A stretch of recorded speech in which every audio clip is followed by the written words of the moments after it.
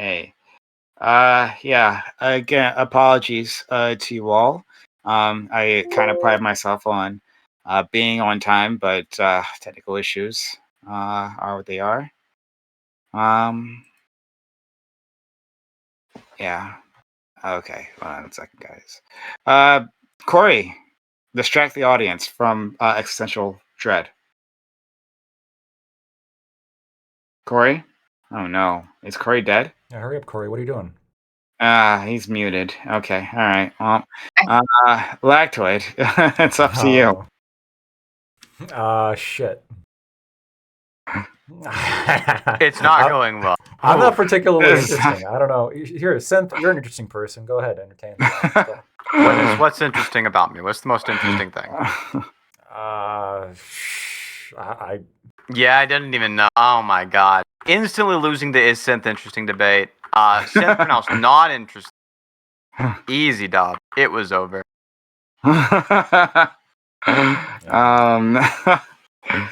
Corey wasn't at his chair, and this is what happens. Corey, you walked away for even a second, and it all fell apart. I apologize. It'll never happen again. I nail yourself there.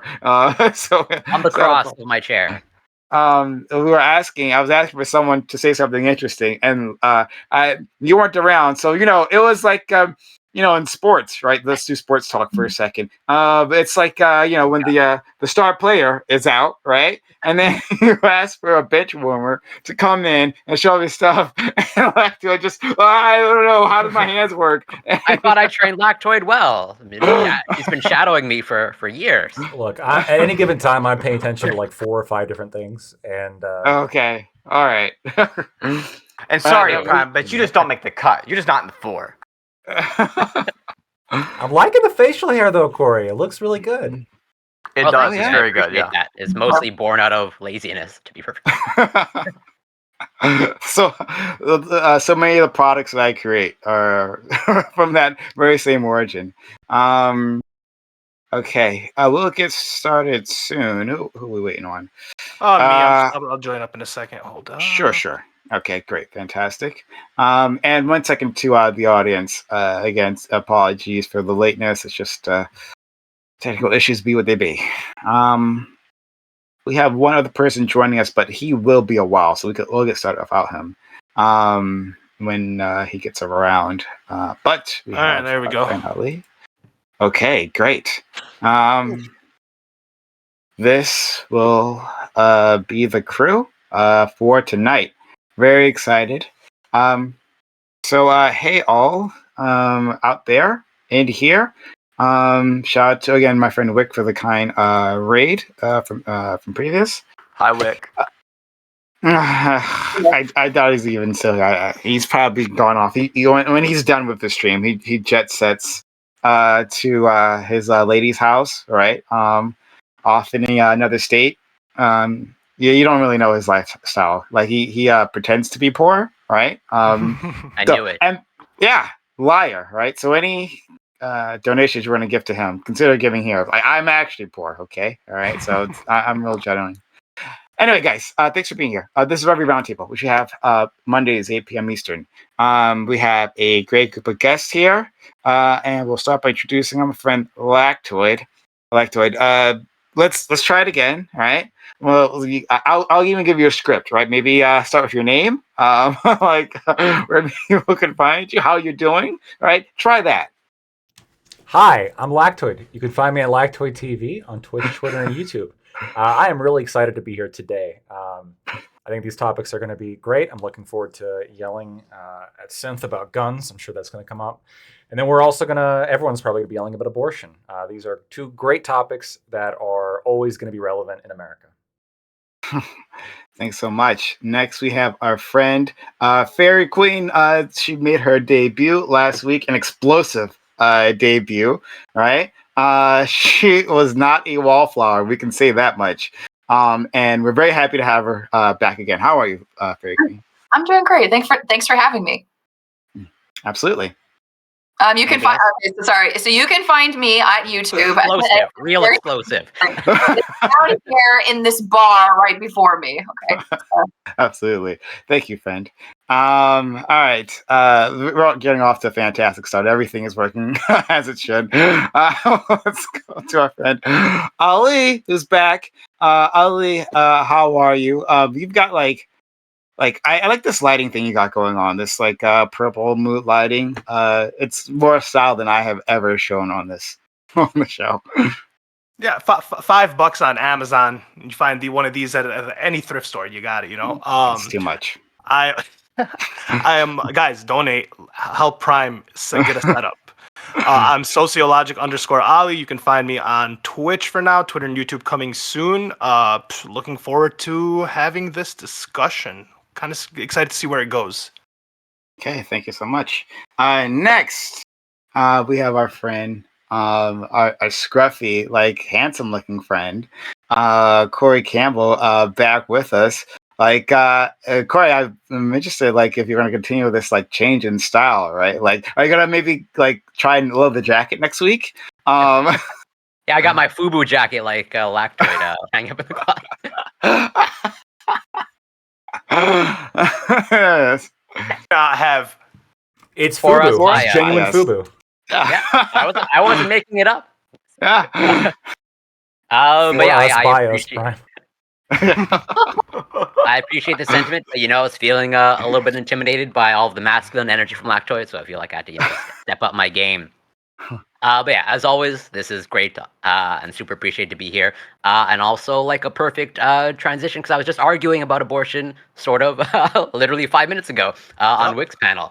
So it's smooth transition. But yeah, you can find me on Twitch, Corey Campbell 84, Twitter, Instagram, X, YouTube. It's Corey Campbell. And yeah, looking forward to getting into abortion and guns. And hopefully in the real world, those never intersect. Did that snake Wick steal my topic? I sent him my topic. Actually, no. We That's started so off Wick. of therapy culture, and then we got to abortion. well, eugenics Okay. and abortion. All right. Okay. I'll because Corey said it and Corey doesn't lie. I'll believe that for now. But Wick, you're on notice. You're on fucking notice. All right. Next, we have our friend Synth back with us. How are you, Synth? I'm super good. I'm also very pleasantly surprised. I didn't know Ika Rich was going to be on this panel, but I always like the additions Ika makes. So it's really cool to see him here. Yeah, if you watch Prime's panels, you've probably seen me on at least a few of them before. And if you watch Wick, then you saw me and Wick arguing 2 days ago. You at least saw 6 minutes of that. So I saw that. it was very it wasn't insightful, it wasn't interesting, but it was 6 minutes and it was kind of funny. But no, my channel is youtube.com/SINTHE. I sometimes stream. I stream more on Bunk's channel, Bunk Politics, than I do on my own channel at this point. But yeah, that's where you can find me. Did you argue with Wick about centrism and how it's a dead, not even true ideology, a fake ideology? Look, I wish I could say there was even an argument, but it was 6 minutes of I said a premise to an argument, and the Wick started screaming and then rage quit. So it wasn't to do with centrism; it was to do with war crimes. We didn't even get there. We were to if there were civilian deaths in a specific conflict in the Gulf War.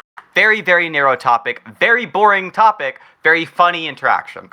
Yet you got dumpstered, Synth. What? I mean, True. How about there's genuinely no argument that you can make in response to the top tier argument of yelling at the other person and hanging up. That's what you do. Which is the GOAT. I gotta say it. Okay, all right. Next we'll go to our friend Aiko. I'm gonna make an adjustment here. Aiko, thank you for being here, friend. Yeah, nice to have you. How are you? Doing great. How are you? Cool. I don't know. What have you guys been talking about before I got here? I don't know what the pre-conversation banter. Lactoid's FUBU jacket. Yeah. Okay. Yeah. And Corey, I got a lot of compliments on it, by the way. Oh yeah, you got a little bit of It's got stuff Muhammad Ali in the growing it back. out. Yeah, you got the vintage hit, the nostalgia hit. Uh, Yeah. Okay, so we'll get started. But I have to take this to you, right, dear participants, because it's up to you guys, and it depends if we can actually make a conversation out of this. So all the conservatives, conservative-leaning people, right, except for Lactoid, and he barely counts. They said they weren't available today. Some were busy, some were sick. Unfortunately, they are not around. And I had this abortion topic, assuming that at least two of them might be here, and that's not the case. So, do you guys want to try to go at this abortion topic? And when most of us here agree, actually, scratch that. Very clean. Just TLDR. What do you think about abortion? I'm not going to ask about you. I am pro-choice. That's my TLDR. Failed me. For me personally, it means pro-choosing life at all costs. So for me, I'll qualify it. I mean, for me personally, I don't think I could ever have an abortion, but I am pro-choice for other people. So that is a pro-choice position. Choosing. I know that is the pro-choice position. Yep. I feel like it's Biden people all around. I understand. Wait, don't say that. You are most like Biden, Aiko, a Catholic. Yeah, but, that's right. But pro-choice, that's right. Sure. Yeah, okay, yeah. I'm betraying my own ideology. Yeah, it's true. All right. Well, unless we argue with Fairy Queen about her own reproductive choices, I don't know if we're going to get much traction on this argument. Well, I mean, it seems to me like when I first read it, it seems to me that this is really an argument over like where the line gets drawn and like what the political ramifications of this is, right? Like a lot of people really just aren't sure if the court is willing to continue to push these wins as far as they have, because they don't know like if it'll create too much of a backlash. Like it seems to me that would be the conversation would be with this panel, just because we don't have a lot of disagreement over what the law should be. Okay, I'm going to take it to y'all, right? So we'll go online, we'll vote. If not, what we can do is we can table it, right? Because the topic's not going anywhere. We can table it for another week. Or like you guys want to try to tackle this now. And we can come up with something else, right? We can come up with something else for the people who are here. Lactoid, yay or nay? Yay as in you want to do it now? I would vote to table it just because I'm probably the most pro-life person here, and even I'm like a bit torn on it. So I would like there to be at least one like super hardcore, like at conception kind of person to really represent that side. Okay, Corey. Yeah, I agree. Lactoid needs all the help he can get, so we should probably table it. Can I change my answer? How do I change my answer? Synth? Lactoid's the only pro-lifer here, and that means I vote yes. I do want to do the topic. Ali? Might as well table it. I mean, I don't think Lactoid's going to have enough of an argument for it. Okay. Really can handle it, yeah. FQ? Yeah, I vote table it. Okay, and Aiko, your vote doesn't matter. My vote doesn't matter anymore. Because of Lactoid? Is it because of Lactoid you're tabling it, Fairy Queen? We need to stop the count. This whole panel's been gerrymandered, I just want to say. Okay? My vote doesn't count. Okay. All right. So then we'll table it for now. And we will do it next week or whenever the other side doesn't run from me. As clearly was the case tonight. All right. Do you all want to do the guns topic? Actually, okay. Let's hold on the guns topic because we'll have to do that. Let's think of something for this discussion.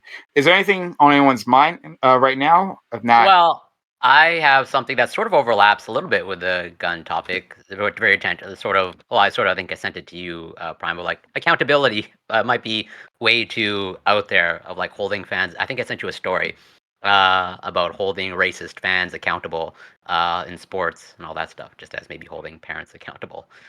For free games. Oh, okay. So we might be able to make something out of this. Before I decide, Ali, what do you? I mean, abortion. This is kids, and so did you guys hear about like the ballet teacher complaining about her students. She's a ballet teacher. None of the kids will listen to her. The parents come and defend the kids, kind of being like outrageous. The kids want to come and listen to like Pound Town by Sexy Red, and that's what they want to do dances to. And then which added to the video of like those 4-year-olds literally singing and dancing to Pound Town, and their mom was recording it and posted it. So I mean, that could be an interesting topic. That sounds interesting. I have Let's no go to Pound Town. I'm knowledge of down. the case. I got no knowledge of this either. I'll find the video and I'll send it to you guys. Okay, all right. I'm sure to watch that off stream, by the way. Just, It's just someone talking. oh, okay. Okay, all right. But while we're waiting on that, I think Corey might have something interesting here. In terms of fans being racist. So, like, what are the details of that story for the rest of it? Yeah, basically, in football, real football, not American football.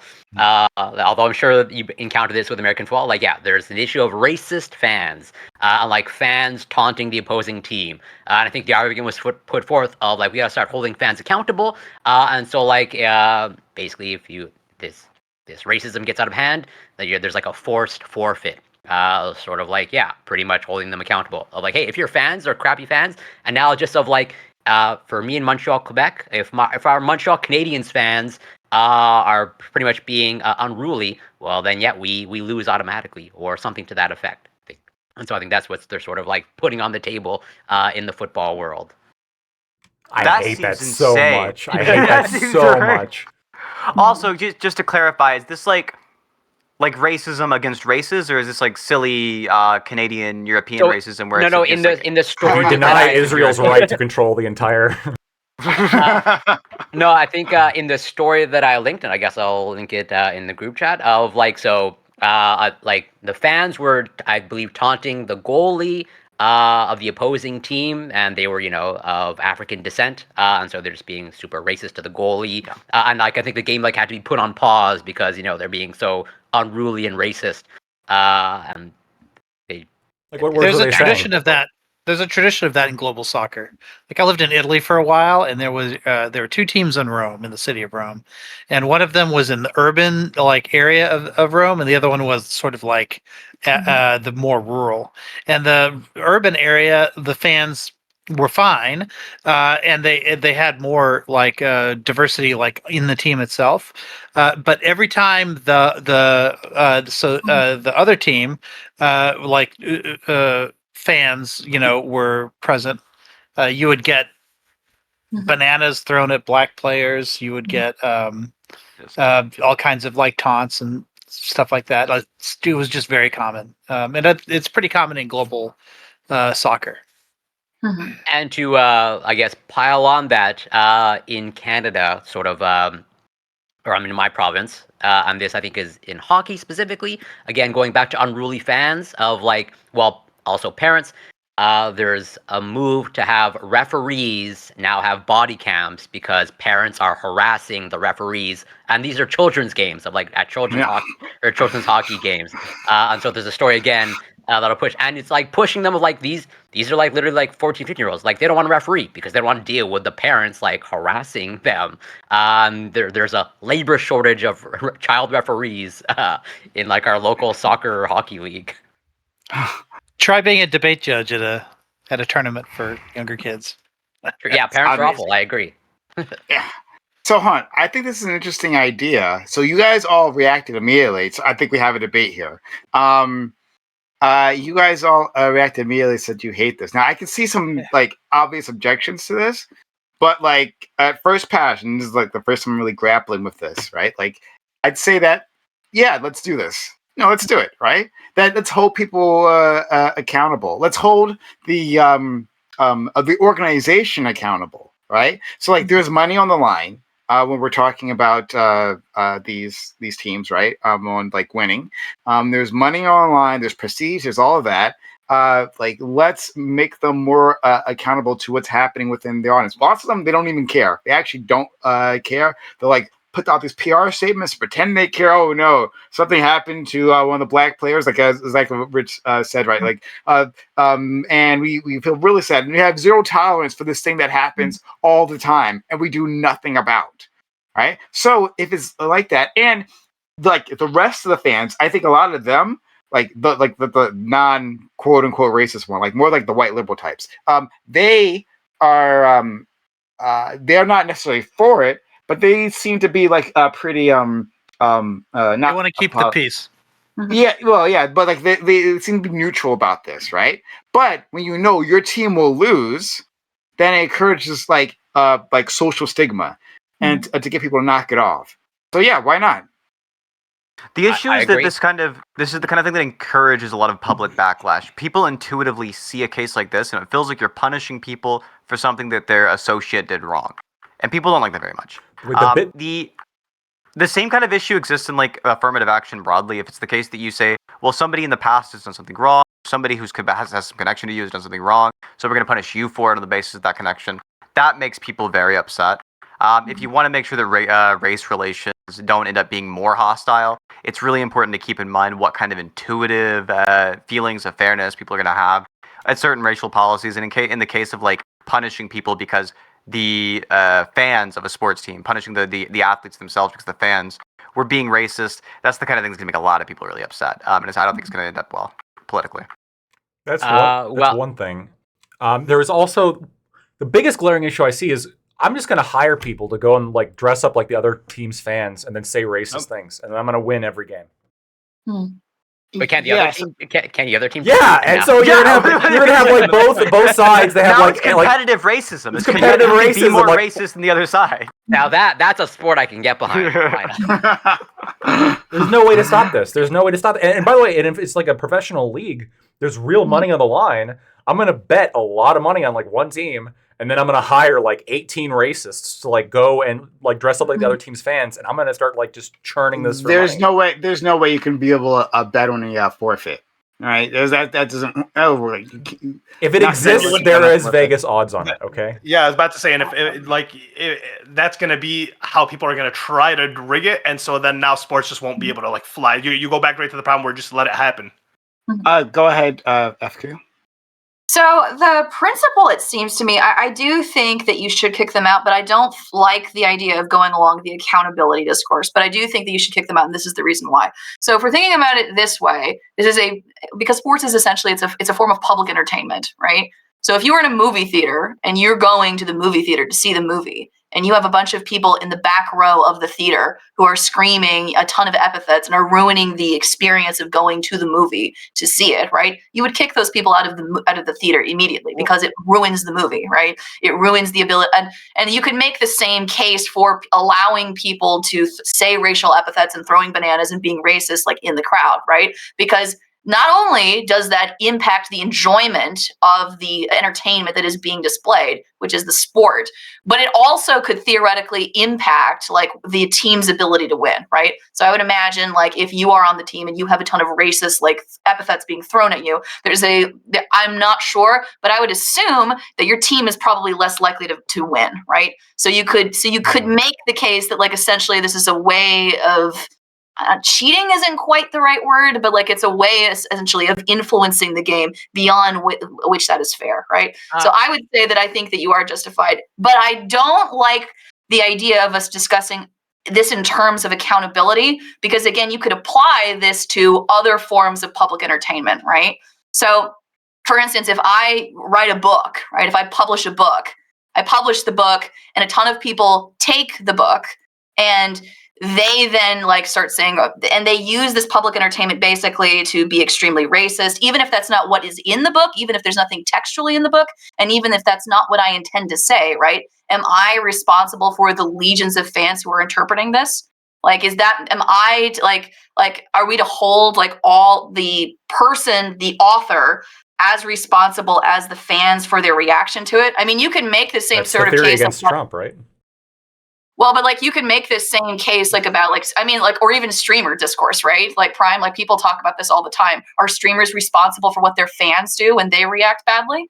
Like, like if your fans like listen to you and then they, not because you said anything and not because you intended to say anything, but then they responded by like going in chat and like, are you responsible for like what your fans do you think? All 5 of them. I mean, maybe. One second. Sean, thank you for gifting. For using a hype chat, super chat. Excuse me, super chat in YouTube. For $10 Canadian. It will buy me half of a coffee here. I do, but I do appreciate it. Sean is going to go brigade somebody now because of that. So I'll answer that question. Then we go to Corey. So no, I don't think. I hear what you're trying to say. That it's difficult to hold an organization or individual accountable. Like that might be the wrong language to use here. For things that their fans do. So I take that criticism. But Lactoid and Synth, I don't think this is an entirely unworkable system, right? Like I think that like you could if it is all discovered that other teams are paying individuals or are trying to sabotage games that in that way, then there could be further actions toward them, right? Like that's pretty simple. It wouldn't be teams though. What if it's a fan? Yeah, Yeah, he said the fan. as a fan, what I would do is I would like go to Vegas, bet $1 million on like I don't know the Giants beating the fucking Jaguars or whatever, and then I would hire racists to go and root for the Jaguars.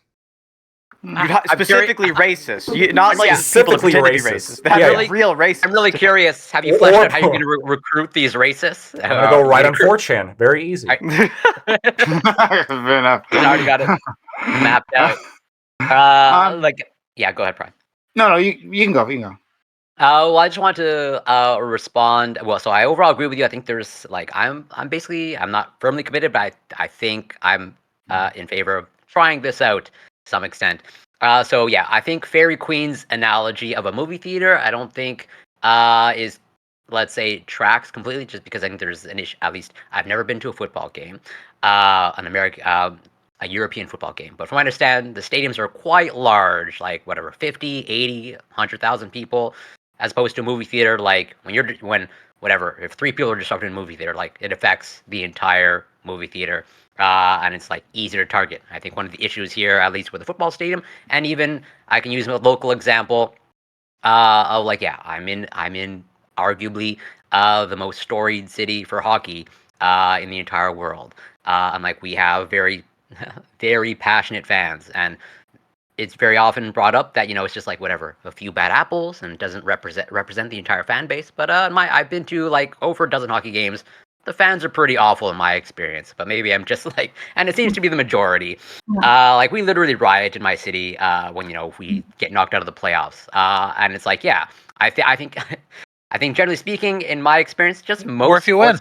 Yeah, or if you win. Exactly. That's more of an American thing, I think. Most sports fan mice are just like awful overall, and just like have no ability to regulate their behavior. I'm like, if this is and I understand sort of the issue with like collective responsibility, but I would say I would hope also that this encourages people to like if someone beside you is displaying racist behavior and you're not the racist, you can hopefully maybe intervene and you would want to prevent that forfeit.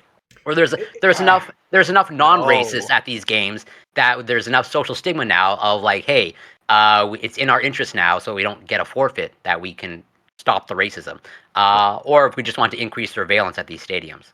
You're just gonna have people beating up racists and Yeah. like. Also, isn't collective responsibility a war crime? Like, I'm pretty sure that's a war crime. That's true. Yeah, I understand the issue with it totally. Yeah, so I just want to Yeah, push it back is. a little bit about the crowd being a part of the game or like causing somebody to win. Like that's kind of a tradition in sports. Like it's in football, it's called the 12th man, which is the audience. Like if something big's got to happen that requires concentration, like a really long kick, the crowd gets like super loud. Yeah, and there's also a tradition of in basketball games of like shouting out like things to players in order to like throw them off During their free game, throws, right? yeah. Free throw. Yeah. In Yeah, Miami, the football field, the opponent's side doesn't have an awning covering the sun, so they're just getting hit with sun all day. Whereas That's the too home far. team has That an shouldn't be a awning. thing. That's bullshit. I think one of the things that we see on social media is when we have policies in place to tell people you can't be racist here. What you end up seeing is that people move from a blatantly racist rhetoric over to dog whistling or to That's kind of where implying I was it. right about where I was going to. Yeah, that's what I was going towards, because if you can start yelling those things to distract players or whatever, But then what I'm you thinking can is, what start about- to. What if somebody says, it was more like 30,000 to a Jewish player or something? 109, 109. There's like a lot of things you could shout. Yeah, But yeah. Like, are they going to be covered under the rules? How do we cash it out? How do we figure out where the line is? How do we figure out what's like an implication of racism or versus somebody? That's just saying always the something case, literal? right? Like, Yeah. there's a spectrum of getting closer and closer to the line, right? There's not really a line; it's just a gradient.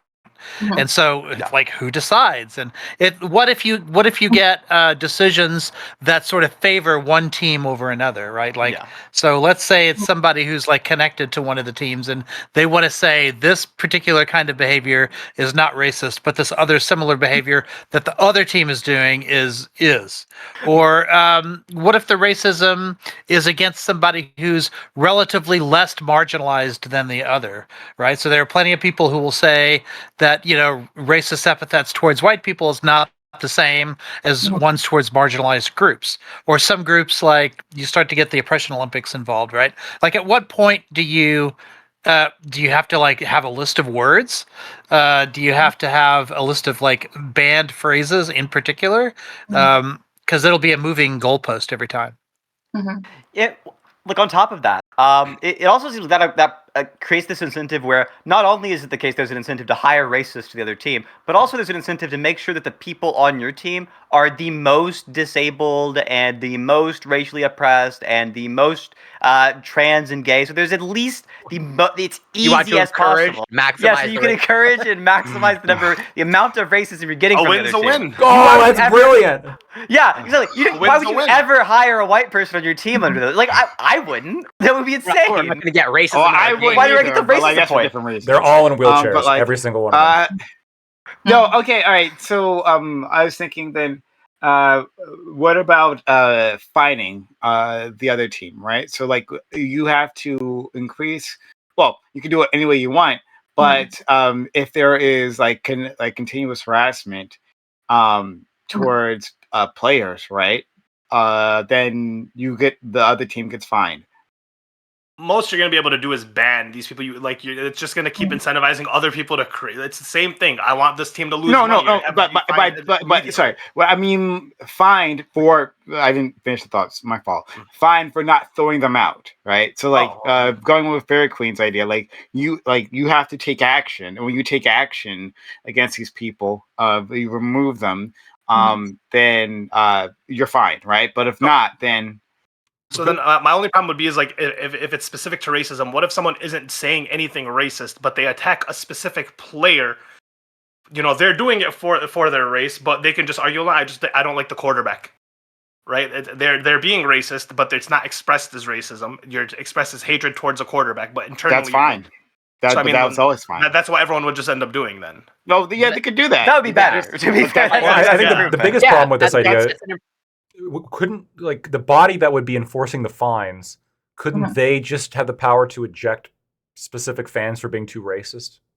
Well, I mean, they would have to have jurisdiction over the stadium, right? Like These it's leagues, the person, yes, Or these within the leagues. league, yeah. Yeah, like the Mhm. NFL, if a team doesn't do what the NFL want, like NFL controls teams, like essentially, right?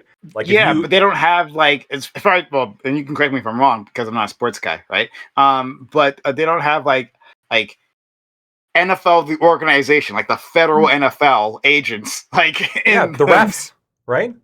No, you don't have like the teams hiring refs. You could just give refs the ability to throw fans out. I'm pretty sure they actually might have that ability right now.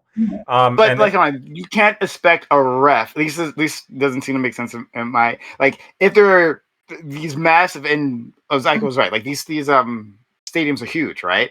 You can't expect them to like point somewhere in the crowd of thousands and say that guy, he's the one who has to go, right? Like it would be like stadium security, whoever owns that stadium security they'd have to go and yeah, you could probably deputize the stadium security to like enforce rules. to, That's probably yeah, what to currently happens, enforce yeah. basic rules of harassment. Yeah, actually, yeah, to do that. Okay, Yeah, but I think this is now I very think the different, findings though. in it. I I'm agree. pretty yeah. sure they can do Because that now. now this is. Yeah. I mean, I don't think I have much problem at all. Is if you're targeting specifically the stadium and targeting them with fines as opposed to one of the teams is forfeit because of player racism. Like I'm fine with the idea of fining the That's- stadium. That owners. seems a much better idea, yeah, because they're Okay. responsible for what happens in their venue. Yeah. But then are we just for increased surveillance at these, whatever, games? And if they kick them out, they don't get fined, right? So like if they actually Yeah, because Yeah, exactly. Yeah. It's just like, yeah. So now this is like no longer controversial. Like the crazy part is like we're gonna find the team loses, and you're just fucked. That's crazy. Well, again, I'm open to multiple solutions. I'm just more curious just to see how this will play out because, like, if Lactoid's world plays out of like That's what I would hiring do. racism, well, yeah, it doesn't. Okay, surprise but me. look at how And I look know a at lot how of this racists. happens. Okay, don't. Look at how this happens You are in the real libertarian, world. yeah. In the real world, where we have these sorts of policies now, Twitch being the biggest example, you have TOS. There's a set of rules, but the rules are very ambiguous, Yeah. right? And they never there's not a transparent appeals process. No one's going to tell you this is exactly why, like, you were banned or why you were, timed out or whatever. And so the reason they make it vague is so that someone can't come back and say, I interpret this, part of TOS differently than you. Like you kicked me out for a reason that's not spelled out in TOS. So they just don't give you the reason. They don't give you the reason so that you can't challenge the reason, right? And that it's that vagueness that drives everybody insane. So doing that here, especially if you're gonna cause a team to win or lose because of it, and then you're not giving an explanation for it, like that seems like that's going to be insane. But if you do give an explanation, then there would have to be multiple appeals processes, where you're parsing out the language in whatever, like, essentially this is TOS we're talking about. It would be like a huge headache for the organizations either way, whichever way you go. Yeah, but I Oh, think. you thought you were going to say Go something? ahead. I wanted to respond to something that Corey said. I understand. So I just want to respond. So you said you don't think that the movie theater example is really comparable because of the size of the stadium, right? But I don't think that necessarily is true. I mean, I could give you examples, like, for instance, of drive-in movie theaters, right? There are examples of, What are those? No, I know what they are. right? But beyond that, like, I don't like. So here's a question that I have. So when you purchase a ticket, like to go and attend a football stadium, to go see a football game, do you have any reason to have a reasonable expectation that people will not be screaming the N-word and behaving racist, like, within the stands? Like, is there anything, like, in the policy, is like when you buy the ticket, is there any kind of code of conduct the teams have to agree to, like, to follow? Is there any reason for you to think that, or is there no reason for you to think that? Because if there is, then one thing you could say, well, I purchased this ticket with the expectation that this would be the environment in which that I was paying for. And because this person is being disruptive, you are ruining the experience that I paid in order to be here. So, like, you could apply that to other forms of public entertainment, other forms that experiences that you buy in to pay to be a part of. So, for instance, if I pay to be in a yoga retreat, right? I go to the yoga retreat and I have like 7 or 8 other people with me. We're all there. And somebody at the yoga retreat starts screaming and starts flipping out in the middle of us doing like downward dog or whatever, right? That's somebody who is ruining the experience that I paid to be a part of, right? Like, of course I want that person ejected, and I want that person ejected because this is not the experience that I paid for. Or if you're not going to eject that person, I want a refund for my ticket having chosen to be a part of the experience. Would that so maybe offering a refund to fans, like if they choose to leave as a consequence, is that maybe? Well, Because is there? Yeah, go ahead. I would incentivize the venues because they don't want Yeah. lose money. But hold on. But on the other hand, then it's like, well, I experienced something. Like if I can't make the game forfeit, right? If you don't like that idea, then we can't like this idea, because then it's like, well, I as a fan, I came there and I was so excited to be there. but someone next to me did a thing, right? They said something that might have been against black people. I was offended. I demand my money back, and it looks like a free game. Right, but that's why I'm asking, like, is there anything actually written? Like, is there a code of conduct? Like, is there any agreement that you have to make when you purchase a ticket? Like, is there any actual objective basis and reason for you to expect that when you go to a football game or a basketball game, reason to believe that it's a family-friendly environment? Almost certainly, right? There's going to be at least some kind of regulation of like, here are the reasons why it's okay for us to kick you out, because they have to have some, right? They can't just say like, oh, we can just kick you out. I mean, maybe they just in the clause is just we can kick you out whenever we want to, but there has to at least be some kind of notice in buying the ticket that they have some right to kick you out. Mm-hmm. Is there? I don't know. Like, I think there are like contracts, like a little contract you got to do, like a rapper contract that you have to click on. Yeah, but I think sports fans go in expecting like the fans to be fucking degenerate and to be loud. They're like, most of them are drunk. Most of them are like, it's a thing. You're going in with that expectation, so you wouldn't even really be able to argue like, oh, this person was obnoxious or loud. Do you really expect somebody to? But do you really expect that? Oh, they're rowdy, drunk sports fans. Therefore, they're gonna throw bananas at the black players. Like, I feel like they're one of these is like a more extreme. I mean, it doesn't really surprise me. Like the people that go to like what is it, Alabama sports football games. Like, look at the people. Look how wasted they are. Like walking in, they don't look like the highest members, like upstanding members of society. I'm not surprised that some of them would be racist. So I actually have a response to that. So like, here's another example: a public spectacle. Mardi Gras is coming up soon, right? There are tons of parades that happen in Mardi Gras, and it's true.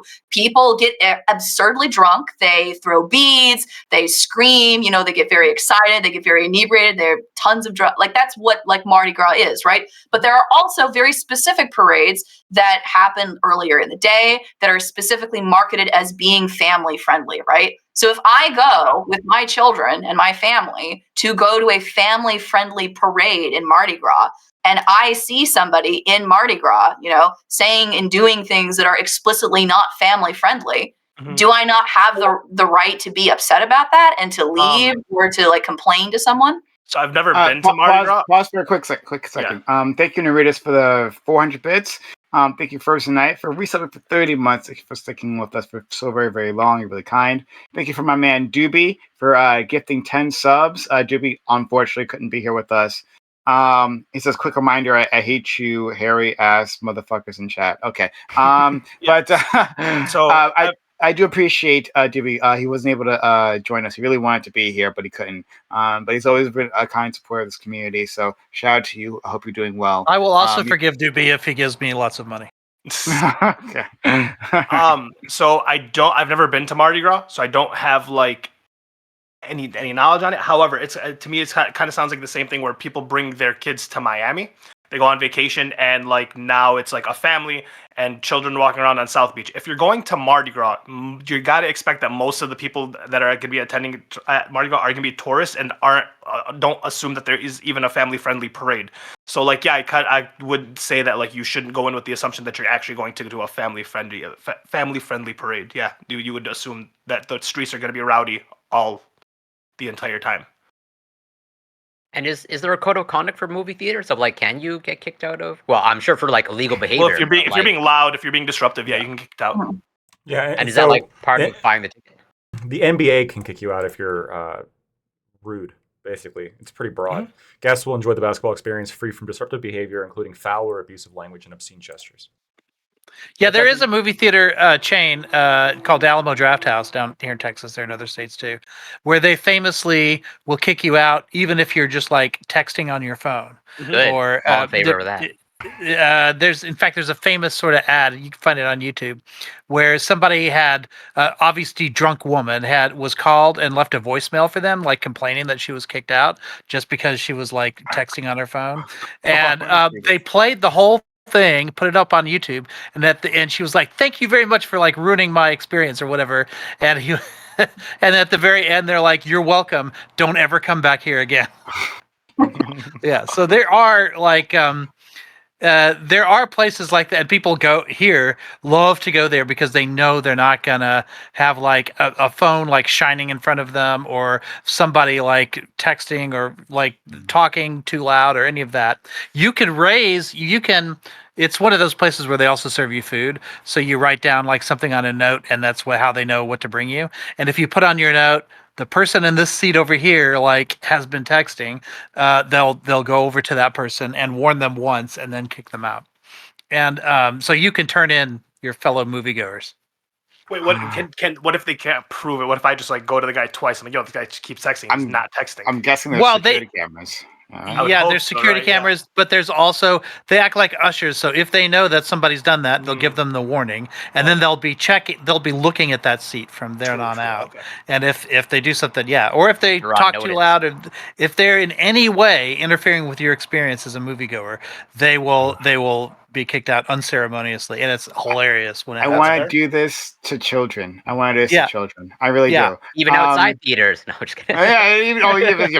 Just like as a general rule, get the fuck away from me. No, like I was watching. It was a Marvel movie years ago. And there was this parent, like his parents and their children, and they were like, the kids like kept asking like, well, what's this and what's that, right? Like basic things about the premise that you would get if you watch the fucking movie. But like, their parents like, oh, I'll explain it to you right now, and a loud enough voice for everyone else to hear. It was Let's recap very phase annoying. 1. That whole entire fucking entire family, I would have tossed them all out. Yeah. My parents so- took me and my cousin to watch when they went and watched the Titanic, and we got kicked out of the theater because you have 3 fucking 6-year-olds running around causing a muck.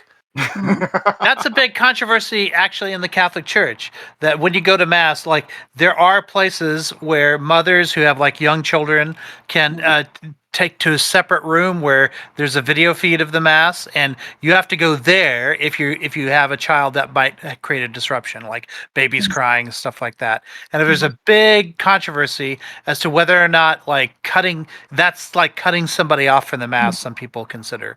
And the big fights happen about that in terms of like churches, especially the ones that have the older, more traditional masses where it's a really beautiful experience, and you have like a polyphonous or Renaissance style choir, that's where that's all a big part of it, and then babies are crying in the middle of it. And it's a big controversy as to whether or not they should be allowed to be part of the experience or off in that crybaby room that's to the side. Yeah, well, you should just like employ that once the baby is crying. If the baby is being not fussy, right? Then there's no problem, right? Yeah. But taking a mother and then moving her, even once the baby starts crying, some people are offended at that. They think that that's just part of the body of the church, and that like we should welcome that, and that just babies crying is part of it. Yeah, but like the worst part of the body, like the cancerous part of the body, right? That part we can remove. You don't have to You have guys don't that. like hearing children cry? What the fuck? What do you think about that, FQ? Like tossing out a mother. Well, I mean, like it's interesting. It's similar, but it's different specifically because, like, with the stadium specifically, I'm paying to be there, right? I am using my forking over cash in exchange for an experience that I expected you to provide me, right? As opposed to a religious experience, which should be for free, and if it is not, that's But you obviously- tithe. Many people You in that church. but you don't have Cost to. your soul. You don't But- have to, but like there's like a social pressure to do so, and you might actually be paying for the experience, right? If you did tithe, You're right? nah, that's not true. I mean, yes, there is social pressure to tithe, but it's not the same thing as me being barred from the entrance to the door because I have to pay money and therefore get the ticket in exchange to get in. Like that's Yeah, significantly But you're different. paying money to support. Honestly, even if it just to be clear, Go even ahead. even if it was the case that you were paying money to get it, I mean, I don't think you are, but even if you were, it's like still if your kid's crying and annoying everyone else's experience, everyone else doesn't have to suffer because of the fact that you have an annoying kid. Well, so just personally, like I think that like yes, the mom should take the baby and should go into the back of the room, right? Just like so, this is just public etiquette, typically speaking. But I do understand, iCow, like why some people might be upset, and the reason why it can be upsetting is that it's often a lot easier said than done. Like I know, like I've had like my mom, for instance, like when she had us when we were very little, she used to give food. She had snacks. She had goldfish crackers. She had juice boxes. She had picture books. She had toys to distract like the brood that was sitting in the pew so that she could participate in the mass, right? And halfway through the middle of mass, like the priest came at the end of mass, he looked around the entire group and he said, "Listen, I just wanted to remind everyone that this is not a picnic." Like he was deliberately calling out my mom like on, and I don't know. I think that like it's different because like it's supposed to be a place of faith. It's not supposed to be public entertainment. The only thing you can eat or drink at mass is Jesus. Okay. So we can hear okay. Goldfish crackers on the body of Christ. All right. Hey, we can hear someone's Discord messages popping off, so maybe put that on silent. So Me. keep, yeah, just for anyone to know. But I don't. I don't know. So maybe this is unfair of me as a non-believer to say, but like it. But it is at some point a bit of an. I think like you're trying to draw a hard line between like, well, there's a place of faith and a place of entertainment. I think there's a lot to both. Maybe not in Catholic churches; those places are actually really fucking boring. But like in other churches, right? It's actually it's like a show. Like, and I'm being very serious here. Like it's like a show, and people go there, and this is like the family activity. The mega churches. Here. And have you seen some of them recently? Like ones in Texas, for example, where they have like people flying around on like strings in the air. I drove past one. They're fucking huge, bro. Yeah. Try going to a traditional Catholic mass with like Gregorian chants and stuff. That's very entertaining. It really is. I'm sure the kids love that. They probably, oh my god, it's very flashy. Very. They memorized the Latin. Yeah, it's great. Yeah. But so Brian, I've got an idea, by the way. If you hear somebody's Discord notifications again, you should send them to a separate debate room with like where they can participate from a CRT TV. But It's called chat. It's Still called call it chat. the crybaby room. Still call it the crybaby room.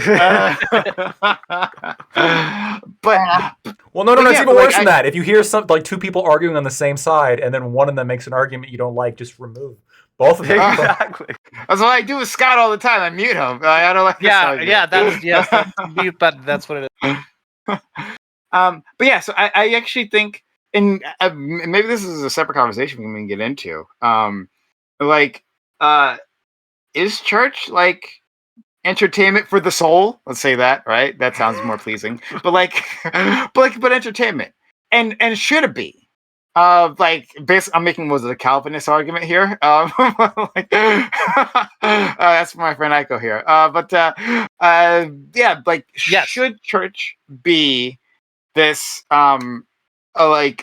Should it be about like a connection with God, right? And just doing whatever it is that strictly makes that happen, or should it be this big spectacle, right? But that draws in crowds. And if you're drawing a crowd, right, well then they're in the building and you can give them the message, right? So like, are you for this like spectacle type, or if it's a mosque, right? We're being inclusive here. We're being inclusive. Thanks, I appreciate it.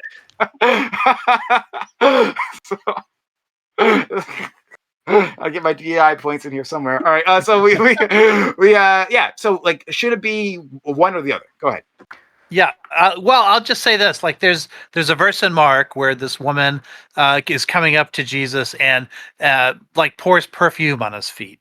And she gets criticized because people said, "Oh, the money you spent on that perfume could have gone to feeding the poor."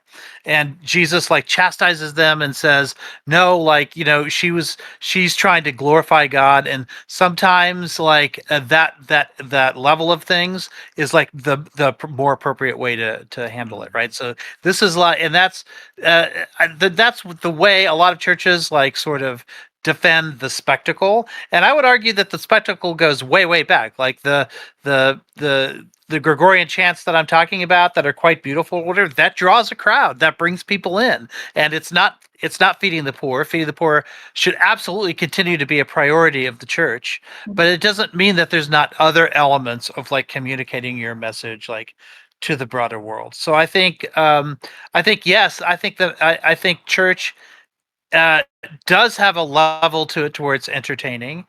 But then there's also somebody named Saint John of the Cross. He's one of the more important saints, like in the Catholic Church, who was sitting in Mass one day, and he had always enjoyed Mass. It created great joy for him, and then one day it just didn't. He got nothing from it, and for the rest, in fact, he kept waiting for years and years and years, and still got nothing from it. And so for him, it was the harder path. The harder path was to maintain that relationship without the entertainment, without it speaking to him in that way. And a lot of people who feel sort of disaffected or alienated from like the services that they go to, read St. John of the Cross to figure out like how to live with not being entertained by it. So I think that the church should do both. Like it should feed your soul in a serious and a direct way, but then it should also enrich your life if it can. So I think there's two branches of that. There's two horns of that, right? So either it's the case that we're thinking we can talk about this. Yeah, it's okay. We can talk about the subsection of what the church does. This is supposed to be entertainment. In which case, if we care about the entertainment value of it, then the entertainment value is heavily hampered for everyone else there. If you have a kid screaming or crying.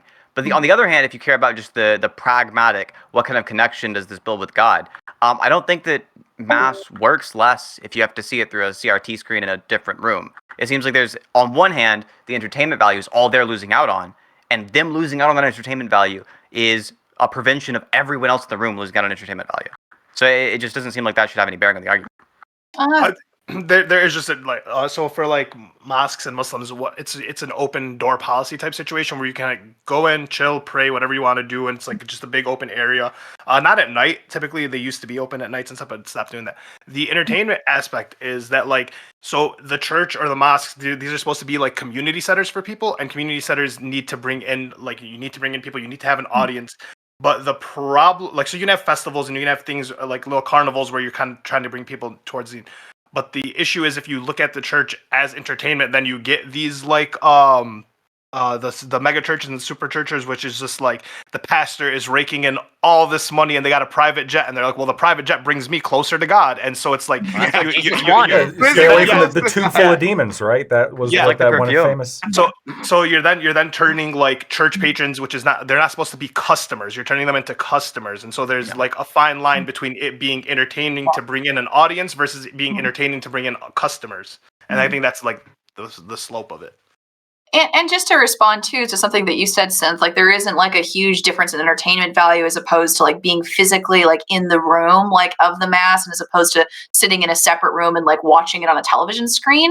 I'm not sure if entertainment value, but there is a difference, and the difference is specifically in a Catholic Mass, when the priest blesses, the body and the blood of Jesus, right? There's a difference between being physically close to the goblet, being physically close to the bread that's being blessed, being able to be in the same room as when the bells are rung, it's supposed to, which is supposed to represent. I want to clarify something. The overall experience. I wasn't saying there was no difference. I'm saying the elements that are different are the entertainment value. They are the aesthetic values. They're not the things whether or not God is okay with you doing that. So they're not the religious aspects. They are the a-religious aspects, the entertainment aspects. That is what's different. CRT screens are way less entertaining than watching it live, right? I'm totally going to be in agreement with you on that. It's just that if it's the case that that's the aspect we're focusing on, well, this person's entertainment value is harmed. Well, yeah, but if everybody else in the rooms is also harmed, right? If your kid's crying. Mm-hmm. So yeah, I agree. There's a difference between being up close and personal, and seeing the goblet poured, and seeing getting the being side by side with other people who are churchgoers, taking the communion wafers. Well, yeah. It's just that the other people's experience is also harmed by a screaming child. Well, you can go off. Well, what I was saying is that it is indeed more entertaining. It's true that the entertainment value is there, but what I'm saying is it's not merely entertaining, right? Specifically for a religious person, because you are closer in proximity, theoretically, to the body and blood of Jesus, when it is being specifically blessed. That is entertainment, but it's not merely entertainment, right? It's also you gain spiritual benefit from being there, right? So you could make the case that by taking your child who is, in bringing them into the nursery or into the back room, right, that they do not get to experience, or they do not get to have that closeness to to God, for lack of a better word, like in that moment. But I would agree with you. They are harming everyone else's experience, and I think generally speaking, you should take your kids into the back room. I mean, do people actually still like? This is just coming from a place of ignorance. I haven't like stepped foot in a church in over 10 years. But do people actually still like go to church for like whatever feeding your soul, or for like actual like? Isn't church attendance like down like across the board and like? I mean, for who? Though? Like for who? Like, are we talking about? Yeah, like, I don't know. Like, yes, church attendance, like the pews are like roughly down. Fewer people are attending mass. But for the people who do attend mass, like I do think that it is true for those people that attend mass. They do absolutely go for, well, that's not quite true. So some people go for spiritual fulfillment. Some people go because they're parents and they have children and they want to raise their children to also be religious. So they bring their children to instill in them a value. But I do think like the instilling like a sense of spiritual fulfillment is important for those who attend mass, for those who attend temples. A big reason is also community, right? Feeling a sense of community is like the critical. I think the most critical part about this. One time I went with my friend to a church, and the first thing they tried to do was like they inquired if I was single, and they tried to get me into a youth group, right? Because they know if they can get me dating somebody involved in the church, well, now that they got another loyal patron, right? It's brilliant. It's honestly brilliant. And this is how you do it, right? And so, but even screaming children can also ruin the community too, because I'm annoyed at like Martha's screaming child. Now I'm angry at Martha. Now there's a rift. There's no longer this unity that was there.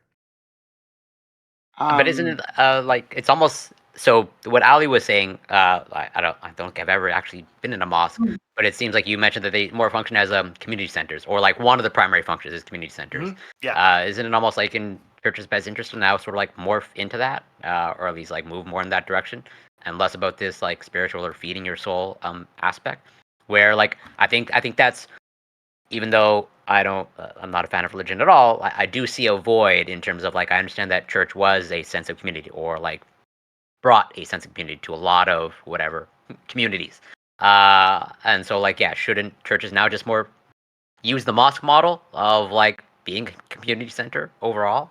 So it's 41% of people give the account of the reason why they go to church being to please family members. So it's not even a matter of like people are going to church just because of the fact they feel like there's some kind of like there's some kind of like magic to it or something. But just because they feel like if they don't go to church, other people who they care about will shit on them. Their right? community. Yeah, exactly. So there's an aspect of caring about it because of the fact that you enjoy having that community and just personally you like it. But there's also a matter of like, well, what if my family's mad at me? And this is a huge pull factor. Yeah. And also too, it's important to remember, like, depending on like the faith that you are raised with, like your faith, it's not oftentimes like the faith that you are raised in is not merely a system of beliefs that you ascribe to about the world. It often can take on like a larger like importance in your self-identity, right? So like I mean I've talked about, I think you Prime, like we've talked about this like months ago. I don't know if you remember on our religion panel. President Sunday was on it. You weren't on it. We were on a WIC panel together. And I remember like I brought up the fact that like even though religion is not something that you are born with, right? Even though it is something that you are raised with, right? It becomes something that feels intrinsic to you, even though it is not something that is intrinsic to you, because of how ingrained it is, like as you're being raised, right? Like this isn't just, you're not just given like a tablet. Okay, these are all the things you have to learn. Goodbye, right? This is the place like where your parents might have been married, where you might have gone to school, where if you're Christian, you were baptized, which is important because it was the place where you were introduced as a baby to be accepted into the community at large. So like when you leave, like even when you leave, even if you become an atheist and you leave the church or you decide that you don't want to be Muslim or any of these other like major Abrahamic faiths, right? It's very difficult to break away. It's very difficult because like how ingrained it is like in your upbringing.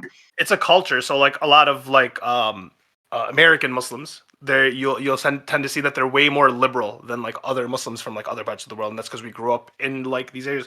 But they still hold true to their values. So like I know a lot of Muslims that will drink, but they refuse to eat pork. Right. And it's like there's something ingrained in them that like pork is just like one of the big no-nos. Right. And so even though they may not follow the religion properly, there's a cultural like tie to it where like you still use the words, you still kind of act in the same way because these are the good teachings, and you pick up the good and you kind of just forget about the stuff you don't care about. So it's not so much that everyone that goes to a mosque or goes to a church is like hyper religious, Mhm. or even that they're going to seek like solitude from God or whatever it is. But they do realize that there's a culture there that they fit into that applies to them, and so there is a community, and that maybe they can meet other people that aren't as religious, but still understand that same culture that they grew up in.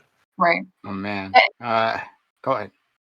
I was just going to say, and it creates a really weird dynamic because, like, even if you decide that you don't literally believe in the tenets of the faith, you wind up becoming a weird defender of it anyway. Like, I don't know if, like, I actually don't know if you are an atheist, Ali, but I know, like, for me, like, I am, right? And I know for me, like, I have a very weird dynamic between my family and I when it comes to faith, because when I'm out in public, you know, like immediately, like when you talk about Catholicism, immediately, you know, you're going to get hit slammed by 10 pedophile jokes, right? Discussions about about Pope Francis and his decision about blessing, you know, gay unions. Like, you know, you get slammed with so many stuff, and then you go home, right? And then you have the arguments kind of flip, like with your parents, right? It's like I find like I argue like about like why Catholicism is evil when I go home to my family, but when I'm out in public, I argue why Catholicism is based to all the people that are atheists, right? You're defending your people, not the religion. Isn't that just you waffling? No, it's so it's the same thing where it's like I have religious arguments with my family all the time where I disagree with things and we have these like major big disagreements. But when you're out in the world and someone else is kind of coming at you, they're attacking. Okay, when someone's Islamophobic, they don't hate the religion, they hate the people. So it's like when someone's attacking the religion that you're a part of tribally, your people are being attacked, and so you're defensive of your people. You're not defensive of the religion. Well, that's just. And of course, like me and Fairy Queen, I think that's what we're trying to say. I think a lot of people feel that way. Yeah. I'm gonna separate off the Catholic discussion for the Islam discussion just for a moment here, because at least in this country, and I can't speak for other countries, right? But this country, yes, there are definitely Islamic people who just like don't like you for where you're from, right? Think you're suspicious, all that stuff. We know, but then there are people who are making like critiques of the religion, and like trying to like say like I don't like this or that, you know, for human rights reason or whatever. Yeah. Like, but I still feel like even when you're making an argument like that, you get that same kind of energy that like you're Islamophobic.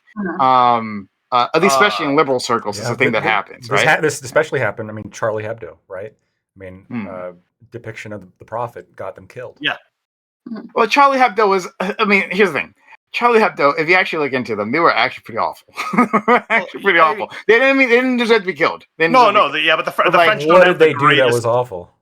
They were French. They were super. I think those people were actually Islamophobic.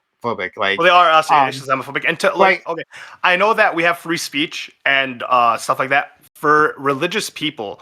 Like for Christians, you guys got everyone got the pass. Not you guys. Everyone got the pass to make fun of Jesus and do the whole spiel. We had nun porn and we have Family Guy depicting Jesus, and you see the decline of people feeling connection to Christianity because they feel like Christians just don't care about Christianity anymore. When it came to Islam, and like we have a few things where it's like, hey, just don't fuck with us. Now, once again, no one should have got killed. But for you to be a publication in France, which is already kind of an Islamophobic country with their laws and stuff, and Charlie Hebdo probably wasn't like they were probably a racist magazine type thing. For you to go out of your way to publicize the photo, which is just like that is not harassment, but it's like you posted porn to those people and you made them see it. This is something they hold sacred. This is something they hold true, and then you're just like publicizing it to the world and kind of diminishing it, and it's like. It is almost outwardly racist. So I don't think I'm not going to go there. Yeah, well, I want to go here a little bit though, because like I was saying I wouldn't go there. I wouldn't go that far as saying it's outwardly racist because of the fact that they publish. I think it's completely justified. In fact, I think they should be doing it. Things that are disrespectful to religions, it can be really fucking annoying to religious people. But you ought to do it. You ought to be disrespectful towards religions because these are things that we should hold up as social standards that we need to be reverent towards. We ought not be reverent towards. But that's kind of instilled so that type of thing kind of just instilled. So France already has a problem with Islamophobia. Now you have a prominent newspaper kind of reinforcing that, and it's just like okaying it for the people going forward. So I mean, like, should you do it like as jokes?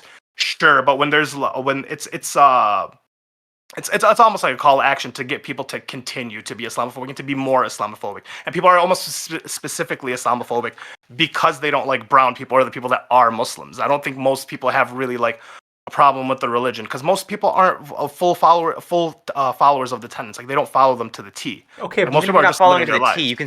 you can still hate a religion even if you agree nobody's really following it. Like I think in the U.S., people don't really follow Christianity. Christianity's got huge fucking problems, and the problems exist not in the average minds of the believers. I don't think the average Christian in the U.S. is homophobic, but if you take a look at the religion, it is. It makes it very clear. And Yeah, so then if being you able start- to shit on a religion, I don't think it's a call to action to hate every member of the religion or even to hate an ethnic group that just happens to have a lot of overlap with their religion. I think that there's a big separation here. One of these things isn't just justified, but is like obligatory. We should be being disrespectful towards religions. And the other one is this jump from because they've done that, then it might also be the case they're encouraging racism. And maybe in the case of the Charlie Hebdo publication, they're outwardly racist, right? In which case it's bad. But the specific act I of haven't seen doing evidence of that. I have no idea. The specific act of publishing, the specific act of publishing this image for the sake of being disrespectful is an act that's worth defending on its own, even if they do other things that are bad.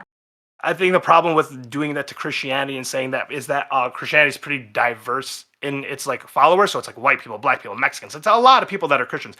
Predominant people that are Muslims are going to be brown people, and so that it really narrows down who you get to judge and who you get to harass based off of the tenets of the Islam. And then once again, if those people don't follow them and you're harassing them constantly for it, it stands to say that it's just because like you don't like those people and they happen to be the brown people. This actually, I don't- this feels to me almost like the argument of like, well, because let's say, I don't know if this is true. I know that Israel is the highest percentage of Jews of any country. Like, do you think criticizing Israel then is like anti-Semitic because it just happens to be like made up of Jews? Like this is like the one Jewish majority country. Seems the argument seems the same, where it's like, well, this is the religion that just happens to be made up of brown people, so we got to be like super hyper vigilant. And like criticisms of the religion are kind of racism. You're kind of criticizing the brown people who are like make up the religion. I feel like there's some kind of like consistency issue when it comes to Zionism as well. Well, so when you're looking at a group of people and saying you don't like the way their country is ran, it doesn't have to do anything with the people. Yeah, so Like, like the same is true of the religion. Same is true of like religion, right? So France is making fun of Muhammad, right? They're posting Muhammad. They're shitting up. I understand that France does like have laws because they don't have freedom of expression in the same way that America does. They do have laws against like certain Muslim things, but like I'm not seeing anything. I mean, there's something legislatively in France that's like targeted at like if you are of Arab descent, like here's like why you're going to be a second-class citizen, or. Well, no, it's just like pseudo. So like they banned the burkinis at like beaches. You can't wear like the headscarf type stuff. And it's these types of like little microaggressions that are kind of the government enforces them. Wait, Which means the people are going to enforce them, which it just trickles down. Yeah, I'm they banned curious. spires on buildings too, right? To spires. So on buildings, you know how often a mosque will have a spire on top that kind of like twists and goes up. That's been banned in France as well, but they wouldn't ban a dome or a traditional Christian spire. So like it's. So then it becomes like who are the Muslims, and everyone kind of like in their mind when they think Muslim they think Arab. Okay, but who are the Israelis? Who are the Israelis? Well, the Israelis would be predominantly Jewish people, yeah. So it's Then the same there's a analogy difference between like Zionism and like Jewish people, right? I 100% agree. In the same way, there's like a major difference between Islam and people who are brown. Yeah. So like, I mean, I guess it's just that's not how it comes. That's not how it works out, is it? Like no one thinks white people when they think Muslim. No one really thinks like Mexican people when they think Muslim. But everyone does think Jewish when they hear Israeli. Yeah, when I think of Israeli, I don't think of like. Well, Israeli is Jewish, right? Like it's a Jewish state. It's specifically meant. Israelis are Jews, but not all Jews are Israelis. Yeah, it's supposed to be a Jewish state. It's confusing, but Jewish is both an ethnicity and a religion. It's supposed to be a Jewish state in the ethnic sense, because in the religious sense. Though it's 21% Arab. It's in the way that they want to make it a secular state. Like they made it really clear they intended to be a secular state. The founders of Israel said they wanted to be a secular state. It's always been a secular state. It's just filled with Jewish people. who happen to have a religion, which also is very based on like common. a holy land for the people then they need a specific holy I mean, land. there's obvious as secular as they connection. want to claim it. I get that Jews aren't necessarily the most religious, but it's not a secular land. It is specifically It's for Jewish. it's an ethnic state for sure. It's an ethno state. Like most Israelis aren't particularly religious, but they do sort of identify themselves with an ethnicity. And while they do give citizenship to Arabs, they don't want Arabs to have too much political power. They maintain a specific percentage that won't help them. So they have a kind of gerrymandering like what we have, although it's racially based, or I should say ethnically based, where even though they're 21% of Israel, they have less than 10% of the Knesset. I think like 8% of the Knesset. And keep in mind, so they don't have representation, even with their relatively small 21% proportion. They don't have even that in terms of representation. And keep in mind, there's like a secular historic reason for specifically that location, right? Like there's a religious aspect to that location, but also there is a historical aspect to it. If you're English, even if you don't have like a religious reason for wanting that specific land, there's like a historical aspect to it. And if you feel really tied to that English ethnicity, you're gonna also feel tied to the location. So, and the reason why I was kind of trying to investigate this is a hot take. I don't think like Islamophobia is a thing. I think there's like racism towards Arabs, and there's racism towards like Indonesians, perhaps. Like you can be bigoted towards certain ethnic groups, but like disliking a religion or disliking a political ideology, just to me, like a phobia never seems to be the appropriate word. And we don't do it with really any other like idea group. Well, I mean, I guess you would say that's gender ideology. But like Christophobia is not something that I hear too often. Like Nazi phobia, libertarophobia. Like, I mean, we could like get like really into it. It's like, well, libertarians tend to be like white men, so therefore it's like racist against white people to shit on. I mean, like you can start going down. It's also lines. Ableism to make fun of libertarians. Yeah. Anyway, so. So I do think I think the word Islamophobia just means racist to brown people and not black people specifically. I think it's a specific racist towards. But you have homophobia, you have transphobia. I mean, it's used in other contexts. I'm curious, Ali, because you mentioned that you view some of the legislation, I think, in France as Islamophobic. Do you take the same view of like Quebec often gets the label of like xenophobic because we have legislation of like public sector workers. There was a ban on public sector workers wearing religious symbols, and that obviously includes like headscarves, burqa, whatever, hijab, and a lot of that was viewed as like targeting Muslims. Do you view that as like Islamophobic?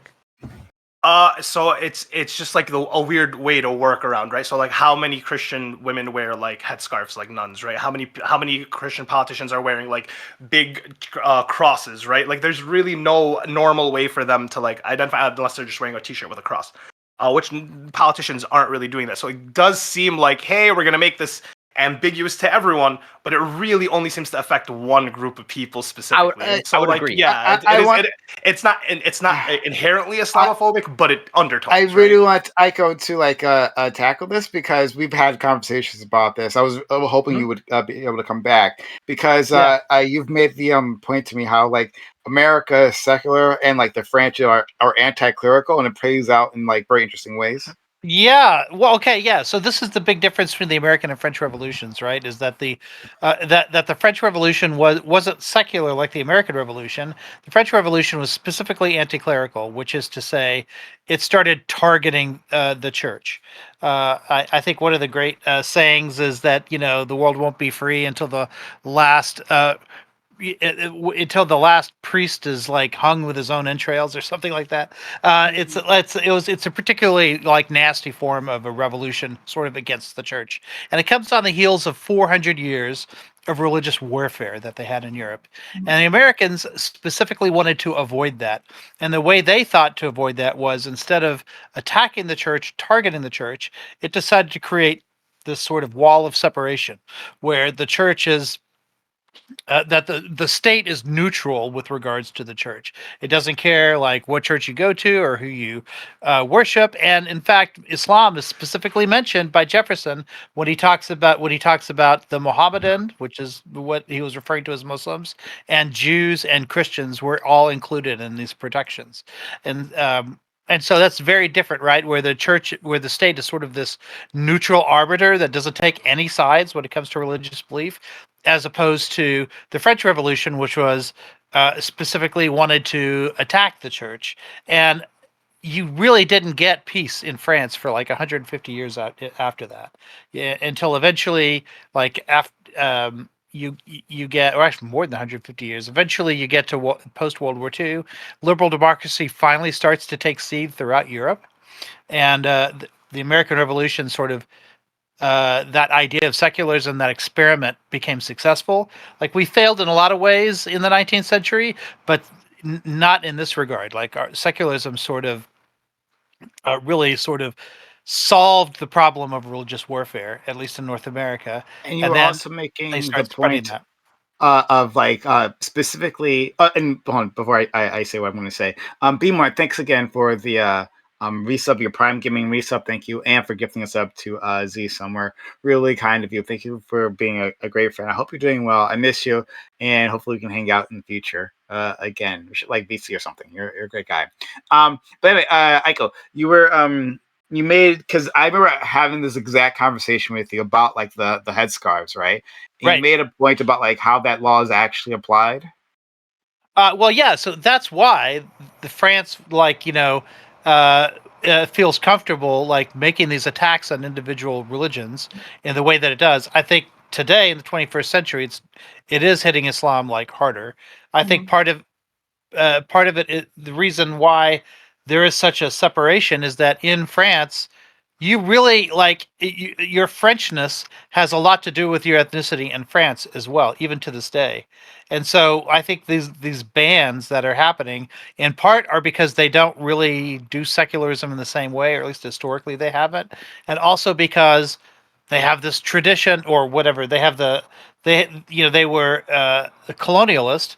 They settled all these areas, like especially in Algeria, where because the French were going there and settling, that gave the right to to people in those areas, like Algerians, to come to France. And then when they came to France, they weren't accepted.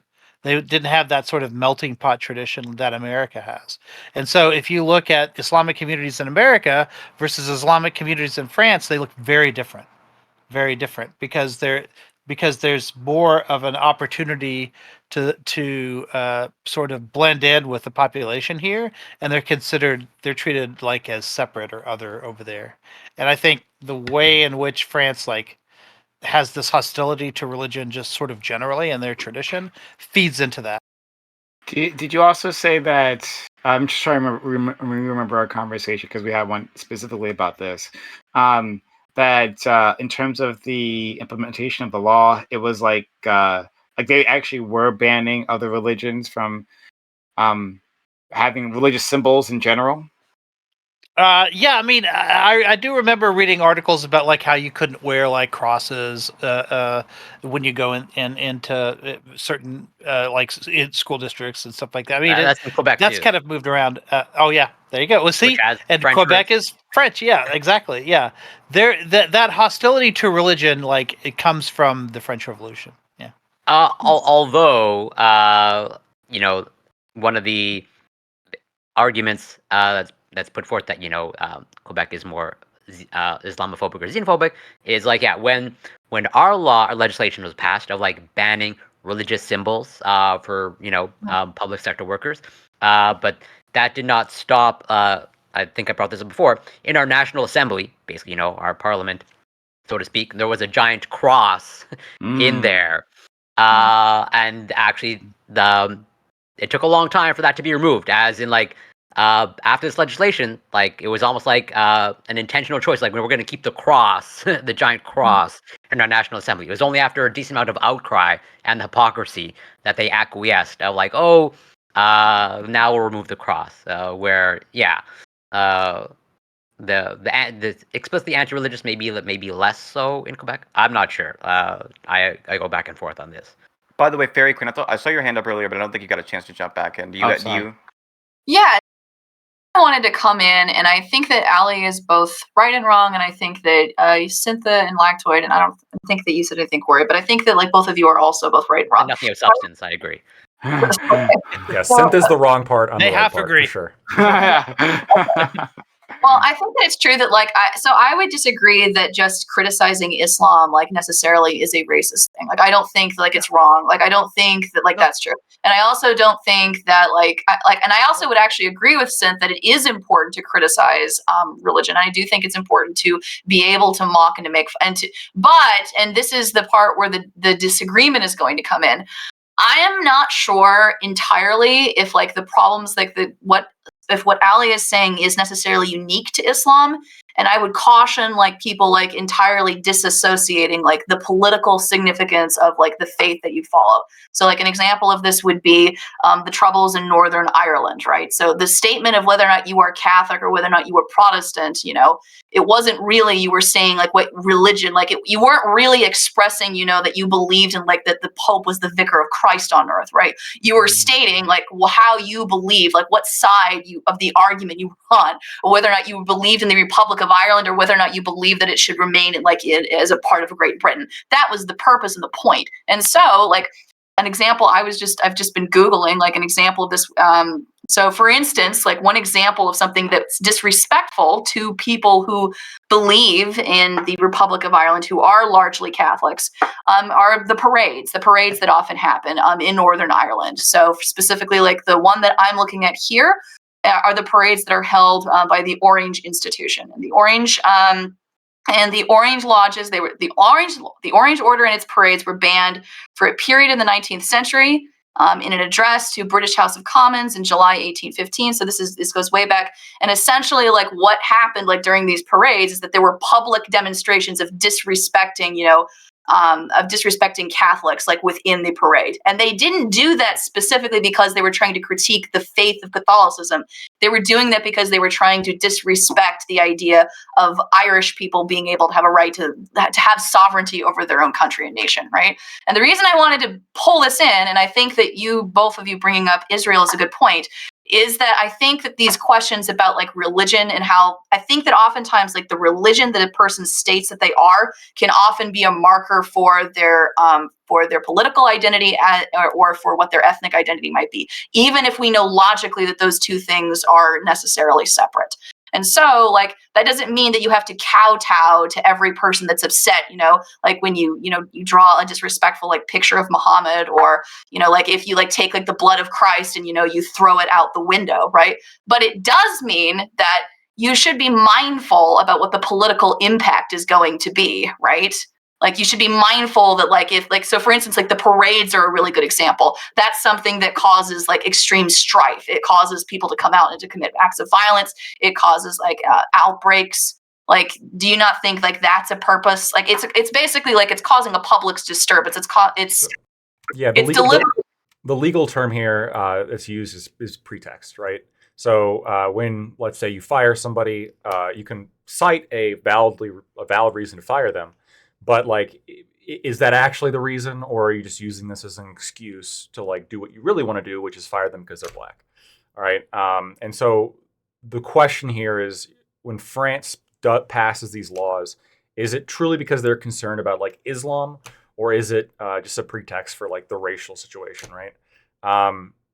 Just knowing a little bit about what Aiko said about French history, what I know about French history, there does seem to be, and by the way, like most French people are okay with like infidelity. Like this is a deeply non-religious country. It's crazy.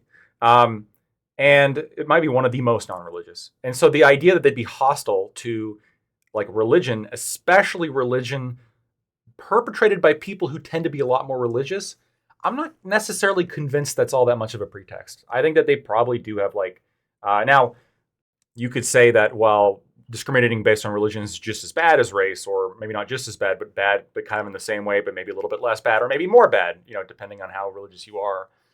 That's fine. But I just think that there's not enough evidence here to show that France is doing this based on a pretext.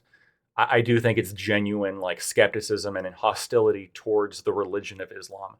And that's why I just don't like, I don't like the term Islamophobia, because it's muddled, right? Like some people say you're just using Islam as a pretext to just be racist against brown people.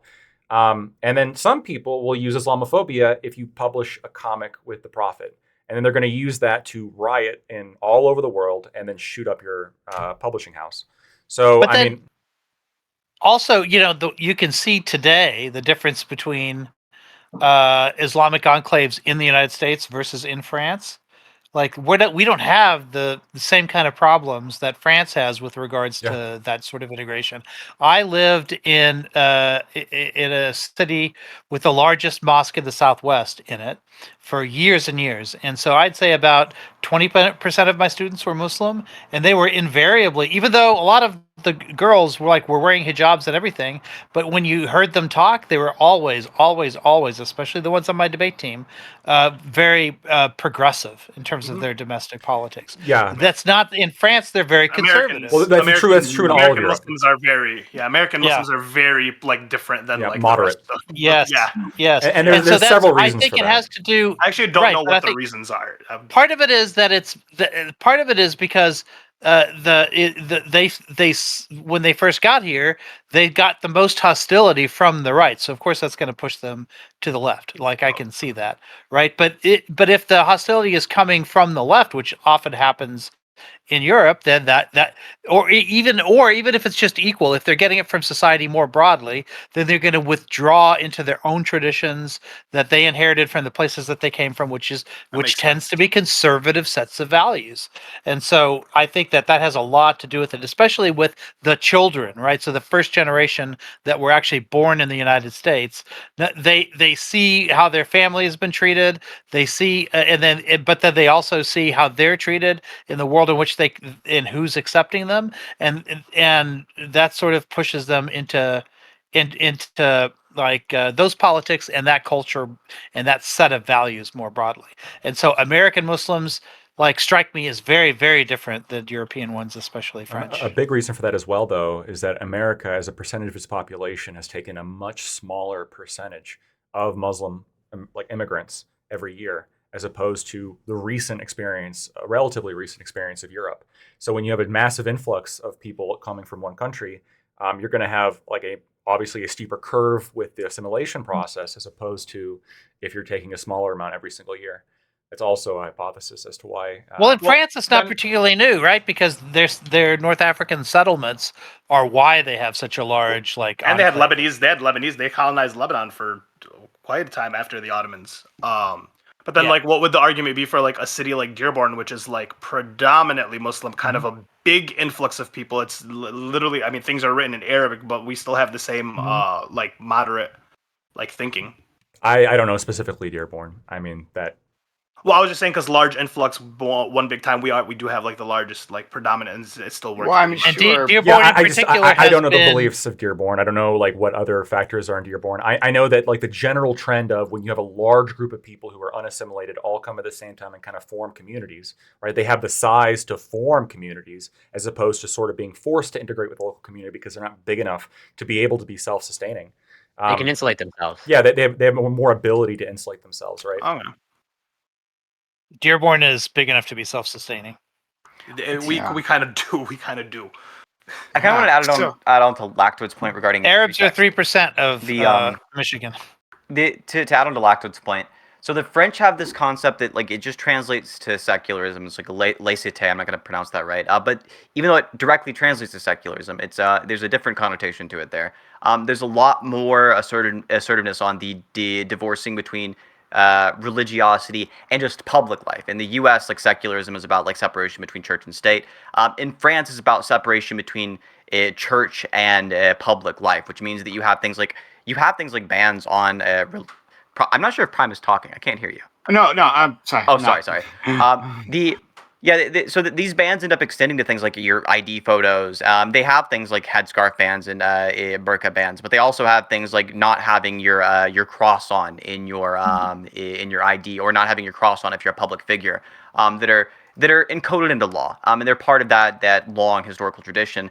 In the same way that you have places you have Kemalism, right? That also has its own principle of secularism that ends up being much more intense and rigorous than like American secularism. We're really used to the idea of secularism being limited to just having this having both this establishment clause where you don't respect any establishment or religion, but also having a free exercise clause, which is this idea that in addition to not respecting the establishment of religion, the government also can't stop you from practicing your own religion. But that's not the same kind of secularism that you have in France. So when we have like a general French culture that's already pretty anti-religious, them extending that anti-religiosity onto Islam doesn't strike me as the kind of thing that's part of any kind of like specific bigotry towards that religion, even though there's going to be some elements through which it is. So the general trend seems to be just anti-religiosity in general. yeah, so like anti-religiosity, whatever. For Christians, I'm going to do Christian women. For Christian women, they don't have to wear. There is no signifier that they have to put on that as far from their religion, right? So there will be less chance of you But that's like internal to harassing. Islam. Well, yeah, I know. Well, that's what I'm saying. So like, what ends up happening is you have policies in Islam. So like the headscarf, right? That's part of the religion. So then it makes it easy. It makes it easier for you to target those people, right? It might not be inherently racist. The law might not be inherently racist, but it just ends up working out that the people that are going to be targeted are going to be of a specific sector, race of people. And so that ends up being like it affects them inadvertently, and so that's where the problem becomes, and that's why they feel that it's racist. And that's why it's viewed as racist. Well, the It whole seems to only affect them. Well, if you're saying that the reason why it specifically affects them is because they have religious practices that are more likely to be impacted by this, that's not the fault of the laws that are impacting them. That's the fault of the religion. If your religion says you have to dress a certain way in public, and people are like, you know what, actually, in our country, it's just not the case that religions get to establish what you get to wear in public. It's just not the case. We're going to allow that. If a religion says you have to wear a certain thing in public, we're going to ban you wearing that in public. Then it's not a fault of the laws that Islam is specifically targeted. It's a problem with Islam. Yeah, like I said, the law might not be inherently racist, but how the law gets enacted may end up being racist, right? So it's like to Corey's point, the religious blocking of the blocking of any religious like garment in a public building makes sense. It's gonna Christians won't wear crosses, whatever, or Jews might not wear yarmulkes, whatever. But I mean, I would argue that most of the people that are in the government probably aren't going to be Jewish people that wear yarmulkes, and they don't wear their crosses anyway. So it specifically ends up only targeting one group of people, where the other two wouldn't have been targeted to begin with. It disproportionately. Go ahead, Synth. I was just going to say, but the reason why it's disproportionately targeted is because of the fact the problem mostly exists in Islam. It's like it'd be like saying something like laws are classist because generally poor people commit more crimes, so it more disproportionately affects them. It's like that's not laws existing being classist. We have to have laws no matter what. That's an issue with the fact that there's a group of people who have a disproportionate negative action, and the way to deal with that isn't to be like, well, we just have to get rid of the laws. The way to deal with that is we have to get rid of the problems of the group. Like, we have to make sure that people who have like drives towards committing crimes no longer have economic drives towards committing crimes. They're in better conditions. We have to make sure that people who have religions that push certain behaviors don't have to have those religions pushing those certain behaviors. So like the problem doesn't end up being over in the regulatory body. The problem ends up being internal to the religion. Well, I mean, but then you don't get to qualify yourself as like a secular country, right? Because then you don't have secularism. You are anti-theist, and then qualify. That's what they mean. But to be clear, that's the whole point of what I was saying earlier. Their laicite, it doesn't mean secularism in the U.S. sense. It's not about free exercise. It's just about. It's imagine if the. I mean, if that's how they qualify themselves, sure. But then just imagine if the First Amendment only had the establishment clause, only had you may not respect any establishment of religion. Okay, well now you're not like you're gonna have a U.S. where you're not giving tax breaks to churches, right? It's a much different approach. It's not a matter of like they're advertising. Well, by secular we mean you can do whatever you want. That's not what they mean. They are are and they're okay with that. And so anti-religion is a good thing. So then, that would push my argument that like Islamophobia would just end up rising. The Islamophobia ends up translating to just a hatred of the people of the religion, and so the people of the religion. Like, I have no problem with the criticization of the religion, Fairy Queen, just so we're clear. But what ends up happening then, like, okay, I hate the religion of Islam. We are a people who hate religions, right? We can clearly see that these people follow their religion and practice their religion, so we hate them. And then then you end up creating and catering like laws and like lifestyles and culture of hatred towards those specific kinds of people who are inevitably going to be brown people. There's a phenomenon where when being hostile to a thing kind of makes the thing more powerful. So in America, rather than being hostile to religion, we just kind of ignore it, right? Like you do you is the philosophy, right?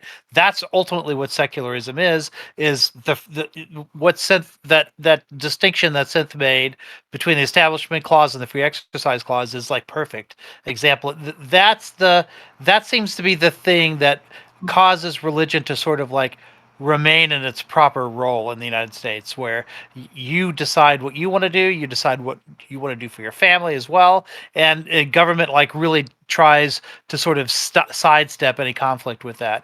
Whereas in France, like if you have a government that's openly hostile to religion, that sort of centers it, right? It sort of makes it like the main part of the conversation, and then it makes religion in a weird way sort of more powerful in some ways, because it now has a common enemy and something to struggle. Yeah, right, exactly, yeah. And so I think if you come out of that background, 400 years of religious warfare, right? I think the secret to doing that is to just not letting it be the center of the conversation anymore, and when you have freedom, ironically, you sort of like those sorts of things have less power in public discourse than they might otherwise be. And I think that's a big reason why secularism is a far better approach to that than anti-clericalism. Well, I think French people hate Christians the same way they hate Muslims. But I think that you actually pointed out examples that almost seem to go in the opposite direction. You pointed out the religiosity in the U.S. and you pointed out the religiosity in France and said, well, maybe it's the case that the French approach makes religion more powerful. If anything, we see the opposite. We see the U.S. is where religion is a lot more powerful. We have one of our mainstream political parties filled to the brim with evangelist Christians who are willing to use evangelist Christianity as a way to inform the kind of laws they want. Like, I mean, we're going to talk about abortion. Everyone here agrees on it, unfortunately. But that's a great example, right? There is a support for Israel is oftentimes driven by the fact that we have religious fundamentalists who think it's going to play into the rapture. The religiosity in the U.S. is clearly having an impact on our politics. In France, it's the case that it can be the center of attention. But if the center of attention comes along with some kind of shame, then it doesn't seem like it's the case that makes it stronger. It seems like it's the case that it makes it the target of more criticism.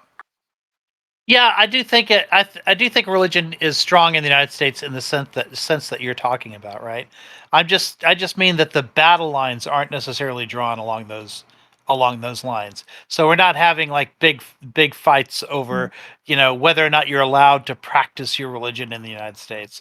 And so even though those people can be religious themselves, they could be elected to Congress, and then they still have to deal with their differences in a secular way, because it's not like you're going to see denominations fighting over like control which denomination is going to control the schools or something like that. But don't we? That doesn't happen in France or Quebec either, though. Yeah. I don't think. Well, in fact, I think we do see it in the U.S. though, don't we? Like, it seems like it's not the case that they have to deal with it in a secular way. It seems like they're just fine with not doing that, and we don't have the safeguards put up to stop them from saying, look, the reason why I think that abortion should be banned is because of the fact that God says so, and that's just the end all be all, and that's where morals come from. It seems like we have more of an issue with that than we have much more of an issue with that than France does. But we have a larger issue with that than even it's fair than even makes it fair to call to just say like, well, they have to do it in a secular way. It seems like they don't. It seems like they're fine with doing it in a very clearly religious way. Well, they have to reach an agreement, right? And so, yeah, you're not gonna. I suppose what's happening in the United States is people are now calling themselves Christian rather than identifying with specific denominations. And so that's sort of allowing them to unify in a political way that like hasn't been possible in the past. So I take your point there. But really, the reason we have the wall of separation here was because denominations were like with Jefferson, the ladder to the Danbury Church, to the Danbury Baptist or whatever, they were afraid that their kids would be like raised as Anglicans, and they didn't want that. Those are the sorts of fights that we don't really have in districts like that, interdenominational stuff. Yeah, that's certainly true. I mean, but I take Corey's point that that's not happening in France either. Yeah, I mean, and, to be fair, like even the reasons why we have the origins of the of secularism in France does end up being like you're very clearly already familiar with, like the history of conflict with the Catholic Church. Right. Denominations and conflicts between denominations, those were a lot more common in the past, obviously, because people didn't have this unified Christian identity, but also because that was kind of the only religious groups you had in the country, right? Like in the U.S., you have like the rare deist here and there who'd be like in office or something, but generally most people were Christian. And it's not even like most people now are Christian, but basically everyone was Christian. You could come off with the Yeah. assumption that anybody you're talking to is going to Jefferson anticipates this when he says the Mohammedan and the Jew are included in those protections, Yeah, even though we didn't have a lot of Muslims and Jews at the time. But it was conceptualized that that would protect them just as it would protect all of these other denominations. But I would argue that in France, at least, the focus now is more on Muslims than it is on Christian denominations for just the reasons that Ali was talking about.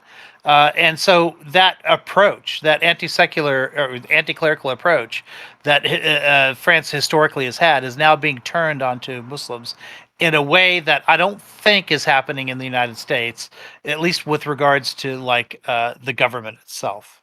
Like No, but culturally among the people, it's a different story. But I think Quebec and France are just more aggressive in trying to like. I think what you overall observe is like a clash in values. Of like I think there's not that all of Islam is the same, but I think there's some fundamental clash in values that occurs that like Quebec and France are more assertive about. Like, we're trying to like sort of like beat you into submission of like you're either going to sort of conform or not. Where it's like in Quebec, the example, you have to fit in. No religious symbols. Otherwise, it's like, whatever. You're going to get a fine or you just can't be a public sector worker. I guess same thing with France. Like, I understand these laws totally disproportionately affect those who are practice Islam. But I think that's goes back to like the clash in values. It's what I think what Sin was saying. It's not. I don't view it as a problem with the legislation. Just more, it's like, you have to modify your religious behavior or how you go about practicing. I've had students that I was mandated to release at certain times during the day to go and do their prayers at whatever times of the day that they needed. It usually happened, at least during the school day, it was about twice a day when I had students go and do that. And they were wearing hijabs, everything else. Like we dealt with all of it and we accommodated it. And you taught in the U.S., you're saying? Yes, in the U.S., okay. yeah. Mm-hmm. Yeah, I mean, right.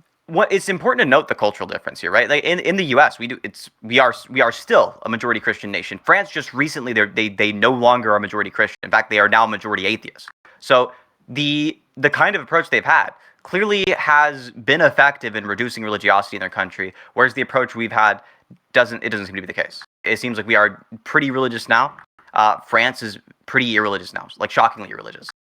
Yeah, hold on. But okay. So I've been listening to you both, and what you guys are talking about is fascinating. And I also didn't get to say before, FQ, like your point about the Catholics and Protestants, that was super insightful. Thank you for that. That was a really great point. But what Cynthia Nafanaiko is saying now is really interesting, and I'm like going back and forth, right? Like I'm ping ponging back and forth as to like which side I'm for. But I think just there, it showed that maybe you guys aren't talking about the same thing, right? So like Synth, what you were talking about just now was reducing religiosity, right? And what Aiko, he was just talking about like a lack of religious strife, and like and if you look at it that way, you can see that maybe the U.S. is and I'm still not sure about this, but the U.S. might be better at integrating people, and so we don't have these like denominational battles, in the same way you might have in other places, and we don't like push people back into their religion, saying that like because you can't practice this, then you've become this. You have like this insulated thought process. Now you can have that any which way, but not because the society is saying that you don't have the freedom to interact with everyone else. Or like express yourself at the very least. So like, I think you guys are slightly missing each other there. Would you agree? I think so. Yeah. Hearing that and keeping that in mind, it's I think that if what we want to do is reduce the level of religious tensions, I think that you can do things that'll appease both groups, but long run end up giving these groups more power. Long run, the appeasements to these groups end up meaning they're gonna have more of an impact on politics. And when they can start importing their religious ideas into politics, you start to have really harmful policies that neither of us are on board with. You don't see those at the same level you do in France. You don't see those at the same level in the U.S. as you do in France. Clearly, the U.S. has even if we can appease the different religious groups and make them get along together, making them get along together also means that then they can have they can make a negative impact on people's lives. That is the entire problem with religion to begin with. So then when you wait, hold on, wait. So are you arguing that the French people are like happier with the way that their religion is ran? I mean, or their government is ran, or not? Because like I feel like they protest quite a bit, don't they? They oftentimes protest. I think it's a healthy part of a government. I think it's good that they protest and are as aggressive with the protesting as they are. Yeah. Aggressive. I wish the U.S. would get on board with the level of aggressive protesting and engagement. Yeah. Yeah, I mean, it'd be really good if it was the case that the U.S. was able to like brace itself for like a general strike every 10 years or something. We don't have that kind of action though. Because like if you're creating all these tensions and then enough Muslims get together and then they start protesting in a way that that you're recommending, like the farmers are doing, where they're literally pouring manure outside of people's houses and stuff, wouldn't that stand to say that it like them being anti-religious and anti-theist makes it worse for them because the tensions are higher, therefore the people are going to revolt more and have it be cyclical, versus like having us be integrated over here where it's like we're not over here doing shit, Muslims are kind of just chilling. I'd much rather people be revolting and pissed off in their country than having laws passed that tyrannize them and enforce awful legislation on their lives. I'd much rather it be the case that they're pouring manure outside of the doors of politicians than it be the case that politicians are forcing people to not have access to the healthcare they want or not be able to have abortion when they need it. Corey? You don't have to deny the healthcare or anything, but you could just have a government where it's just like, hey, you're allowed to practice and do whatever you want. We're not going to create tension with the people, and you can still have your healthcare. I don't think.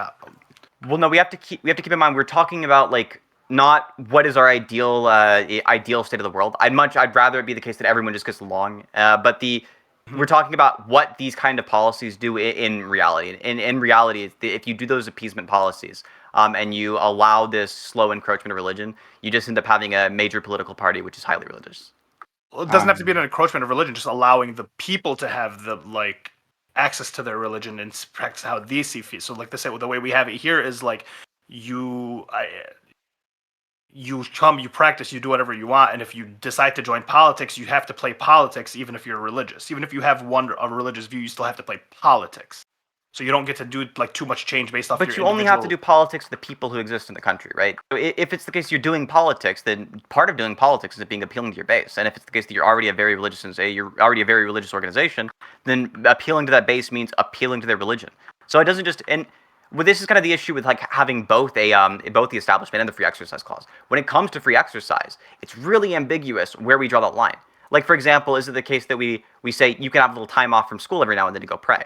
Right? That seems like free exercise, but it also seems like we don't want to say it's free exercise to say like, okay, you can like sacrifice your dog. Oh yeah, we probably put limitations onto what. Yeah, okay. Lacto and I are both in favor of sacrificing the dogs. No. Let's go. Wait, I actually legitimately have a question. Like, I know that like it seems intuitive that wouldn't be acceptable or that wouldn't be allowed, but I'm genuinely curious if it was actually a part of somebody's religion to sacrifice an animal. Like, is that something that like would not be legal in the United States? Yeah, so for Muslims they do there have been laws about they do a slaughter for Eid. There's Eid and typically you slaughter a cow. One of the cities in Michigan, Hamtramck, actually just was legally allowed. Like you can do it in your garage now.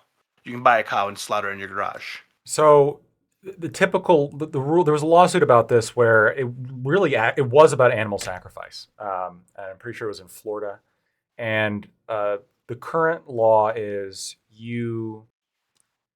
freedom of religion applies to thoughts and but doesn't necessarily apply to practices. Otherwise, you get into some ridiculous territory of like, well, it's my freedom of religion to kill children, or maybe too on the nose with the abortion discussion. But you could argue that potential position. But there are some weird examples in American law where statutes have been made that do give arguably like some like religious privileges. Peyote is one of the biggest examples I can think of, where generally speaking you can't go get and smoke peyote, but certain people can as long as they're using certain religious reasons. So I mean but that has to be statutory. Like there's no right to necessarily go out and do a religious practice. Unless you're banning the practice just as a pretext to ban the religion, right? So you could say, well, I'm not banning Christianity. I'm just banning like you being able to go to church. Well, that's a pretext for just going after Christians. Now, what Ollie could argue is that the burqa, that's just going after Muslims, obviously. Scarves. But but in the case of France versus the U.S., like the U.S., yeah, we got that like free exercise. France doesn't give a fuck, right? So it's like, yeah, it is the case. We're going after your religion. We're going after all religions. We don't like them. Really not though. I gotta let Corian. Animosity towards Christians. I gotta let Corian. Yeah, go off.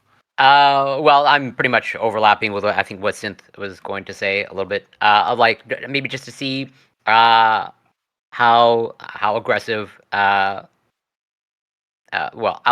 I'll direct the question to you.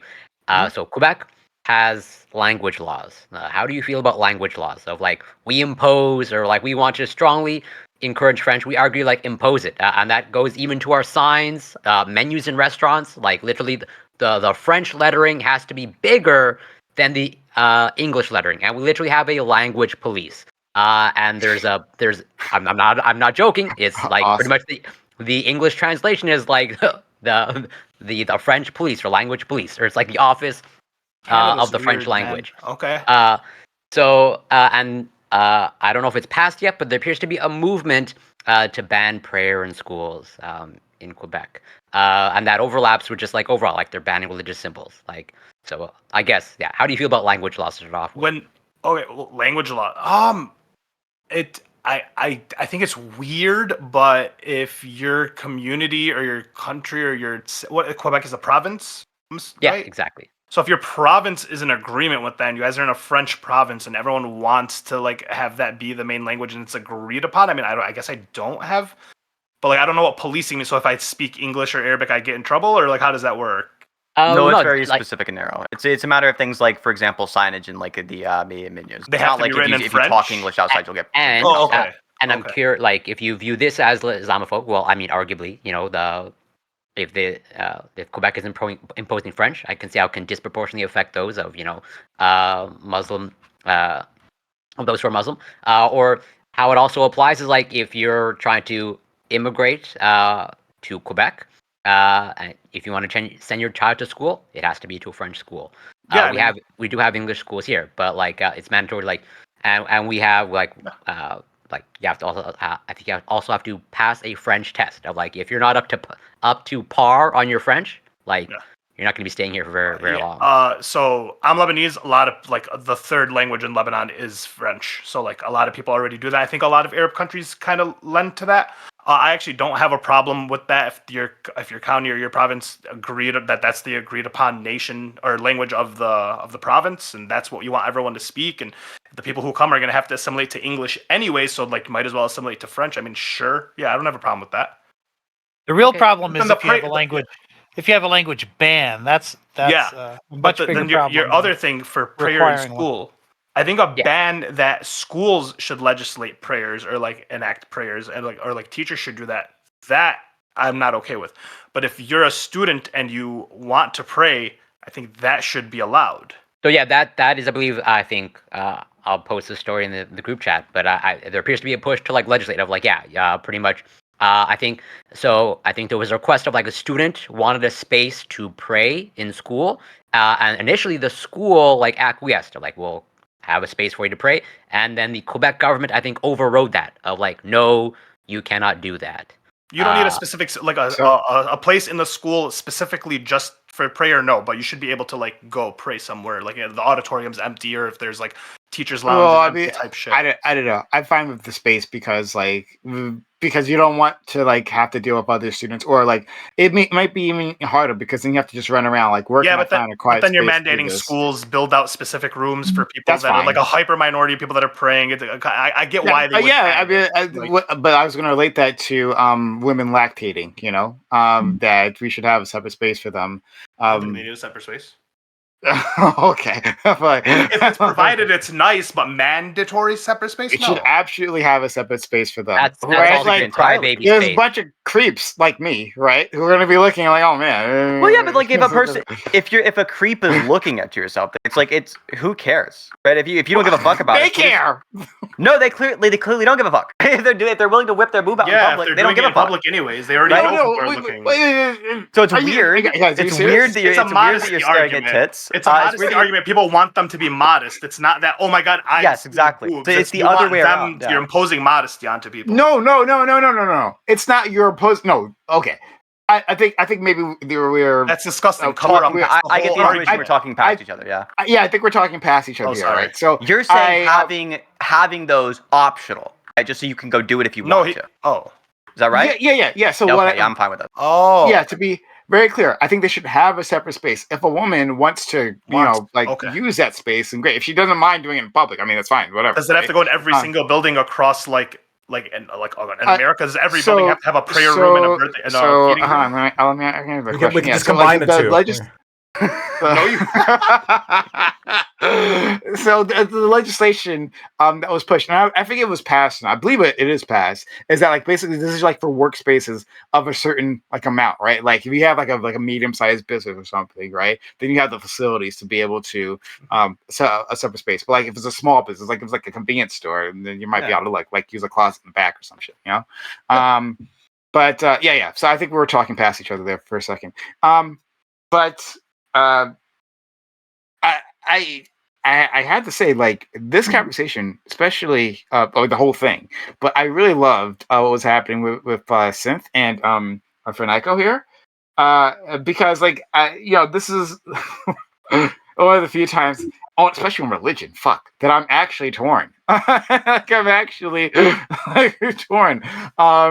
To be clear, like I'm anti-religious. I'm very much anti-religious. My friend Aiko knows I'm anti-religious with our conversation, certainly, right? But I'm not pro-religious oppression, right? So, like, I would never stop my friend Aiko from being a Catholic or anyone else, right?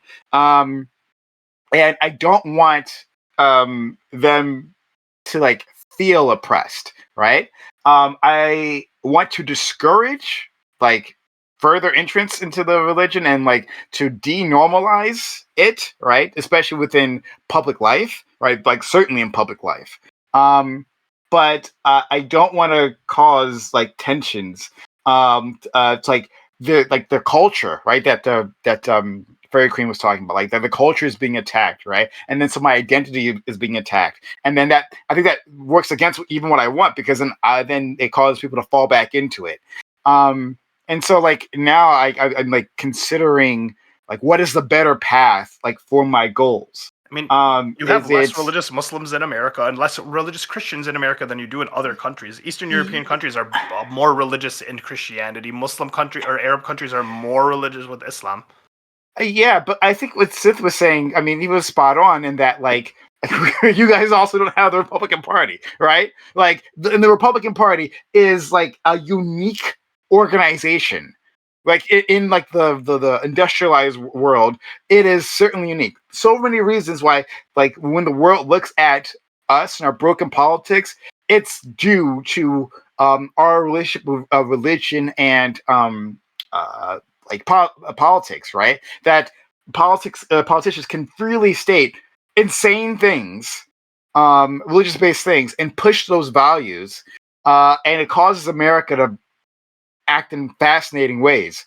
But like one of the big reasons, not the only reason, but one of the big reasons is because that we just normalize these things. So yeah, you're tolerating it. You just aren't those the values of like the people, right? If the people are allowing it to happen, then the people are okay with it. And those are the values of the people. Like Synth was saying that 41% of France is atheist. No, 51%. It's the majority. 51%. Yeah. Okay, so like the majority. So very new news. But it is ever recently they've become a majority atheist, minority Christian nation. Yeah. So right now everyone would be arguing that the sentiments would like not be Islamophobic. It's just anti-religious completely. But because the sentiments in America are like this is a Judeo-Christian country, right? We view it that way. It's not. I know it's not, but it's definitely like that's how it's viewed, and that's kind of how people act towards, especially politicians that are running. People can say that. People can just like just make up the history, right? And they can just say that because the values of the people are that. This is a religious country. because This is kind of a there's criticism of democracy, I think, somewhat, right? Like, we don't like the idea that the majority of America is religious and they're going and voting for religious values. But, like, if their values were... I think maybe it's the opposite. Maybe if their values were disagreeable for other reasons other than religious, and, like, let's say there was, like, instead of religion, it was, like, some ideology that, like, 70% of Americans believed in, and it was causing them to vote in ways because their values were different than you guys may like, then I think you'd probably have the same objection. You'd be like, this is ridiculous. Here's why this is bad. No, I think it's actually I actually completely disagree that it's like a strike against democracy. I think the opposite is true. I think the whole point of having constitutions and having regulations like this is because of the fact that promotes democracy long term. So short term saying something like, well, yeah, even though most people agree with this, we're not going to have it, can mean long term people can't vote out democracy. People can't vote in a theocracy. People can't vote out other people's freedoms. It's a pro-democracy argument at the end of the day to have a constitution.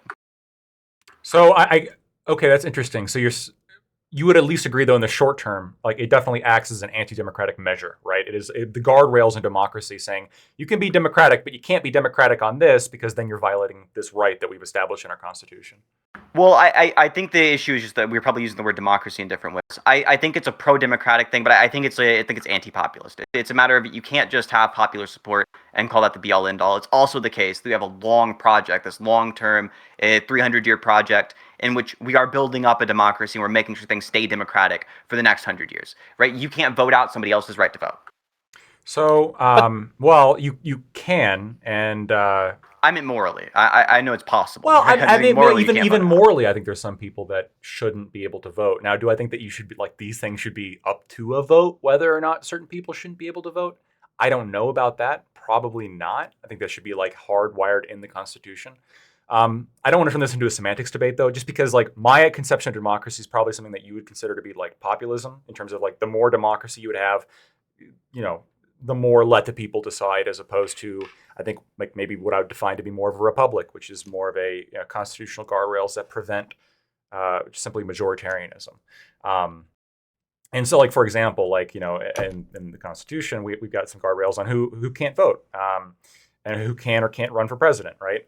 That includes minors who can't vote, which is probably a good thing, and certain states don't allow felons to I vote. totally disagree. Kids should be able to vote. It's not a single good my argument for it. It's a flaming hot God. take. Oh my Everyone. God. I believe in universal suffrage. That for the same reason that I don't want 4-year-olds? conservative. Look, if you think that Wait, does 4-year-olds should voting be start able at to vote, conception? yeah, yes, yeah. It starts 3 years before it. Oh, the pro-choice, if the it's pro-choice movement's gone. If that's the Like case, if it's the case that we want to say something like 4-year-olds shouldn't be able to vote, why can't we say something like stupid conservatives shouldn't be able to vote? well, so I mean, if we can get into like my conception of look, I want to radically change the voting system. I'd have it based on like a scale of IQ and some IQ, and the more IQ points you have, the more votes you get. and poll exams and stuff that you'd like have a minimum. Poll tests. Oh yeah, poll tests. I would bring back poll exams. I would bring back IQ tests to moderate. Yeah, I would do all this. Conservatives shit. would never win again if we had IQ tests. Well, I've seen some studies that actually indicate otherwise. I can send them to you later. Republicans I would actually love have to a see those because I've seen a lot of Republicans have a studies that indicate the slightly polar higher. opposite. No, Republicans have a slightly higher IQ than Democrats do. I've never seen. No, studies that confirm wait. that. What branch of Republicans? What branch? Are those the religious So conservative Republicans? Republicans generally, but you're right that the conservative Republican group tends to bring down the average quite a bit. But like the libertarian, classically liberal Republicans bring it way up, because this is like There's a one of the- reason Trump said we love the uneducated. Uneducated. voters." Yeah. But Right. look, the The kind data of that I've Republican- seen shows not even just that there's an advantage to Democrats, but it's like almost a full standard deviation as Democrats having higher IQs than Republicans. I think I can pull it up now. Actually, it's easy to find. But Yeah, I'll it- send you on mine as top well. of. I'm super down. The other, one of the major aspects is Democrats are way more often educated, and people who are more often educated are going to score higher on IQ tests. The more educated you are is going to track with being more likely to be Democrat. And what's funny is this happens even more extreme if you control for things like income. So wait, hold on. real So- quick. You're right. You're right that higher education does correlate with IQ. There's a number of other things that also correlate with IQ that the Republicans are overstated in, including like personal income. So there's other moderating factors as well that have to do with what the The study one that I stronger have. correlate than the other. Yeah, well, I'll post a study. Regardless, though, so I'm in favor of this, and I think that therefore, based on the poll exams and based on all these tests and IQ tests that I want to put into place, I don't think minors wouldn't be able to pass the test, and so they wouldn't have to vote. But if you want Democrats to win, Synth, wouldn't you be in favor then of putting IQ tests on for elections? And So, then you hold win? on, No, because Pause. I think that I care more about democracy than I care about Democrats winning. So then why do you care? Well, hold on. So- That's the answer I was looking for. That's the answer I was looking for, though, because I'm going to bring it back to religion. I'm going to bring it back to religion then. guys. Well, we've already run out of time for this. We're way over time. And like we want to get to the guns, right? We want to talk about guns, right? And dead kids. That's fun, right? So let's do that. And I've argued with Lactoid about like this very topic before. About like having kids vote. Synth, I did not know you had that position. Synth is a barrel of fun as always. Synth, will you be around next Monday? Like, because So my college classes just started back. I think so. But go send me a DM, and I hope if you're doing a panel on should kids vote, and I hope to God that I am definitely able. really want to do this. And Rio I'll pray. as well. Oh my god, because we've had this fight before, and I usually don't have backup. It's usually me against the world on this. Men get dual votes because of the sperm.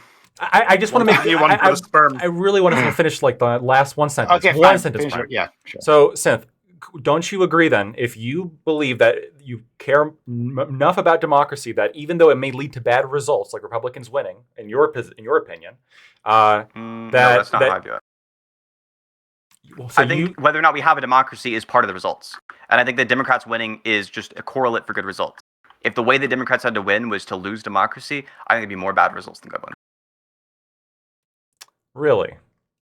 Yeah. Okay.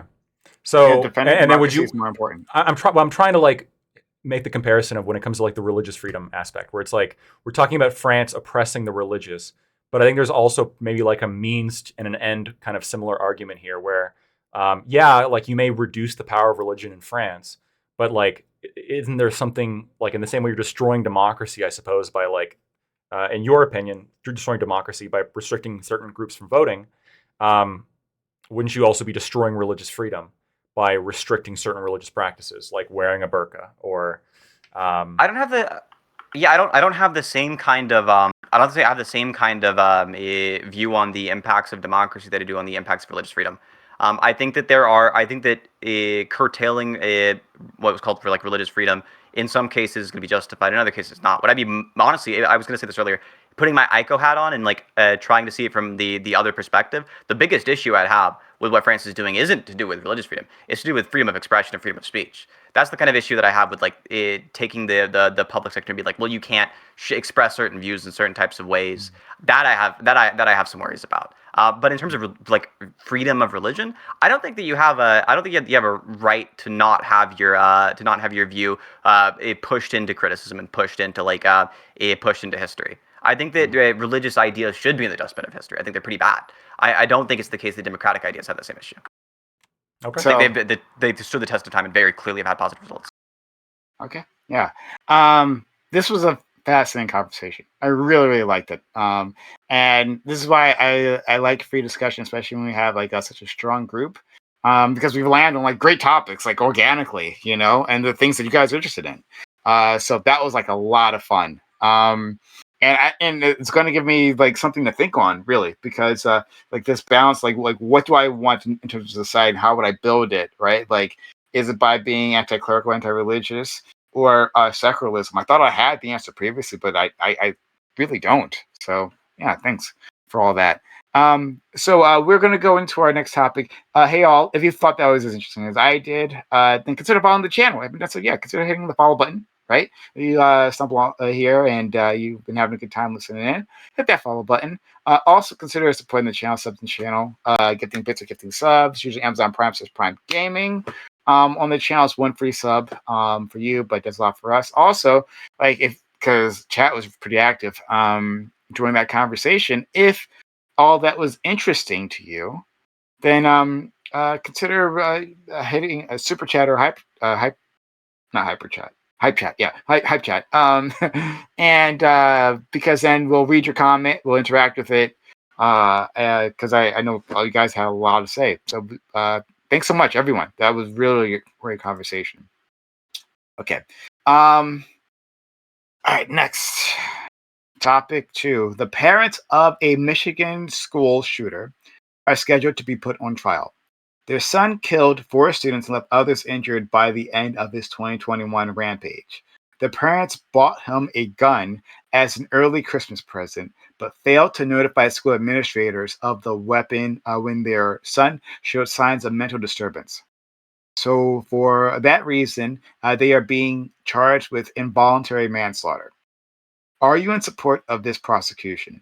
Should this strategy be used against parents of shooters with similar circumstances? And whether or not you are supportive of gun rights, should we be discouraging youth gun ownership? So, I think a lot of people might remember this particular shooting because of like the drama that happened afterwards with the parents, and uh, they buy him this gun, and then the school administrators first find him googling online on his phone or something, whatever, ammo, right? And they notify the parents, right? And the parents tell the kid, like, oh, it's fine. Yeah, don't worry about it, right? You just don't get caught googling ammo in school. But then they find a picture of him like shooting someone, like a kid or something, right? And blood splitting out of them, and with like the caption, the thoughts won't stop, like help me, right? And they're like, they pull in the parents. Something's weird is happening. But the school administrators and the parents don't think from his like immediate behavior that he is necessarily a threat to the school. But like the school's like you got to get him like therapy or something. Like this has got to happen. But they don't search his body, right? They don't search him. They don't search his bag. They don't search his locker. Happens to have the gun on him. Then he does a rampage, kills a lot of people, and like sadistically so, if you read the descriptions. And then from there, the parents look like they go on the run, right? Like once their son gets caught alive, and he just recently got prosecuted. He got like sentenced to life in prison. Won't be out until like he's in his 70s. But they go on the run or something. They can't be found, and then there's like a whole search for them afterwards. But in any case, they're being charged now for involuntary manslaughter. And this strategy is an interesting one. This is rare. We don't actually usually do this to parents. This is fairly novel. And for similar circumstances, do you want to see this continue? Sorry for our friend Lactoid. Yeah, I mean, I'm really there's a couple things here that are like some problematic implications here.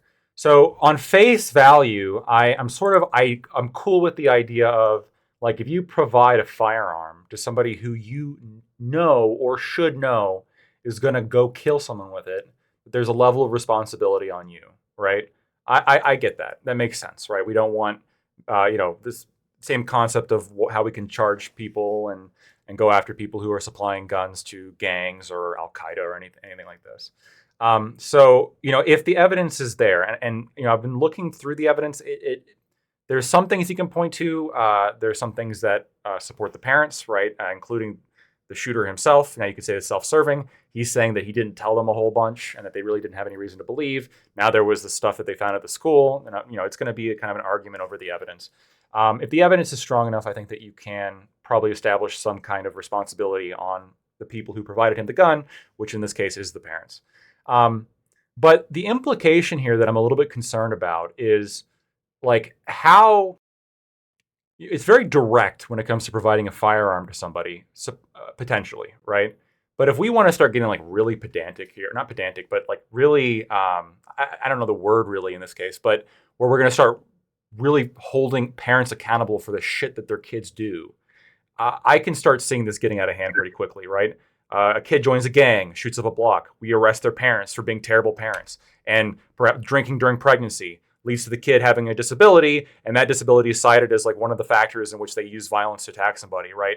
We can start like drawing these. I mean, Hitler wouldn't have existed if Hitler's parents didn't fucking make him, right? We can like start like, we can start like going back like and start holding parents accountable for shit where it starts really infringing upon concepts of freedom and trust in parenting, which the nuclear family has shown to be the most effective arrangement for the well-being of children. And so I want to be careful as to disrupt that. I don't want to disrupt the nuclear family. So I'm okay if the evidence is overwhelming, in this case, charging the parents. But if the argument is just they should have been better parents, I think that's weak and it probably shouldn't go forward. Thanks so much, Corey. Yeah, I mean, well, obviously, these parents are heroes by giving their child a gun. I think the only way that you can stop school shootings is if every parent gives their child a gun. I think every child from pretty much preschool to like up until university, you just need every student needs a gun. Obviously, only way to stop school shootings. No, that's not my position. Obviously not. That's the old Archie Bunker solution, by the way. Oh well, in good company then. I'll take it. His argument was that as people are boarding planes, you just hand each one a gun on the way in, and that'll stop hijackings. Yeah. Yeah, it only makes sense. It's just intuitive. Like, duh. That's why, yeah, totally these parents are heroes. No. I understand Lactoid's concerns, and yeah, I think it might open the door for a slippery slope. But I think in this case, I think there's a larger conversation to be had in terms of like, yeah, overall parenting and how, at least from what I gather from the article, these were not overly great parents, and they seem to have some sort of like, let's say, troubled history, and how, sort of like certain things get passed down from generation to generation, and like maybe arguably this child was set up for failure, or like, yeah, I think there is some sort of indirect line between the school shooting that the child performed and tying it back to the parent in this case, given at least what's outlined in the history of the parents. Where in this case, I think there's probably enough evidence to implicate the parents and hold them responsible. And I'll leave it there for now. Okay, Synth. So I'm not going to cry any tears over these particular parents who, if they have to spend months or years in prison, they're kind of pieces of shit. Fuck them. But manslaughter laws are very weird. They're incredibly weird in terms of morals and the way that we enforce those. I want to imagine two worlds, right? I want you guys to imagine it with me. Imagine you have world one, you have a truck driver, and they're supposed to do a routine brake check. They do this every week. They're supposed to do it. They've always been supposed to do it. They know they're supposed to do it. And 1 week they decide to be lazy. What ends up happening is they go about their week, fuck it, nothing bad happens, and then they go and get their brakes checked, and then it turns out there was something wrong with them, and they get their brakes fixed. And maybe, worst case scenario, they have to pay a small fine. Now imagine, due to no difference in the actions, the same truck driver in a different world crashes and kills a kid, and now they're being held found guilty of manslaughter in a court of law.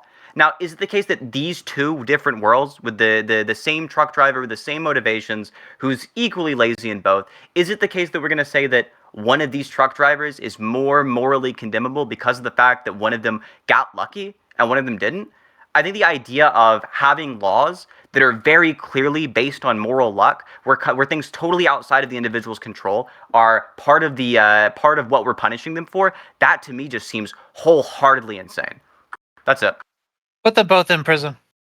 I'm actually really interested in having that conversation as well. Lactoid and I had a similar conversation based around drunk driving. So I would love to dig into that. Let's go to our friend Ali. Yeah, kids have limited consent. They have limited rights because they're kids and because their parents have the rights and the consent over them to make these certain decisions. You being a bad parent shouldn't get you jailed. However, if your kid is joining a gang and they do shoot someone, I mean, that does have something to say about what you were doing when you were raising them. You brought the kid in, you raised them to a certain age where they were able to make these, decisions on their own, apparently, according to you. And so now someone died, that is your fault. To a certain extent, you have to deem some type of responsibility. The kid doesn't have the full responsibility over themselves. In terms of like giving guns to kids, I don't know how I feel because there are just like traditions, especially in America. Like people like guns. Your dad might have owned a gun. He might have been in the army, whatever it may be. I think if you give a kid a gun, you teach him how to use it, and you teach him the safety, and you do all the responsible things that go along with like gun ownership. I don't think you let them have like complete like whenever they want they can get it, but you can give them like, hey, this is yours, but I'm keeping it with me. We can use it together. So you do have to kind of do things a little differently. If you want to give them a pellet gun, I mean, sure. But I don't think like a kid needs an AR or a pistol at like 14 or 15. But yeah, ultimately, like if your kid does something at a certain age, and there were like signs that you could have prevented it, and there were other people who came and talked to you about it, then 100% you should bear responsibility for the actions of your child. Kid doesn't need an AR type weapon. That good old Clearly, we assault know rifle. who here loves freedom or not. Okay, we've gotten that part. Yeah. Let's go. Practically Canadian here. Let's go. Almost. Please don't insult me. I'd rather you be Islamophobic. Come to Quebec, real Canadian. Makes sense. FQ, please. So I guess what I would say, like just on the face of it, it does seem that there is like I did some research before this, and it seems that there are laws that do hold parents liable if their children gain access to their weapons, right? Like you do hold typically like the parents liable anyway if you leave your gun out and your child takes it and then they accidentally shoot it or they hurt themselves and they hurt somebody else. So it seems as though like there already does seem to be some precedent to hold the parents accountable if they have a reason, if it's reasonable for them to expect that their child has access to weapons and if their child is likely to have to commit this type of atrocity. The problem that I have, though, and this is going to be something that I want to talk to you, is about the question of reasonability. Like, is it reasonable for the parents to assume that? Was it reasonable for the parents to have assumed that their child, that their son Ethan, would reasonably have taken that gun and would have shot up the school? I understand that that's a contention that's currently going on in court. I found like one article, like one thing that was argued during the trial was whether or not Ethan Crumbley was actually mentally ill. The defense stated that that he had a history of like, that there was a recording of a video of him saying that he was seeing demons the night before previously, but the prosecution contested that during the case and stated that in fact, their expert witness found no signs of psychosis, found no signs of any severe history of mental illness. And so the question becomes if, and just outside of this case, so if we have if we have parents and they gift their son a gun and their son has never had a history of has never shown any signs to the parents of being mentally ill or being violent, they have no reason to assume that their son is dangerous. And then all of a sudden the school alerts them that their son has drawn some disturbing images within the school. Do we hold those parents accountable for their son then committing an act of murder? I'm not entirely sure that we should. In fact, I think that seems to me that would be a miscarriage of justice, right? So the question that I want to ask about, is it reasonable? Was it reasonable for the parents to assume that? And let's just assume that it was reasonable. If it's not reasonable to assume that the parents know, are they still liable anyway? That's my question that I have. Oh, wow. I love that we're very much split on this. This seems it's going to be a great conversation. Aiko, please. I think there's two questions here because there's a question that Lactoid brought up, which is, are you going to prison just for being a bad parent, right? Is it just because they are his parents, which they're going to going to be held liable for this, right? Potentially going to jail. Or is it just that they're the ones that supplied him with the gun, right? If their neighbor had been the one supplying him with the gun, could they hold the neighbor responsible for these actions? And it seems to me pretty clear that yes, they could. Like if anybody who gives him a gun might be responsible, especially if they're aware of the problems that are going on. So Prime mentioned at the beginning that, about how the thoughts won't stop and the pictures that he drew and stuff, and that the parents were aware of this, that they were brought in. So that answers Fairy Queen's objection as to whether or not they had any reason to believe that this might be a risk. And then there's that text, which is in the article, where he talks about how they didn't like something that I had a gun or something, and the parent responded, "LOL, you just have to learn not to get caught." Right, so they're aware of this. They're actively encouraging him to cover up all of this stuff, and they just don't seem to care about the warning signs. So it seems to me that the liability here is at both levels. It's both the fact that they're parents of a son and are aware of the things that he's been doing and that he has a gun, and also that they're the suppliers of that gun. So even if they weren't his parents, they would bear some responsibility. So I think the level of responsibility only goes up if you're a parent. The pictures were drawn after the gun was given, right? It wasn't like beforehand and then they still gave the kid a gun, right? I just want to qualify something real quick. Yeah. Okay, so like then I don't think it matters if the kid gave any like preconceived notions that he was going to do that. Like you give the kid a gun, he's looking up ammo, which is like that's normal for you. You just got a gun, you want to look up the ammo, you want to look up, that's completely normal. The difference becomes the picture that was drawn. Right, I can understand the parents being like, "Okay, hey, maybe don't look up ammo in school." That kind of seems like a little bit normal.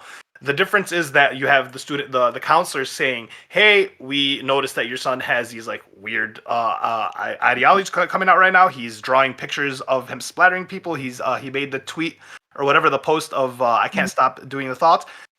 Regardless of if he had any preconceived notions, this is 100% something that needed to be looked at. They should have taken the gun away, taken their kid to therapy instantly, especially if your kid is drawing pictures of him shooting people.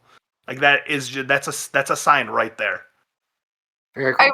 So I realize this is easy for us to say in hindsight, knowing that the shooting happened and knowing that the fact that he had the ability, but it's very different like when you don't know that that's the possibility. And especially if you've known your son for years and it's never been up until this point that he's given any signs of being homicidal before. That's I think it's fine though. That's not like no, I'm sign. sorry. Look, me getting a gun and then drawing a picture of me shooting people, saying the as thoughts. somebody who works in who works as a teacher, okay, it's very common to have a lot of students that I'm sorry that say that I'm going to kill you, I hate you, that draw weird pictures in their journals of them. I mean, I'm sorry, like I know this is kind of hard to hear, but it's not nearly as uncommon as you think, right? And then you don't have conversations with the parents when you see kids drawing these types of things. I mean, let me give you an example. So I had this conversation earlier, like about a 6-year-old. So this is a real case. There was a 6-year-old who brought a gun to his elementary school and shot his teacher. Now, prior to that, what the teacher is alleging in her lawsuit against the school was that numerous people, were told and were warned, the boy has a history of being violent, having violent outbursts. He says that he's going to have a gun, that he's going to bring it to they thought that there was a possibility of him having a gun, right? Okay. And so the problem that I have with people talking about that specific case is I don't think it's reasonable to assume that even if a 6-year-old has a history of violent outbursts and freaking out and says that they're going to bring a gun to school, that a 6-year-old is actually going to go in the middle of a reading circle to take out a pistol and to shoot their teacher in the middle of class. I don't think that's reasonable. I wouldn't say that the administration was reasonable. I don't think that that's something you would reasonably believe, right? And that's the question with this case. Is it reasonable to believe that? I don't know that it is necessarily. The difference is that you don't assume that a child has a gun. The difference in this situation specifically with the person is that they did know that their kid had a gun. So you gave your kid a gun, he got in trouble for looking up ammo in school, and then he draws these pictures. You have to take action. And even with the 6-year-olds that you're talking about in your class that are drawing like weird fucked up pictures, you might not assume they're going to come to school with a gun the next day. But however, that doesn't mean you don't have a discussion with the parents to see if there's any actual issue. I mean, I'll give you an example, right? Like as far as the picture thing goes, again, like as I stated before, kids say that kind of stuff all the time, right? So if there's a kindergarten teacher and she has a 5-year-old boy and the boy is drawing a picture of Captain Hook severing off the head of Peter Pan and is showing that's different than me drawing a picture of me shooting someone and I can't stop the thoughts. So if I have a golf kid in 5th period who is drawing pictures, of Edgar Allan Poe and writing poetry, like, am I supposed to pick up the parents and am I supposed to immediately assume that this is a problematic child, that this person is about to commit homicide?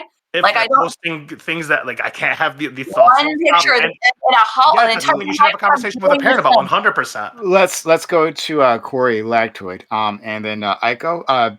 Santa, I'm not sure if is your hand up. Okay, all right. Like you're. I can barely see. I know. I keep like melting into my chair. Yeah, handle sins a chair. It just happens. I'm being sent right now. We had another guy from it was years ago when I first started. We had another guy from New Zealand who would just do exactly this. Right, it was just all you could see. It turned into like a whole stream, right, roasting this guy Because they're upside down in New Zealand. Exactly, indeed. He was falling into it. Corey. Yeah. 2 questions. One to Fairy Queen. So, correct me if I'm wrong, Lactoid, but I believe police, I think in some locations, like they take online threats of school shooting like seriously. So, Fairy Queen, do you think that's reasonable? Like, do you think now from moving forward, if it's reported that hey, this kid in a video game, as part of a video game discourse, they're making threats of school shootings, should police ignore that? Is it reasonable for them to ignore that or take that seriously, in your mind? If they're actually making threats of school shooting, I think that is something that you have to take seriously, unfortunately. Correct me if I'm wrong, but didn't you say that like you receive like death threats or I'm going to kill you from some of your students? So you don't. No, I don't. No, that's not what I'm saying. What I'm saying is it's not uncommon for students like to get into fist fights in school, for students to have behavior problems and history of violent behavior. That could literally mean a 5-year-old who is on the spectrum, who is screaming and kicking and crying and needs to be taken into an isolation room for 5 minutes before being brought back into class, right? Like, I don't know, like, what that, like, it's easy to assume that means, like, extreme violence. You don't know necessarily what that means. Kids joke about whatever performing shootings, even school shootings, like during video games all the time. Like, so how do you, like, why not ignore that then, just as you would ignore the violent behavior in children? Well, because it's specific to school shooting. That's why. And then that's my reason. Even then, like, again, correct me if I'm wrong, Lactoid, even it's like just like online death threats, not even a school shooting. Like, I think that's also taken seriously as well, right? So we're taking it a lot more seriously these days. But as with all threats, there's always going to be factors to consider, such as the credibility of the threat and the context in which the threat was made. If a kid is saying, I'm going to kill you, but it's like on Call of Duty and you're playing the game, no one's going to say, throw that kid in prison, right? But if he's saying like, I'm going to do XYZ on this day, don't come to school tomorrow. And then like, the cops are the cops are going to show up. And like, if they start finding evidence of like, wow, this guy's making napalm in his basement. Now the penalties are going to be like substantially more. Mm-hmm. But if they don't find anything, I mean, the kid's probably going to get just like a slap on the wrist. Yeah, so I'm curious, if you overheard that in one of your classrooms, Fairy Queen, would you not take that seriously? Of like a casual death threat? Or like, I'm curious, like, what's your line is? Because like, you seem to have no picture, or rather, you seem to take no issue with the picture that Ali outlined of like, the student drew a picture of like them pretty much like shooting someone. And I would like, the byline of like the thoughts won't stop or something to that effect.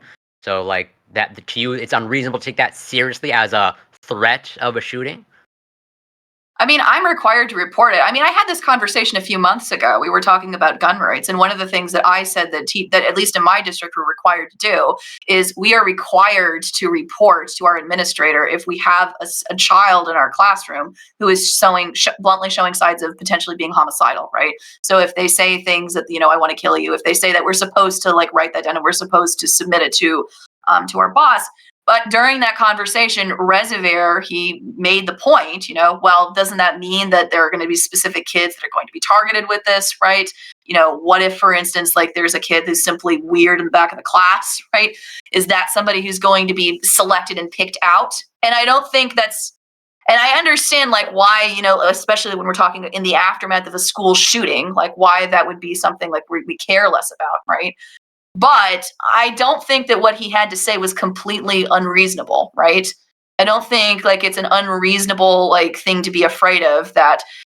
Like this, like a concern that I have, like if I have a student that is in my classroom, right, and he gets really mad, right? Like let's say he does have a Call of Duty moment. He says, "I'm going to kill you, fuck off," right? And then I write that down in a report, and then I send it up to my boss. That means that I am now involving the state in that child's and in that family's life. It's a big deal for me to do that, right? Mm-hmm. Which means if I'm going to do that, there has to be a standard of reasonability that I actually reasonably think that this person is actually going to hurt someone. Yeah. But I wanted to mention something. So Lactoid. Yeah. Okay. All right. I see you, Synth. Well, I had a second question to Lacroix. barely, yeah. Yeah, barely. But so I'll give you a chance to do that. I just want to ask Fairy Queen though, like, I hear what you're trying to say. I think you're bringing up some really interesting points, right? Because kids do the darndest things. And but like you're saying, like, well, there's that weird kid in the back of class. Like, we socialize kids and humans, right? To like, this is how you like these. This is like the variance, right? That you can act within, right? Like there is like the mean, right, of normal behavior, but then you can be eccentric in these ways, right? But there are lines that you don't cross. Shouldn't one of those lines be, hey, you just can't make a bet like that? If you do that, then we're going to come down on you. Like, shouldn't that just be what the line? I'm not saying that like you shouldn't take threats seriously or that there shouldn't be some sort of report file, but to be very, very clear, what we're talking about is not necessarily a threat. We're talking about, as I understand, as you stated it, Prime, it was a picture of, and it doesn't even sound, it couldn't have been a real picture, right? We're talking about a drawing. We're talking about a drawing that this boy made of himself shooting another person, and then the caption of this is, "The thoughts can't stop. Please help me," right? I promise you, there are tons of emo kids in classes across the country that have drawings like that in their journals, that have captions like straight out of an Edgar Allan Poe poem, like at the bottom of their page, okay? Like, that's the concern, right? So sure, if somebody is actually giving a credible threat, I'm going to find you after school and beat the shit out of you. Yeah, then of course I'm going to report that, right? But that's not what we're talking about. We're talking about a drawn picture, right? Yeah. That means if I see like it, I mean, I'm sorry, like, I hate to put it this way, but that's what I'm concerned. So if a kid comes in, for instance, with like an emo t-shirt, right? And it shows, like, I don't know, like blood dripping down the shirt, right? Does that mean that I should really pick up the parents and say, hey, your kid today came in, he's got this really concerning shirt on, from, My Chemical Romance, right? Really think he might be a problem. You really should, like, is that something That's a massive difference. Like a t-shirt of a band and a drawing of me shooting somebody with a caption that says "The thoughts won't stop" are two completely different things. The one is, But it could just be edgy and LARPy in the same kind of way, right? Well, that sucks. Don't be edgy and LARPy. Sucks. Now you're on the The list. point is about what we should expect, though. You put them on the list. You expect that something might happen. We'll get to And it. So let's let Corey ask that question, and then we'll go around. Yeah, just a quick question to Lactoid. If it came out that, the parents were subjecting their child to like a Clockwork Orange type of treatment of like watching Forced Eyes Open and just like a bunch of violent stuff, would that be enough evidence for you to implicate the parents and hold them responsible? Yeah, 100%. Yeah. And I think this is where Fairy Queen's 100% correct. It's about like reasonability of the threat. It's about reasonability of the parents' actions. It's about like how predictable it is the parents are going to do this. And we all, we can all accept this for like driving. I mean, does anybody here really think that, like, let's say you give your kid your car and you have no reason, or maybe you don't have no reason, but you've seen them like, jump a couple curbs here and there. So like, you don't think they're terrible, but like, they're not the perfect driver, and they kill someone. Should you go on trial for manslaughter? I'm somewhat sympathetic that the manslaughter is very unlicensed. Wait, what? They were unlicensed, and you gave them a car, and you let them go do a They're car licensed. without having any pre-training. I know that if you're training, then no. If you're licensed, then no. Then that responsibility isn't on the parent. You took the courses, you got the license. You're now able to drive, and accidents reasonably happen.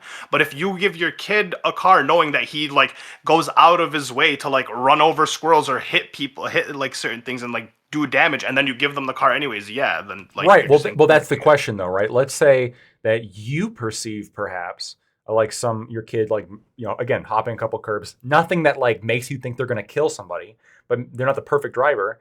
And then like they're evaluated by a driver's ed instructor who like doesn't find any evidence of them being like drivingly impaired or something. Cause I understand this kid like was evaluated and they didn't find anything specific that made them concerned. So, and based on his demeanor, he didn't seem to be a threat. So there is like an open question here of, yeah, like, if your kid comes in who's blasted drunk, or like that they're like terrible at driving, Or even if they're like, yeah, I'm going to go hit somebody. It's like, yeah, okay, don't give them the keys. I get that, right? We all agree with that. But there's something a little bit pernicious of, Tommy killed someone with his car, and now his parents are being held responsible because they gave him the car, and they should have known that cars are dangerous, and they should have known that like there's a potential for Tommy to kill someone with the car. Why'd they even give him the car? Obviously, he couldn't have been trusted with it because he hit somebody. Like, no, like it's got to be a reasonable basis for the parents to believe that there actually is a threat.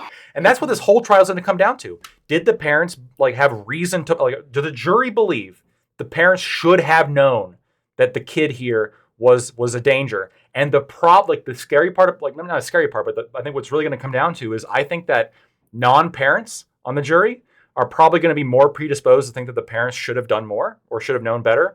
And the parents might not be so much, right? They might think, well, I'll bring up myself. I wrote horrific shit in like elementary school. I wrote entire like novels about the Teletubbies getting like liquefied, tortured, branded, set on fire, like in vivid detail, right? I drew bomb schematics like when I was 4th grade. Like I was doing all this shit. I was a weird kid. All right, it doesn't really come as a surprise, but like I was really no threat. This explains a lot. Sure, but I was really no threat, right? And so like, and my parents knew that, right? And so like, being a parent is more difficult, and oftentimes the parents are in the best position to truly evaluate whether or not their kid is a threat. So that's another element here that we have to be cognizant of. So, let's go. So hold on, let's keep going because I got to get through this. But Lecter, do you have anything else to say before I move on to Aiko and Synth? I think I made my point. Okay, Aiko and Synth. So listening to Fairy Queen's argument, like it occurs to me that really what this is it's a bandwidth issue, right? If you have a certain threshold of determining like behavior that's like worthy of concern that needs to be reported up, or as Fairy Queen said, like the government starts to get involved, then your threshold has to be something that doesn't apply to 30% of the kids in your classroom, where you're just constantly having to deal with the behavior. It's got to rise to the level where it's significantly unusual. So I hear her concern there. Like you don't want to have to spend all of your time like trying to root out behaviors that are reasonably common, like especially among like some of the more like troubled or maybe disadvantaged people like in your community. And so I mean, if you're trying to report every single bad behavior, it's like if you're noticing everything, then you're noticing nothing, because it's the most dangerous parts of the behavior that have to stand out and be distinguished from like all the rest. I think maybe where I disagree a little bit is on whether or not that particular drawing with the thoughts won't stop, and the graphic drawing and stuff, whether or not that qualifies as something that's so common that it would happen all the time. At least in my experience, that one is pretty out there. I've only like caught something like that twice in 30 years. So I don't maybe I'm just like in different communities where dangerous behavior like manifests in different ways than that. But it's pretty rare when I see something like to that degree, especially if it's somebody that you are aware has a gun, which at that point they were aware of that. And then this drawing on top of that, I think meets that higher threshold where, probably there is some responsibility there at that point, because I don't think that particular drawing in combination with owning a gun, I don't think that's super common. You're in Texas where there's a lot more guns, so there's also that too. Yeah, I do know a lot of kids with guns. I do. Let's go to Synth, and you want to go Ali after? Yeah. So I think that there's a little period of time there where we kind of got like lost in the analogy. So like in the case of a teacher, there's a higher standard even that we put on the teacher than for a parent.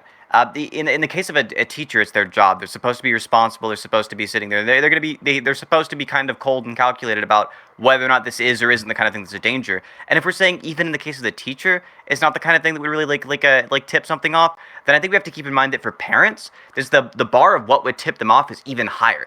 Try to think to yourself, what kind of parent would ever in their entire life imagine their child doing something like this? Mm-hmm. And the real answer is no parent would.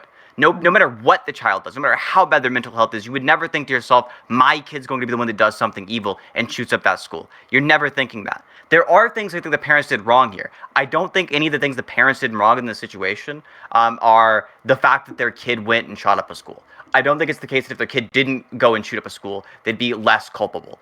I think if we're trying to say the parents should have known, I don't think any parent has the faculties to be realistic and honest enough about the kind of thing their kid is going through to think, yeah, my kid might do something really, really evil. No parent wants to think that. No parent's going to let themselves think that. Yeah, but in the face of evidence, it's kind of negligent, right? If your kid's getting like called in twice for like your parents are getting called, or you're getting called for your kid twice, once for ammo lookup and the second for like a picture of him shooting someone with a caption that is negligent. That you're like, oh well, my son would never do that. Sucks to suck. He is doing that in this moment. We've noticed that it's a problem. You should take it seriously. You're not taking it seriously. That's why the responsibility fell on them, and they gave him the gun. So it's like you have all the knowledge that he has a gun. He has these thoughts, and so on. So to Lactoid, when you were saying like my kid's a bad driver, right? Were you saying that he gets into an accident and then like someone dies, or did he run over somebody? Move to that. Can I respond to what you said there really quick? Yeah, go ahead. The issue with that is that if we're putting a standard on parents that no parent will ever will ever reach, then every single parent should be put in jail.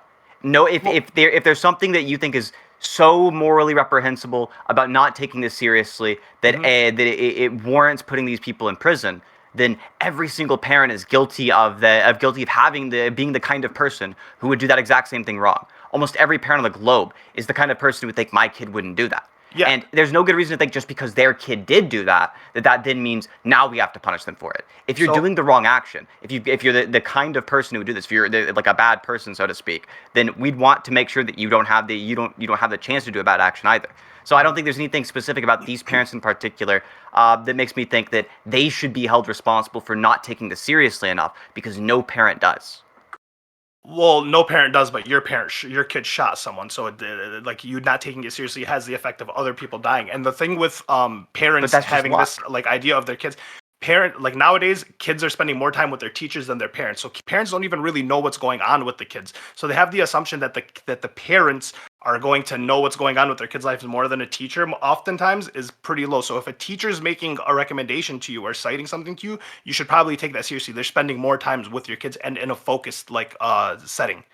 Like it's specific to that. So it's like in a way, like the parents are giving permission to the teachers to raise the kids. Essentially, they're around the kids. They're watching the kids for 8 to 10 hours. They're essentially second parents. And so if a second parent is coming up to you and saying, "Hey, this is an issue that might lead to a larger issue," and you know he has a gun, you see these things, and you don't take action, then that's completely different than like you just assuming your kid is a good kid otherwise. But if someone's bringing up something to you, you're being negligent to the fact of what your kid potentially might be. Like you're blinded by the fact that they're your kid.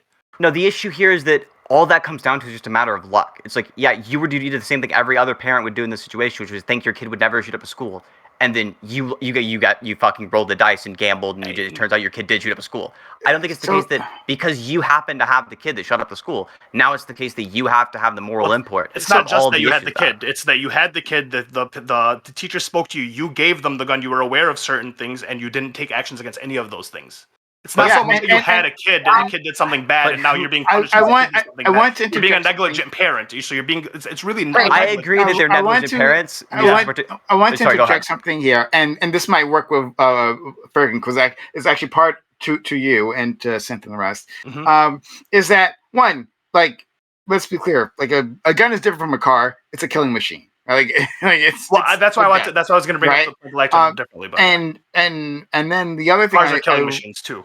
Yes, they are. No, they're not. They literally in the hands of 16-year-olds, I can show you the stats on that. They are killing machines. They're not. Hold on, sorry. They're like the car is a transportation machine that within and a gun's a hunting machine can kill. Right? Everything can be a weapon. Right? My fucking mic.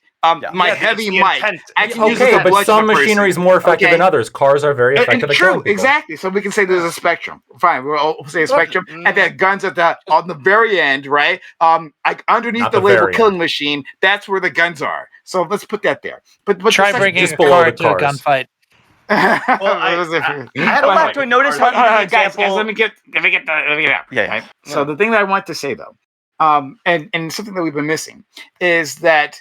Like, what are we asking of the parents in this particular situation, right?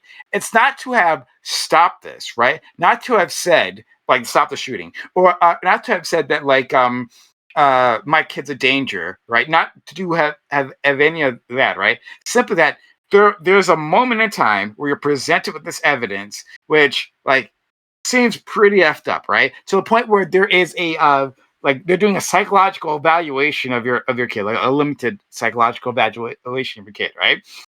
On something that looks like violence, right? You live within the context. A reasonable person like understands the world around them, living in the context of school shootings. Like the thing to do here would simply be, hey, school administrators, our kid has a gun. Just so you know, our kid has a gun, right? Like, we're not even aware that it's on them, right? I doubt the parents knew that it was on them at the time, but simply stating, our kid has a gun, right? And maybe you're like, well, when we go home, we're gonna go like maybe lock it up or something. But just so you know, that's a thing. That's all that's being asked here.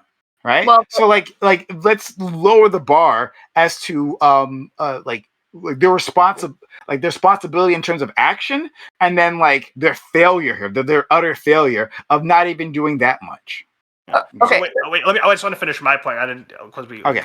So like with Lactoid's point, if your kid gets into an accident, there's a difference. If they killed someone, you shouldn't have responsibility. That's completely fine.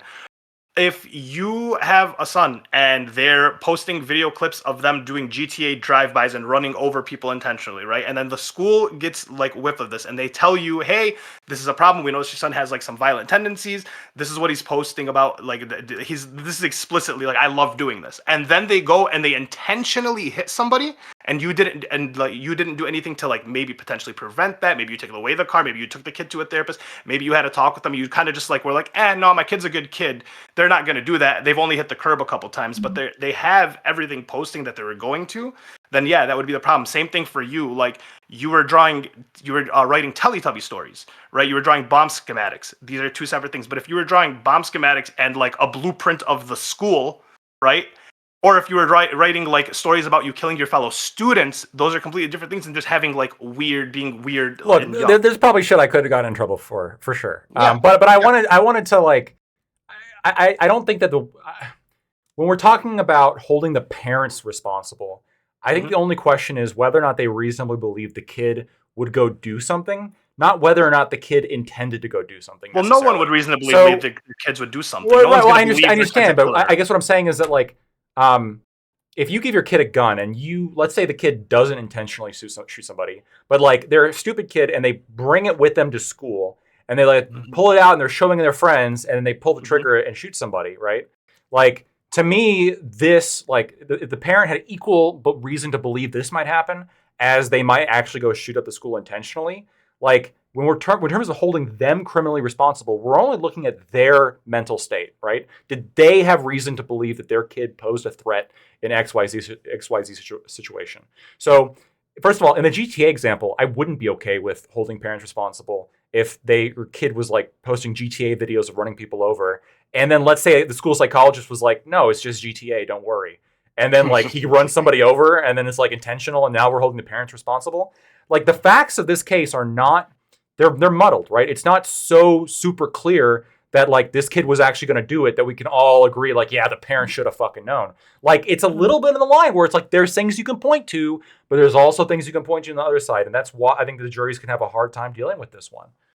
Do you believe the expectations like, okay, so if you give your kid a 14-year-old a gun, like just in general, we know kids are stupid and they want to show off and they want like we know adults that get guns and they brandish them all the time. They show them off to their friends and they point them to their friends.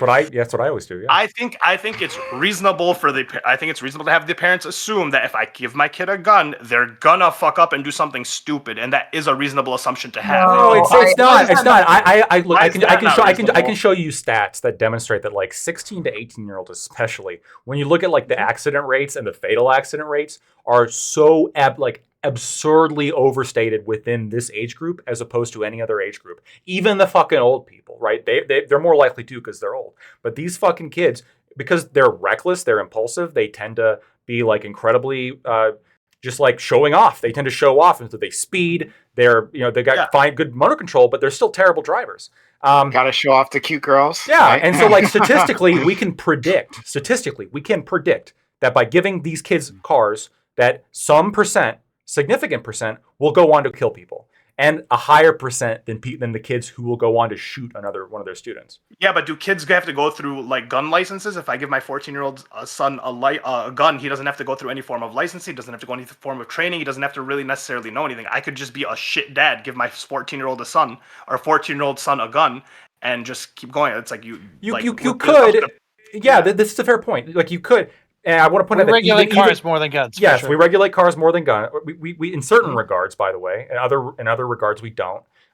Even with the licensing, cars still like a higher percentage of those teens are going to kill people as opposed to with guns. Yeah. So and you know you could make the argument that like in order for kids to have guns, maybe we want to like reduce this or whatever, make them go through hunter safety.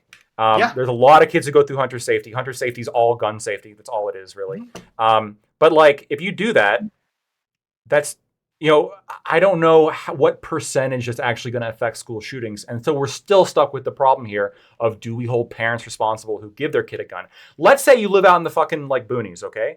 And your kid's like an avid hunter. He's 15 or 16. He's an avid hunter. So for his birthday, you give him like a .22 rifle to go shoot squirrels. Very reasonable thing to do in America, right? He loves hunting.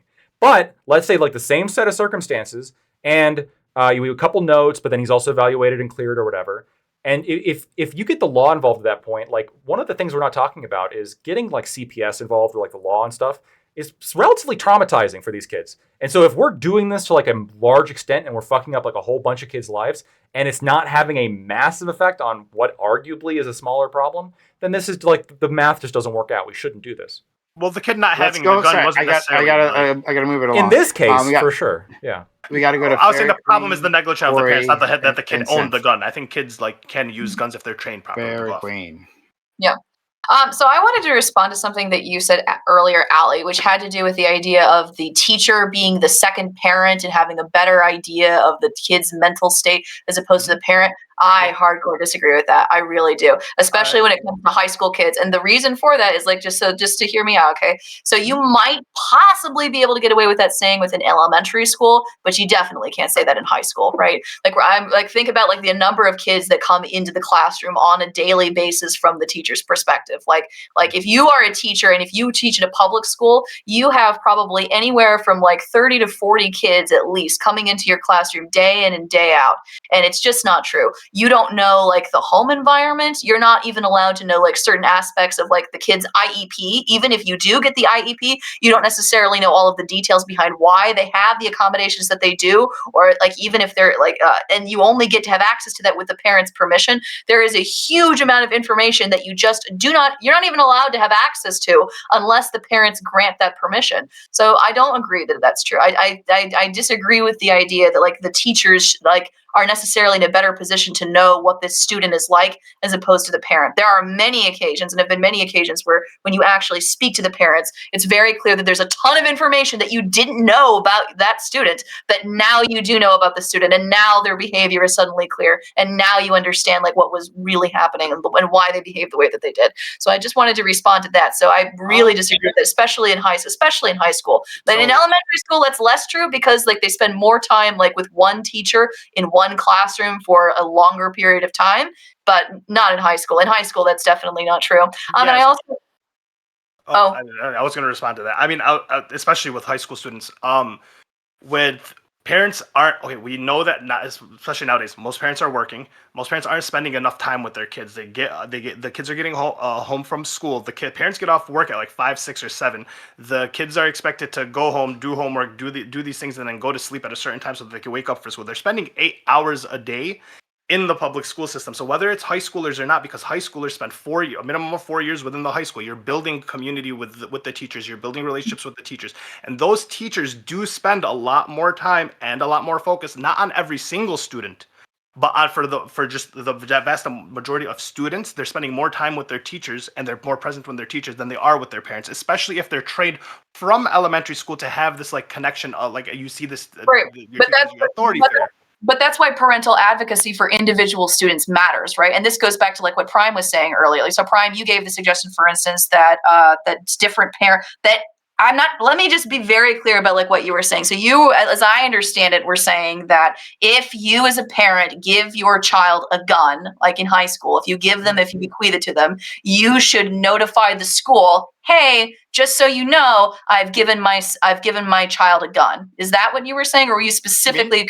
Oh, Yeah. 100%. If you're a 16-year-old and you got put and you got given a gun, you should be put on a list noted that, hey, I have a gun. In the same way that if you own a gun, you should have to register it to your name so that it's known that you own a gun, or if something happens with the gun or the bullet. Okay, is that what you were saying, Prime? Just to be very clear. So I wasn't making that suggestion. Now I want to think about that, but I would actually like to. But what I specifically was saying was that faced with the evidence of like the picture and all that, right? You should have just notified the school, hey, he does have a gun. Like, I don't think my kid will do anything, but he does have a gun. That is a standard that they should be judged against. I mean, I can like respond to both of those things. So the first one that I thought you were saying, which you're not saying, but which at least it seems like he's saying, I don't know that I necessarily agree with that. I think that seems like an invasion of privacy. I don't know. I don't understand. Like, I think that I don't think that it's fair to tell the parents that they have a duty to inform the school about the private decisions of like gifts that they bequeath to their children. Like, should parents like tell like the school, oh, just so you know, my kid has a car and this is the license plate? Like, is that something that they're required? They do that. You register the vehicle to the parent or the No. We're talking about the vehicles that you send to the school. Like, I'm supposed to tell the public school building that my son has this car. So this is a requirement. For most high schools, at least the ones I'm around, you have to buy a parking pass to which you have to register your license plate and the type of car that you have to the school, so you can have a parking pass so you can park in the school.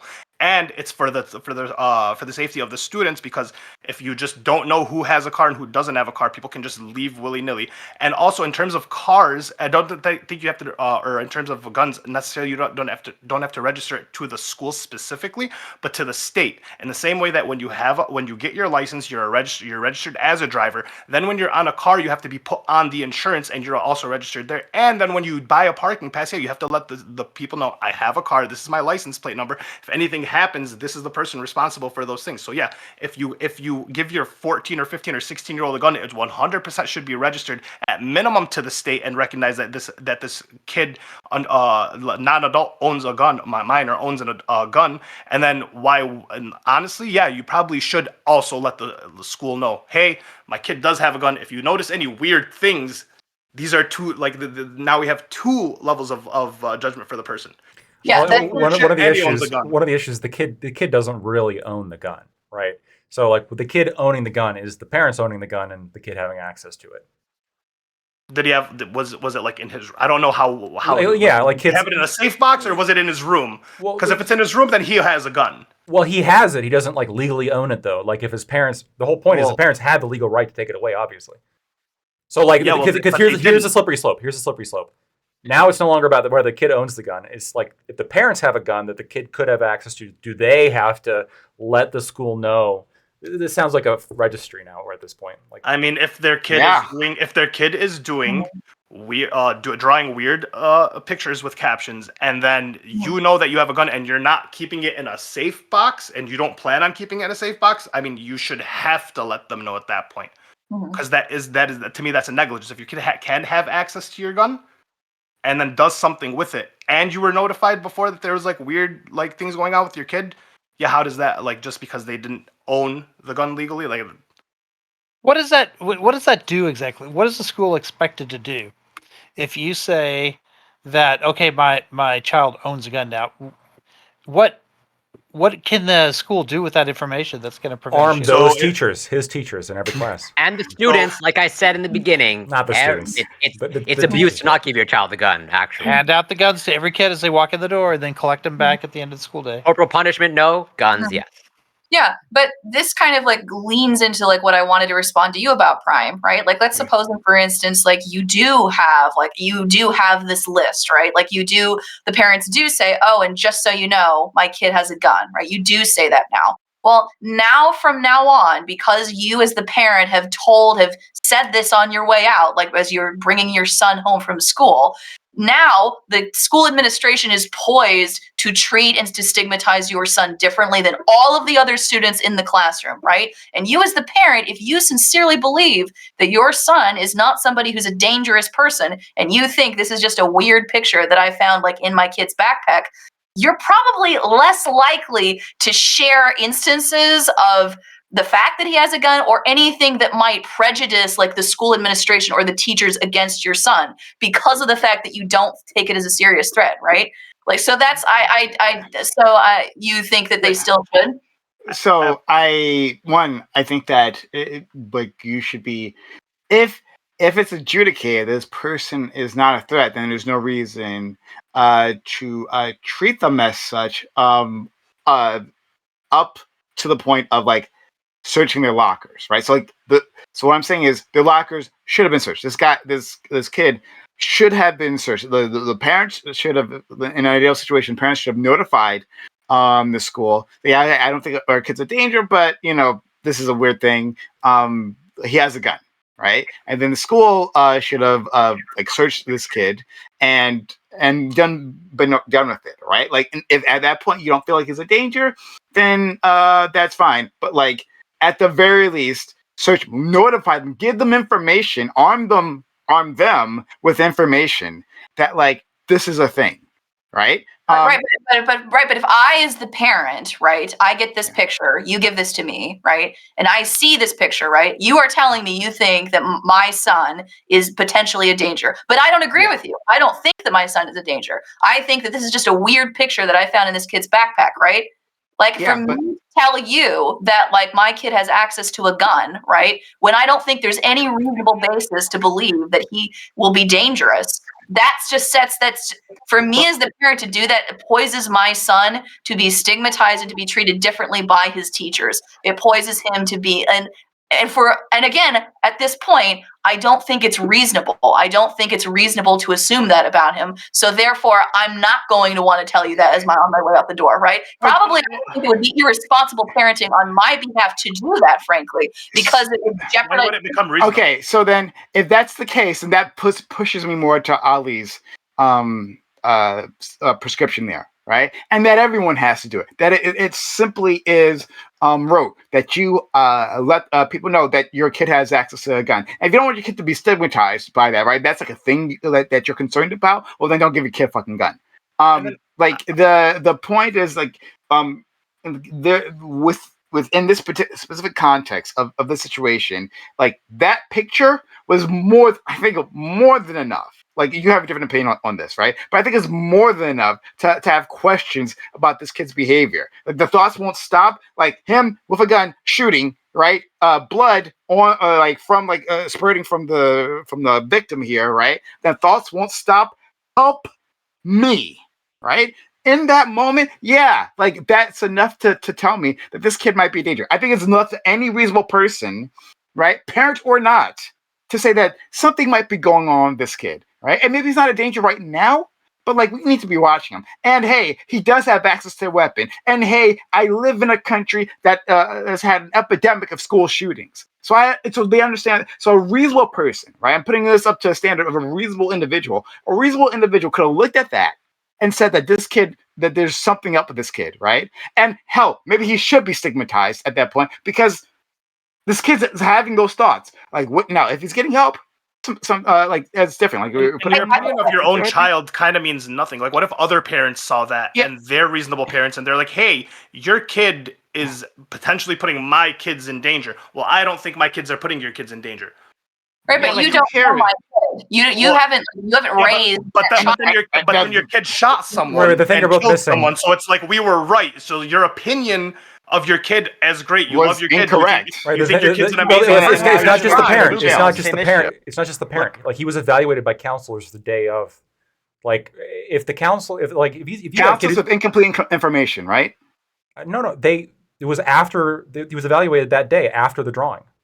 No, I'm saying that the counselors didn't know that this kid was armed, right? Like, I think that changes the context of the drawing to know this kid actually has a weapon. Do you agree with that or not? So the article it says counselors observing him would later say they didn't believe he was going to engage in any violence based on his demeanor. Does it change? Do you think that like a reasonable person, like a counselor, right? So you're a counselor, you've evaluated this kid, right? Now you've said, right, as far as you can tell, this kid is not going to, at least there's immediate behavior doesn't tell me he's inclined to violence. But would it? Do you think it'd be reasonable for a counselor to change maybe their recommendation, knowing that this kid has a gun? Knowing the kid has access to a gun, does it change? Yeah, okay. I could see it change it.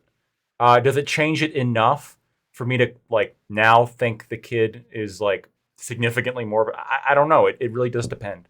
It doesn't. Let me ask you this. Let me ask you this. Again, If the counselors were told that he has a gun and they still said, based on his demeanor, we don't think he's a threat, then would you be fine? Now the parents don't get charged. yeah, and well, then it would shift the blame to the administrators and what they did next, right? So the parents should have let him know.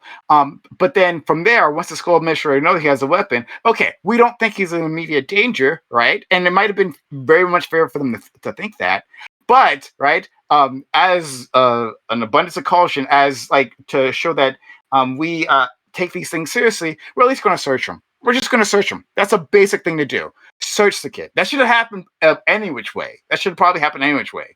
But like, once we have the information that he has a gun, search him. Okay. Yeah. I don't disagree. And with again, and that's what the standard I'm trying to set here is, again, not that the parents have to stop this, right? Because any reasonable parent would do exactly what our friend Freddy Queen is saying, is that they would think this is not the case, right? Like their kid wouldn't be able to do this. But at the very least, like, just give them arm with information that a weird thing is happening here. Just so you know, he's got a gun.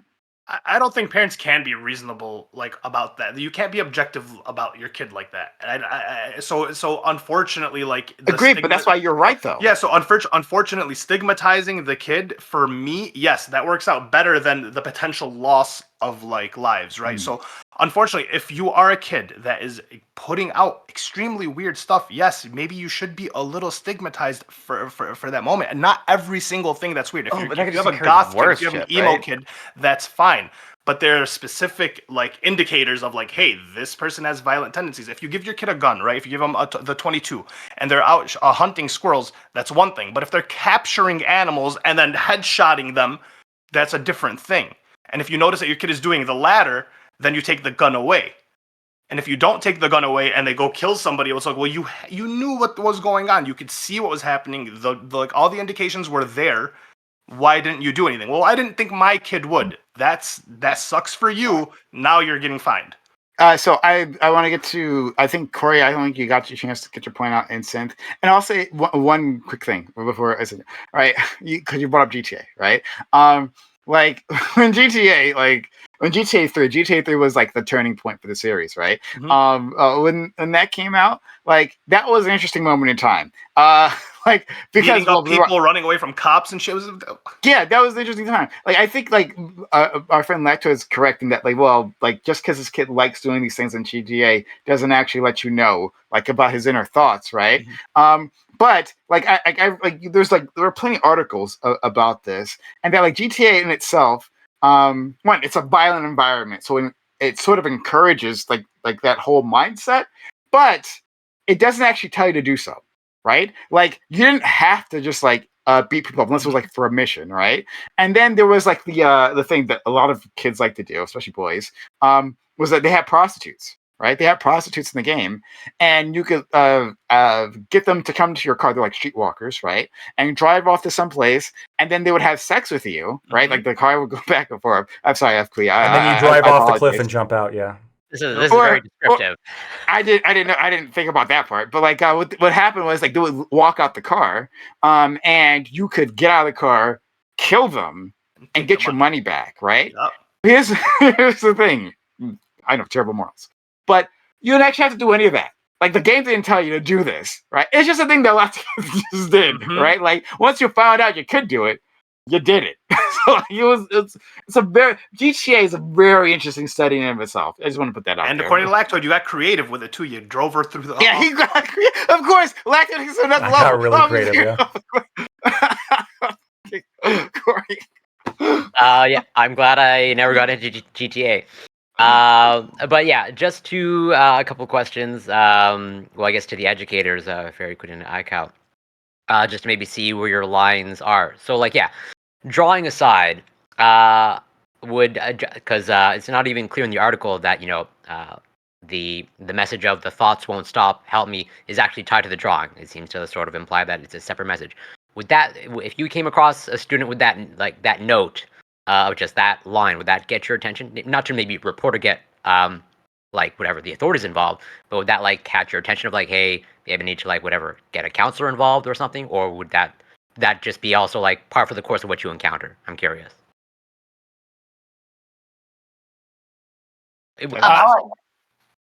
Well, whoever wants to have Fairy Queen or iCal, I put it to both, but whoever wants to start. Yeah, Fairy Queen, go ahead. I'll be back in a couple minutes. Sure. If I saw somebody saying, "Please help me, the thoughts won't stop," I probably would have a conversation with the kid, and I probably might send an email to the parents, right? But I would be hesitant probably about noting my boss about anything. Yeah, sure. That's fair. I'm just curious if that would be enough just to get your attention on something, or I just want to see how the range of behavior that you're encountering of you encounter this so often that a message like that would just fly over here.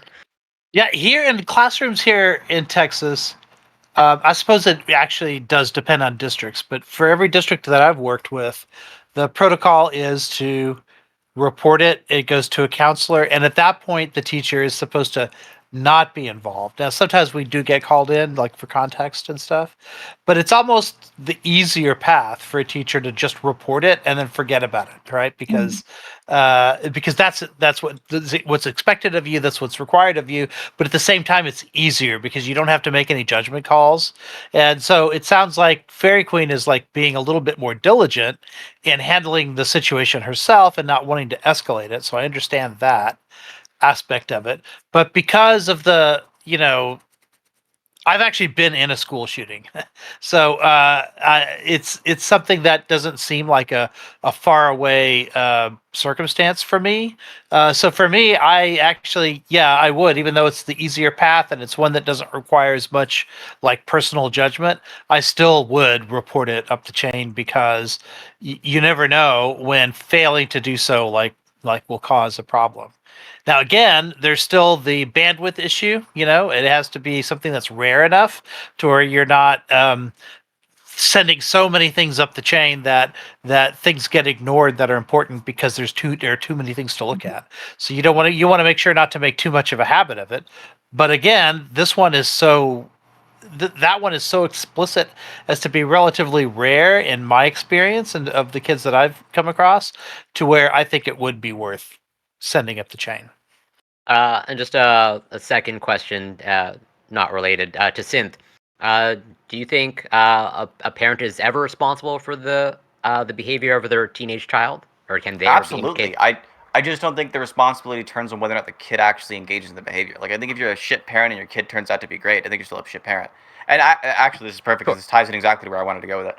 And I feel like there's a lot of confusion here because of this. But in perfect timing, Ali, because it's actually almost exclusively directed towards you. But this is what I was trying to get at with the back and forth with you, Ali, earlier. With I don't want us to forget that they're not being tried for being bad parents. I 100% agree. These parents were terrible parents, and they probably deserved jail time for how bad of a parent they were. Yeah. But they're not being charged with being a shitty parent. They're being charged with manslaughter. And the real issue is if these parents should be punished for causing deaths. Being punished in accordance with them having the shit luck of being the one with the kid who shit at the school. These parents, I don't think deserve punishment for that. I think what they deserve punishment for is for being shit parents, not for the fact that they didn't make the correct judgment call of being skeptical of their kid's behavior. No parent would. You even agree. Most parents, I don't think there's it'd be incredibly rare for any parent to ever think their kid would be the one that did it. The real issue is all the shit leading up to it, all of the really awful ways they parented their child until then. It's not the fact that their child happened to be the one that shut up the school. It's the fact they're shitty parents. Yeah, and the manslaughter is where that would negligence okay, I don't know how laws work and how negligent laws work, but in my opinion, or at least the way I understand it for this is the parents aren't being punished for being bad parents, but they're being punished for being negligent to their kids' actions, and then their kids' actions led to someone dying. So the only reasonable punishment for the negligence would be the manslaughter. That's the way I understand it. Well, so I actually, there's a conjunction there, right? It's both the case that they're being punished for the fact that they were negligent towards their duties, and also that that negligence led to death. The problem I have is that they're being punished because of the fact that negligence led to death. I don't think that changes their action. I think their action is just as morally wrong, regardless of their luck. Okay, so I guess I would say like it's Oh yes, can I it's a just mag. ask Oh, clarifying? yeah, Yeah, go can I ask clarifying? So, Yeah. are you saying that they should be charged with different crimes, or do the laws not currently exist for the crimes that you? I think there should charge be them with? different laws. Yeah, I Okay, think there should yeah, be different laws. yeah. Yeah. What would the laws be? Because I think my it's- understanding of negligence is like I don't know how there'd be a question of Lactoid, but like to me it works out that they were negligent to this action. This action caused death, therefore the negligence equals manslaughter. Yeah, That's the way I'm like looking at it. No, that is the way it works, and that's the issue with the way it works. The ideal law here is not that you're punishing somebody only. The punishment turns on whether or not it turns out to be bad, or whether or not they roll the dice, the luck ends up bad. Aiko said kind of the exact same line of thought that I have on this, which is that the truck driver from the analogy earlier. They should be punished either way. They should be punished equally either way. Both of those people should be going to jail, regardless if it's the case they luck out and don't hit a kid. These parents should be punished for the fact that they were negligent and shitty parents, but they shouldn't be punished dependent on whether or not that kid killed someone. They shouldn't be punished the same way we punish somebody who through like drunk driving kills someone. What would the punishment be? Then? Why not What drunk do you think driving? the punishment should be? So the reason the punishment here should just probably be like lower than the average for manslaughter. But the answer to Prime's question, which is why shouldn't they be punished the same way for drunk driving? Because drunk driving is something that we can very reasonably expect somebody not to engage in. It's the case that everyone understands, with some rare exceptions, that if you drink and drive, you have a very high chance of killing someone. These parents did not think that any of their actions had a very high chance of causing a school shooting, nor would we expect any parent to think that those actions would cause that. What about at the I civil disagree level? with that notion. Having that like, I don't think that should be like in consideration. That we would never expect a parent to think that. Obviously, they wouldn't do that. So that's why you had other adults come speak to the parent to go against what you're like. But you also had some that said the opposite, right? You also had people who evaluated the child's mental health, and you say they don't have the whole picture, and I agree. But Well, those yeah, people then- said, yeah. "Hey, your kids all chill. It's no big deal. Your kid's just a little weird." And if you're weighing, other people said they think my kid's weird, but this expert says they don't, and I don't ever think my kid would do that. What would any parent think in that situation? The kid wouldn't do it. The expert's got to be right? So let's go to let's let Aiko then Lactoid in. Lactoid, I think you're gonna say my response to Synth there. But just before then, guys, we are over like the ending time. So if anyone has to leave, just head out. No obligation to stay. But yeah, Aiko. I take Sid's point that the result is kind of almost accidental, and so like doing it based on like whether or not someone actually shot somebody is less relevant. But that's at the criminal level. At the civil level, often you are responsible for whatever the outcome is. So if you're liable for the outcome in terms of what had happened. So, like for instance, there are plenty of cases where people are not found guilty at the criminal level, but then later on a civil trial happens and they're found liable for that contact. OJ, right? So, do you think the parents are liable? Yeah, OJ. Yeah, Absolutely, I do. Yeah, and I think that the way we approach civil cases, I think, has to be fundamentally different from the way we approach criminal cases. Elements of luck can't be embedded in the way that we do criminal cases, but they should be in civil cases because we want to have this generalization where we're incentivizing economically people away from doing things with bad externalities and towards them with good externalities. And unfortunately, in the case of somebody who does an action that then ends up harming nobody's going to bring that to trial in a civil case. I would love a world in which we have some general externalities hacks where every single person who does some stupid shit, we're making sure to slap them with the fine. I would love that world. It's just that it's not the one we currently live in. Big government at its finest. Let's go to our friend Lactoid. Okay. Well, I mean, you may have. I want to explore this a little bit more. So, because I understand, like the concept of morally lucky. I understand, like it feels unsatisfying, but there's a couple like scenarios that I've got a hard time like reconciling that with this concept. So just let me ask you this: you got somebody who's blackout drunk. Let's say they're like at a 0.2, okay, or 0.3, Yeah. well, even, and then they drive home and they no kids happen to run in front of their car, so they manage to get home. If we catch them, should we punish them in the same way that we punish a drunk driver who does hit the kid when they're at a 0.3? Yes, that's Yeah. my view. Okay. Yeah. So let me ask you then a follow-up, all right? Let's say I get blackout drunk, and I would punch a minority if they happen to be like within 5 feet of me. But I'm lucky in that there's no minorities nearby, okay? But Corey Corey's blackout drunk, and he also I has don't this, drink. and he tries for the first time, and he does have this proclivity to punch minorities.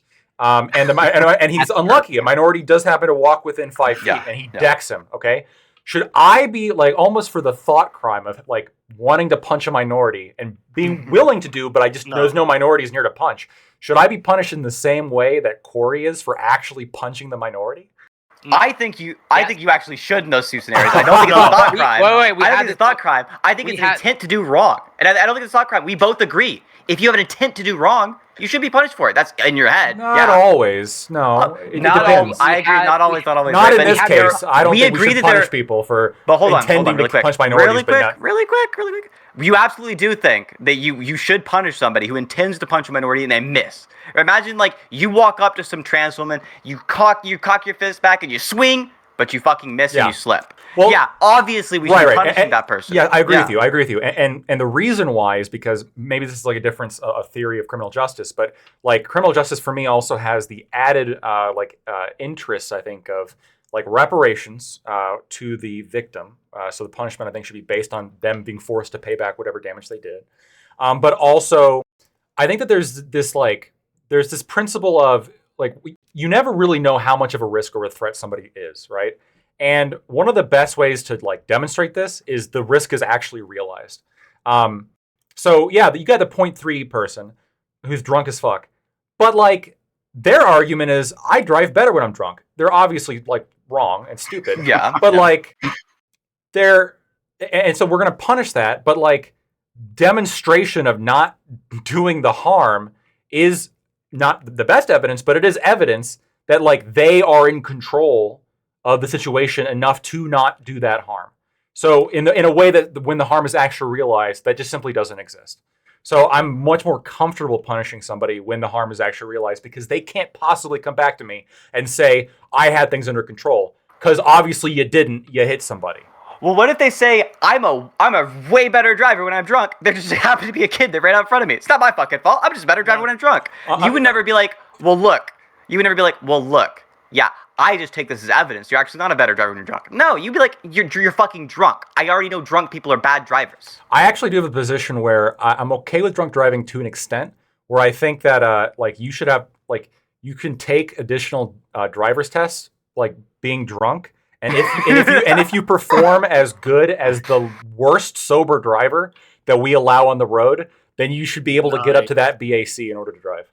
I'm down for that driving school. I think drunk driving school sounds fucking lit. Yes. Because think about it. If I could drive at a point I respond. I understand what you're saying. I understand the line of thought. I understand the line of thought because I've thought about this before. It genuinely occurred to me. Wait a second. What if somebody just is actually a better driver? I know 100%. When I'm playing Mario Kart while drunk, I'm a lot better than most people when they're sober. Beer pong, so much better. But here's the issue. When I'm drunk, I'm placing people at extra risk. Yeah. If somebody's born fucking stupid and they're just a bad driver and they can't fucking remember to use the turn signal, like 99% of the people on the road in Rhode Island, I hate that shit. But they are the extra risk. These individuals, it's at the end of the day, they didn't make the choice to be shit. They didn't make the choice to be fucking stupid. But they are shit. So we're like, which is why maybe we should the lowest common denominator. Look, I agree. Maybe we should probably elevate the requirements to drive, but I don't think it's the case we should say, look, if you are a drunk driver, you only have to be as good as the worst driver on the road. I think instead what we should be saying is,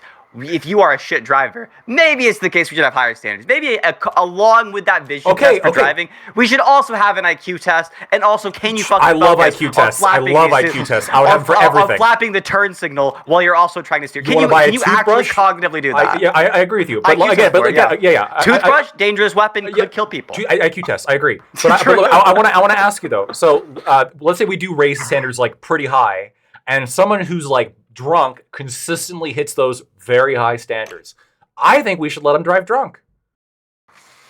I completely disagree that we should let those individuals drive drunk because I think those same individuals be driving better if they were sober. And I think we should have a system that puts in place and this actually probably is a difference in legal theory. I think the kind of system that I want to put in place is the kind that encourages the correct kind of moral thinking and the correct kind of rules and heuristics so that we can have the best possible world.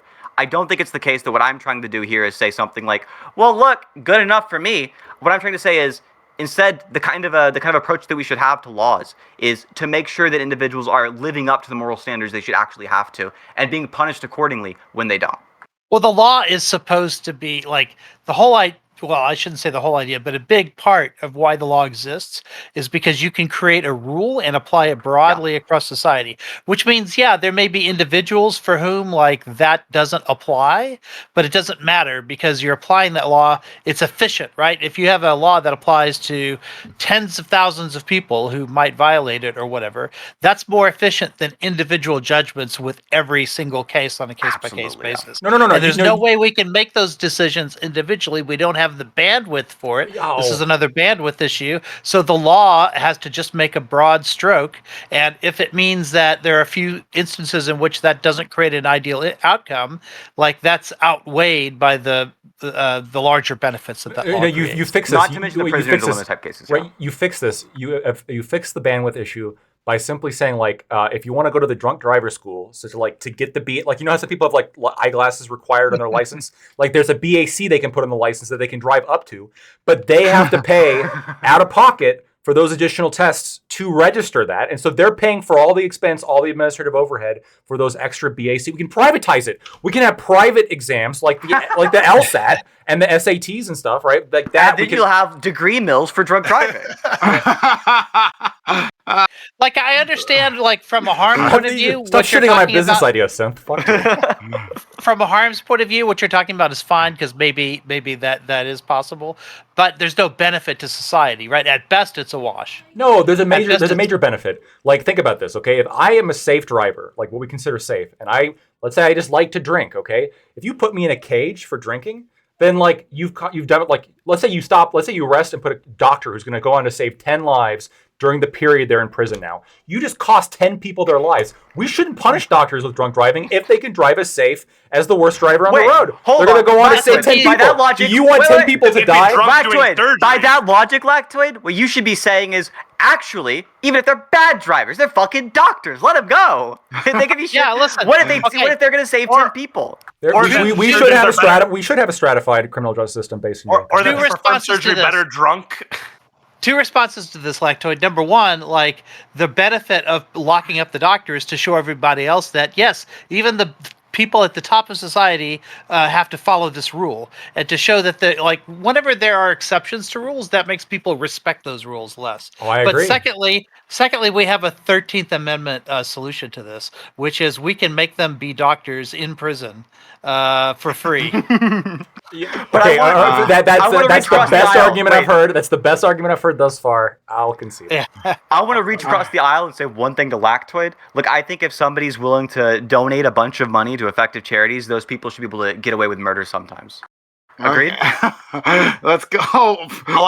He's thinking about it. He's like, maybe. I want to try to bring this. I agree. The idea of like having people be able to. It depends on who you plan to murder. Well, like if well, they're, no. you know. Look. I agree with the general. I hear you. Against malaria, I could save 2 lives, and that means I should be able to kill one. Well, a lot more than 2 lives, probably. I mean, if we're going to be honest, right? Some That's African true. village is probably a whole village. Anyway, I wanted it's only 5 cents for a vitamin A supplement. True. And then also it depends on who you're killing because maybe their benefit is greater. There's a whole like I said. Yeah, it's a tree we can go into. But like I agree with the general proposition that like we don't want to give people exceptions and the ability to break the rules, right? Because then this might lead to like negative consequences. But this is why I'm saying like the BAC test, it's not bigoted, right? You go and pay for extra tests to prove your ability.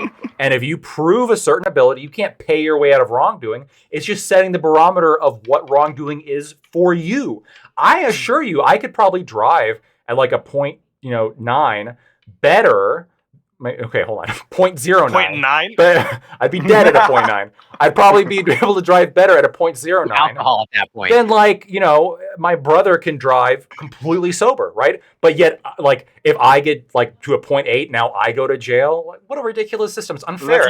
Let's go to Ali. Justice is not blind. And then let's go to Corey. I love how like we get Lactoid, like because he'll bite bullets left and right. He'll just do that, and like we can like logic come into the purge. But let's go. Yes. The problem with the BAC license is that much like in a lot of cities, people will just end up paying the proctor and just write that I can drive at a 3% and call it a day. So I just want to bring this back to like the parents thing. Parents. Okay, so if you have parents and they allow their kids to drink and their kids' friends to drink in their home because they're like, well, they're gonna go drink anyways. I'd rather them drink under my house. I can keep them safe. So whatever.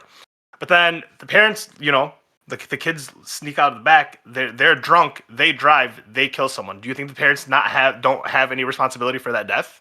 They definitely have some responsibility. It's just the amount of responsibility they have is not proportional to one death. Considering that you let your kid drink and they went out and they drove because you allowed them to drink, so they're driving drunk because you allow them to drink. Yeah, no, I follow all that. I follow that. Yeah, it's just you didn't allow them to kill the person, right? So the amount of risk there of them killing a person should be calculated in and factored in, right? It's a matter of like what percentage chance is there actually in a situation like that for your kid to go out and then kill somebody drunk driving. Well, you let your kid drink in the house. It's not the case you expect your kid to sneak the fuck out, hop in your car, and go hit somebody. Right? That's not a reasonable expectation of teenagers to sneak out of the house and drive while drunk. Especially if you have cool enough parents that allow you to drink underage in their home. Of course, it's not reasonable to expect your kid to go out and kill someone. To drive drunk. I do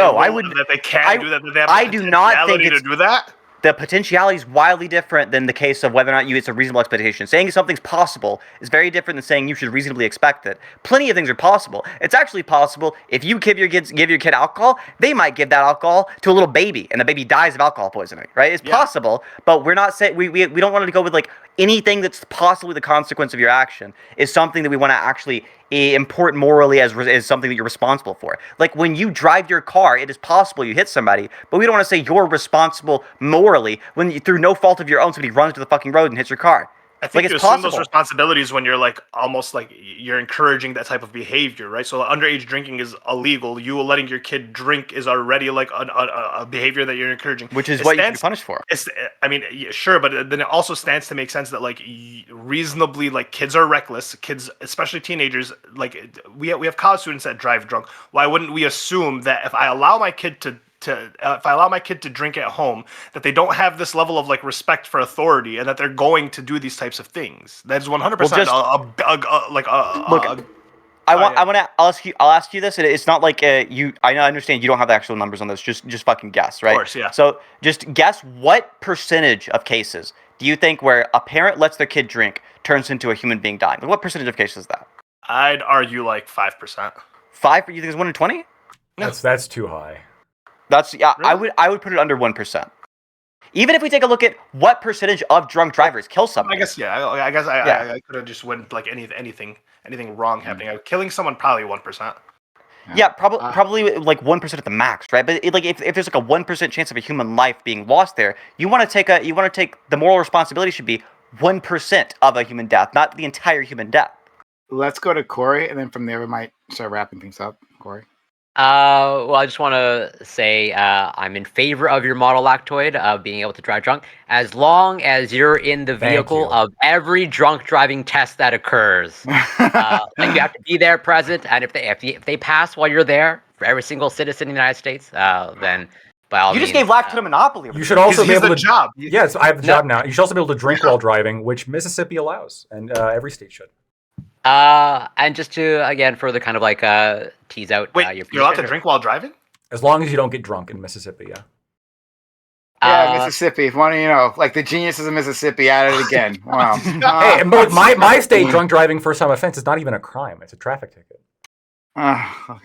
Are you? I believe. Correct me if I'm wrong. Yeah, you're the legal expert here. But are you in favor of, from what I understand, like the laws of like a bartender can be held liable, responsible, if like they serve a drink and then the person like drives home drunk and they get in an accident?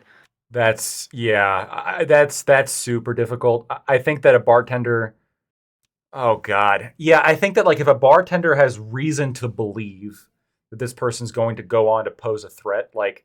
If the bartender the bartender hands the guy his keys as he's walking out and he's served him like all night long and he's blackout.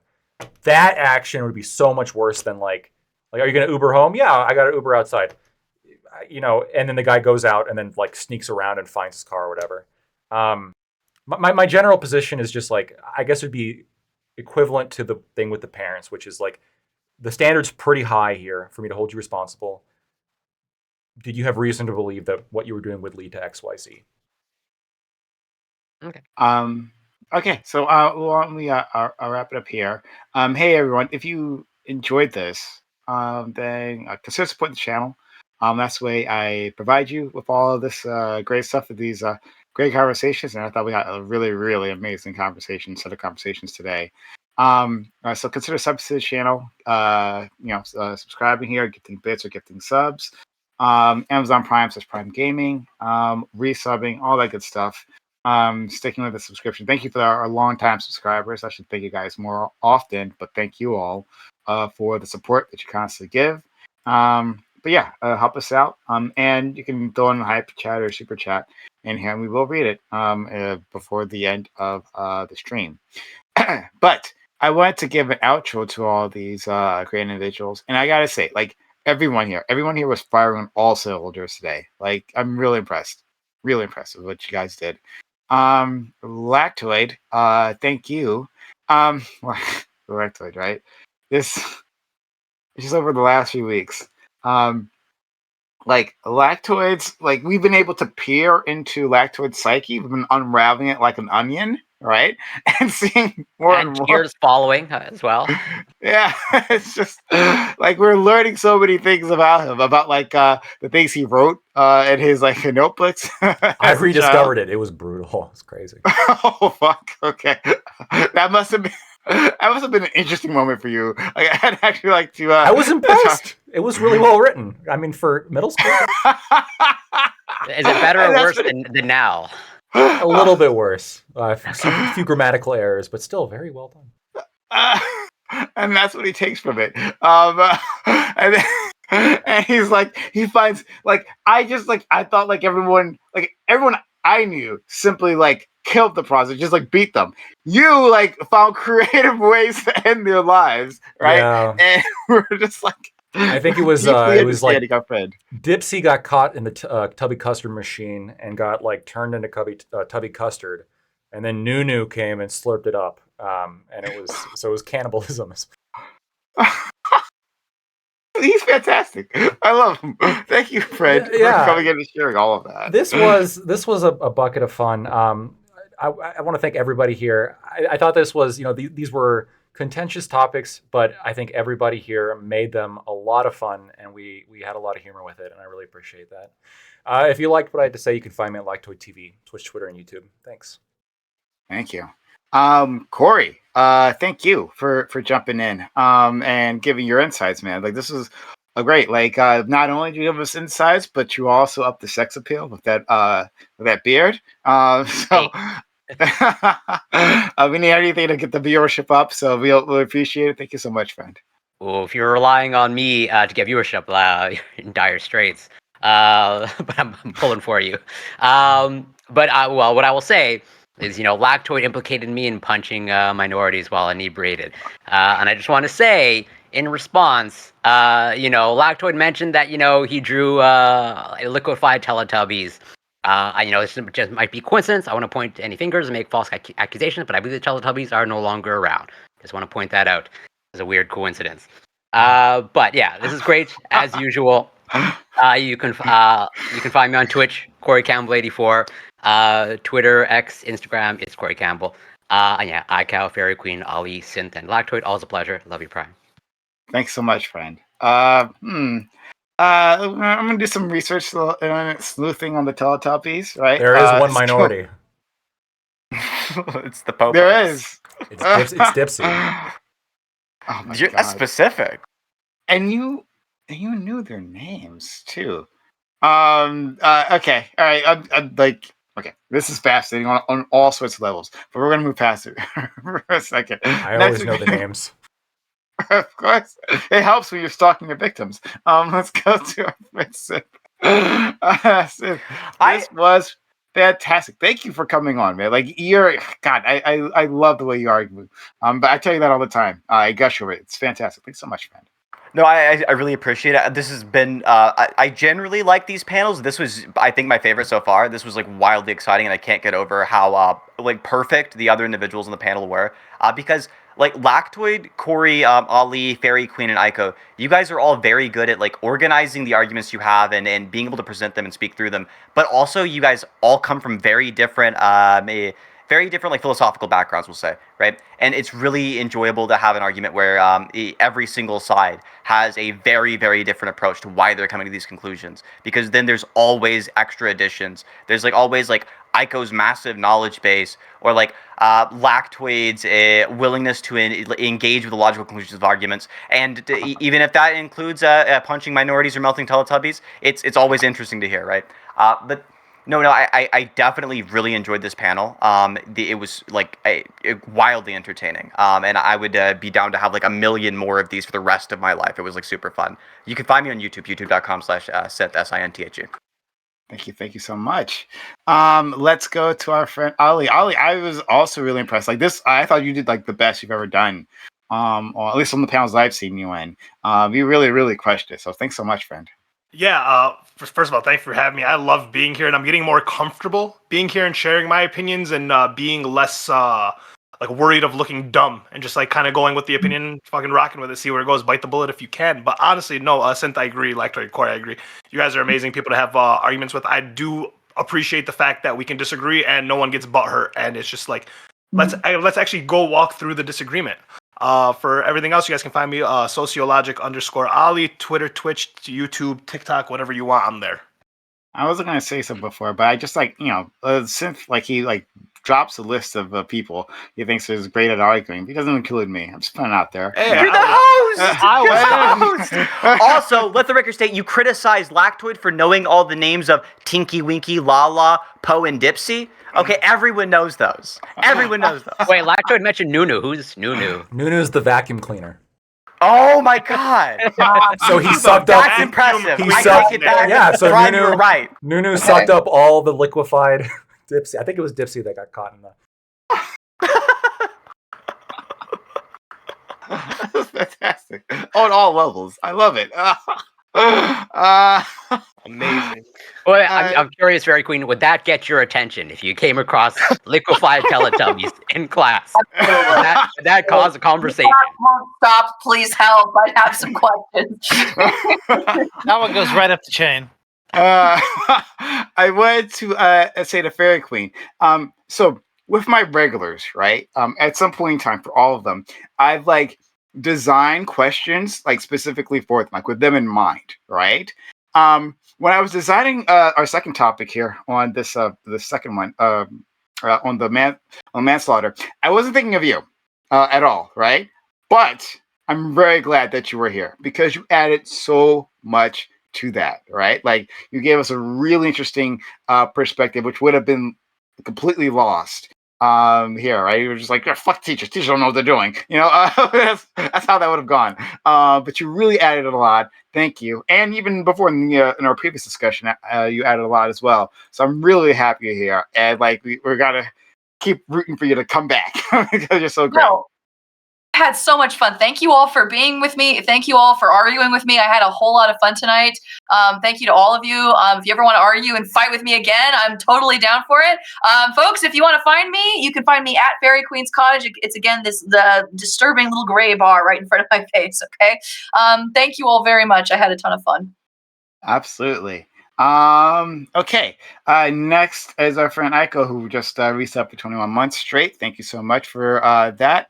And Aiko, like I wanted to draw him out of his shell because, like, look, what happens oftentimes, me and Aiko will like sit around, like, and we'll just have a conversation, and we'll have these like deep, amazing conversation. He'll like say like insightful thing after insightful thing. He'll just like fire them off rapid fire. And then I'm like, well, what did you say previously through the conversation? It's so good, right? But today, like, you really nailed it. So I'm very grateful for you coming on, you sharing all of that, all the wisdom. Oh yeah, sure, no problem. I always like being on here. I mean, I think sometimes, like when especially when it's a 9-person panel, like it can be a little tough to find a window where what I'm saying is relevant. So, like in the past, I'm like, oh, if I can't say it now, like 20 minutes later, it's no longer relevant to what's being said. I usually get caught in that trap. But yeah, I'm going to be a little bit more aggressive on that. Thank you. Do you want people to find you or do anything? iCowRich on I guess Twitter, that or the site formerly known as is about the only other place where I'm known. Oh, Yeah. is your Yeah. handle I Cow Rich? Like I am Cow Rich? It's short for impatient cow, the knock knock joke. You know that joke? Oh, okay, yeah. Yeah. Okay, I thought it was I Cow Rich. I was like, okay, Yeah, like you're well, it's you're just posturing to all the Muslims like I got the cows. Okay, come to me. Right, yeah. Yeah, exactly. Hey, sorry, what's Have you not heard it? Okay, we'll do it. Knock Knock, knock. knock. Who's there? Impatient cow. Impatient cow. Moo. Ooh. Patient cow. Okay. I- All right, so that's like I have a little less respect for you. Leaving this conversation. also known as interrupting cow. So that's another. Interrupting cow. Like You I don't know. I the just name. Interrupt. Yeah. I just. You've never heard that? No, I've heard it, but Oh. like you see, like I go here. He usually like has like the references he make are like super deep, right? Like he'll like bring up like philosophers and like Christian mythos, right? He'll like really energize the conversation. I'm like assuming, well, this must be that, right? Like maybe like a sacred cow thing he was doing. Yeah. No, not anything. So No. we had to. I thought he was my a standards. farmer. I thought he was a farmer. Okay. All right. Well, anyway, we're learning so much about all our friends here. So I'll send you guys off. I'm assuming. Oh, and two things. One, the Fairy Queen, when she said like go find her, she meant find her on YouTube. Fairy Queen Cottage is on YouTube, so just don't forget that. Don't like do what I did. Type it in. Twitch, get discouraged and give it up. All right, so like go on YouTube to find her. And you should talk about your site. Do you talk about that in public or not? Oh yeah, no, I do. It's called Worlds Without End. Also, wwend.com you can go to as well. It's both of those URLs work, and it's a website for readers of genre fiction books. That would be science fiction, fantasy, and horror. And it's really it's a way for you to like register all the books that you've read. So if let's say your goal is to read all of the Hugo books, that all the books that have won Hugo awards over the years, or the ones who've been nominated. And we have about I think 50 or 60 awards that we track in that way, and it'll tile all the book covers, sort of like like on Amazon, where you see all the books, but the background behind each book will be colored a certain color based on whether or not you've read that book.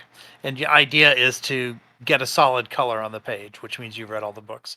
And it's also a place for you to review those books and to talk with other fans of those books and that sort of thing. And the last thing, it also we also have reading challenges. So you can post these reading challenges. And then over the course of a year, you read all the books and you check them off and you talk to the other people who are doing the challenge and you discuss it. Like a book club, kind of. We need to get you to do that more, especially if we have anyone here with like a large audience. So sure, you got to advertise that. I've been doing some stuff with Juby with regards to that. Indeed, he is. And we should talk about that when you guys have that all set up. Anyway, I'm going to send you guys off to our friend. I'm Really Important, IRI. He's streaming right now about something New Hampshire, something. Whatever, who cares? It doesn't matter. Politics is boring. Anyway, I'll see you guys later. Off you guys go. Yeah, okay. I am out. But yeah, guys, this was amazing. Like, really great panel. Yeah. No, I loved it, yeah. Yeah, I had fun. I got to go, unfortunately. Take care, everyone. Be well. Until next time. Catch you guys later. Always a pleasure. Talk. I still want to have an abortion thing, but You want to have an abortion? You want abortion. Okay. My favorite, yeah. Oh, yeah, I was gonna say you really are not a practicing Catholic at this point, Jesus. Yeah, I'll stick around and talk if anyone wants to stick around and talk. Wait, Fairy Queen, do you really think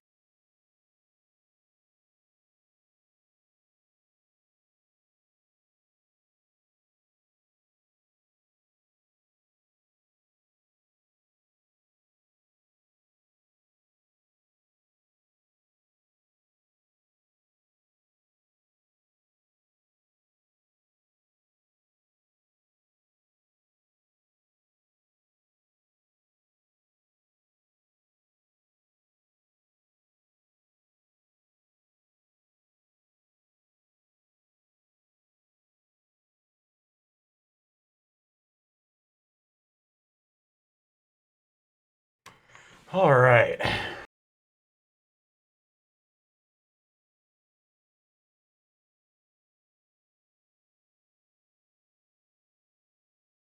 Well, I want to thank you guys so much for tuning into today's episode of Lactoid TV. If you haven't, please consider giving me a follow. The followers, they ebb and flow. Today was a little bit more of an ebb, but I think we made up for it. There was a lot of good chat interaction, which I really do appreciate. And I thought the panel was absolutely fantastic. So if you like the content, you want to see more of it, please consider giving a follow. For those of you who gave subs and bits, thank you so much. I had my first hype train today. That felt great. So really, really appreciate that. What we're going to do now is we're going to go ahead and raid on out. Is there any suggestions? Because if there isn't, I know he's pretty lefty as well, but he is covering some politics shit regarding Nikki Haley in New Hampshire. But I'm really important, so may do that as well. I know Jason Society is also streaming something about Palestine. It's Twitch poll, guys. It's gonna be left wing, dude. Like, like there's what Grumpelstiltskin. Let me look him up.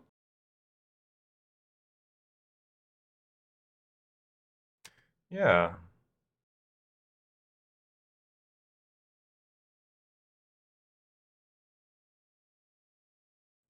We'll do that. I'll shoot you guys over to Grumpelstiltskin.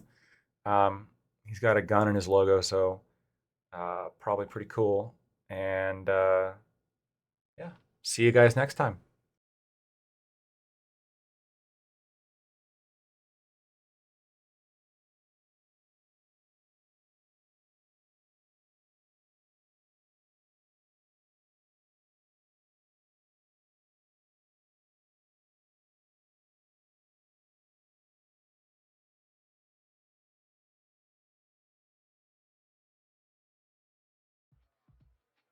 I'm not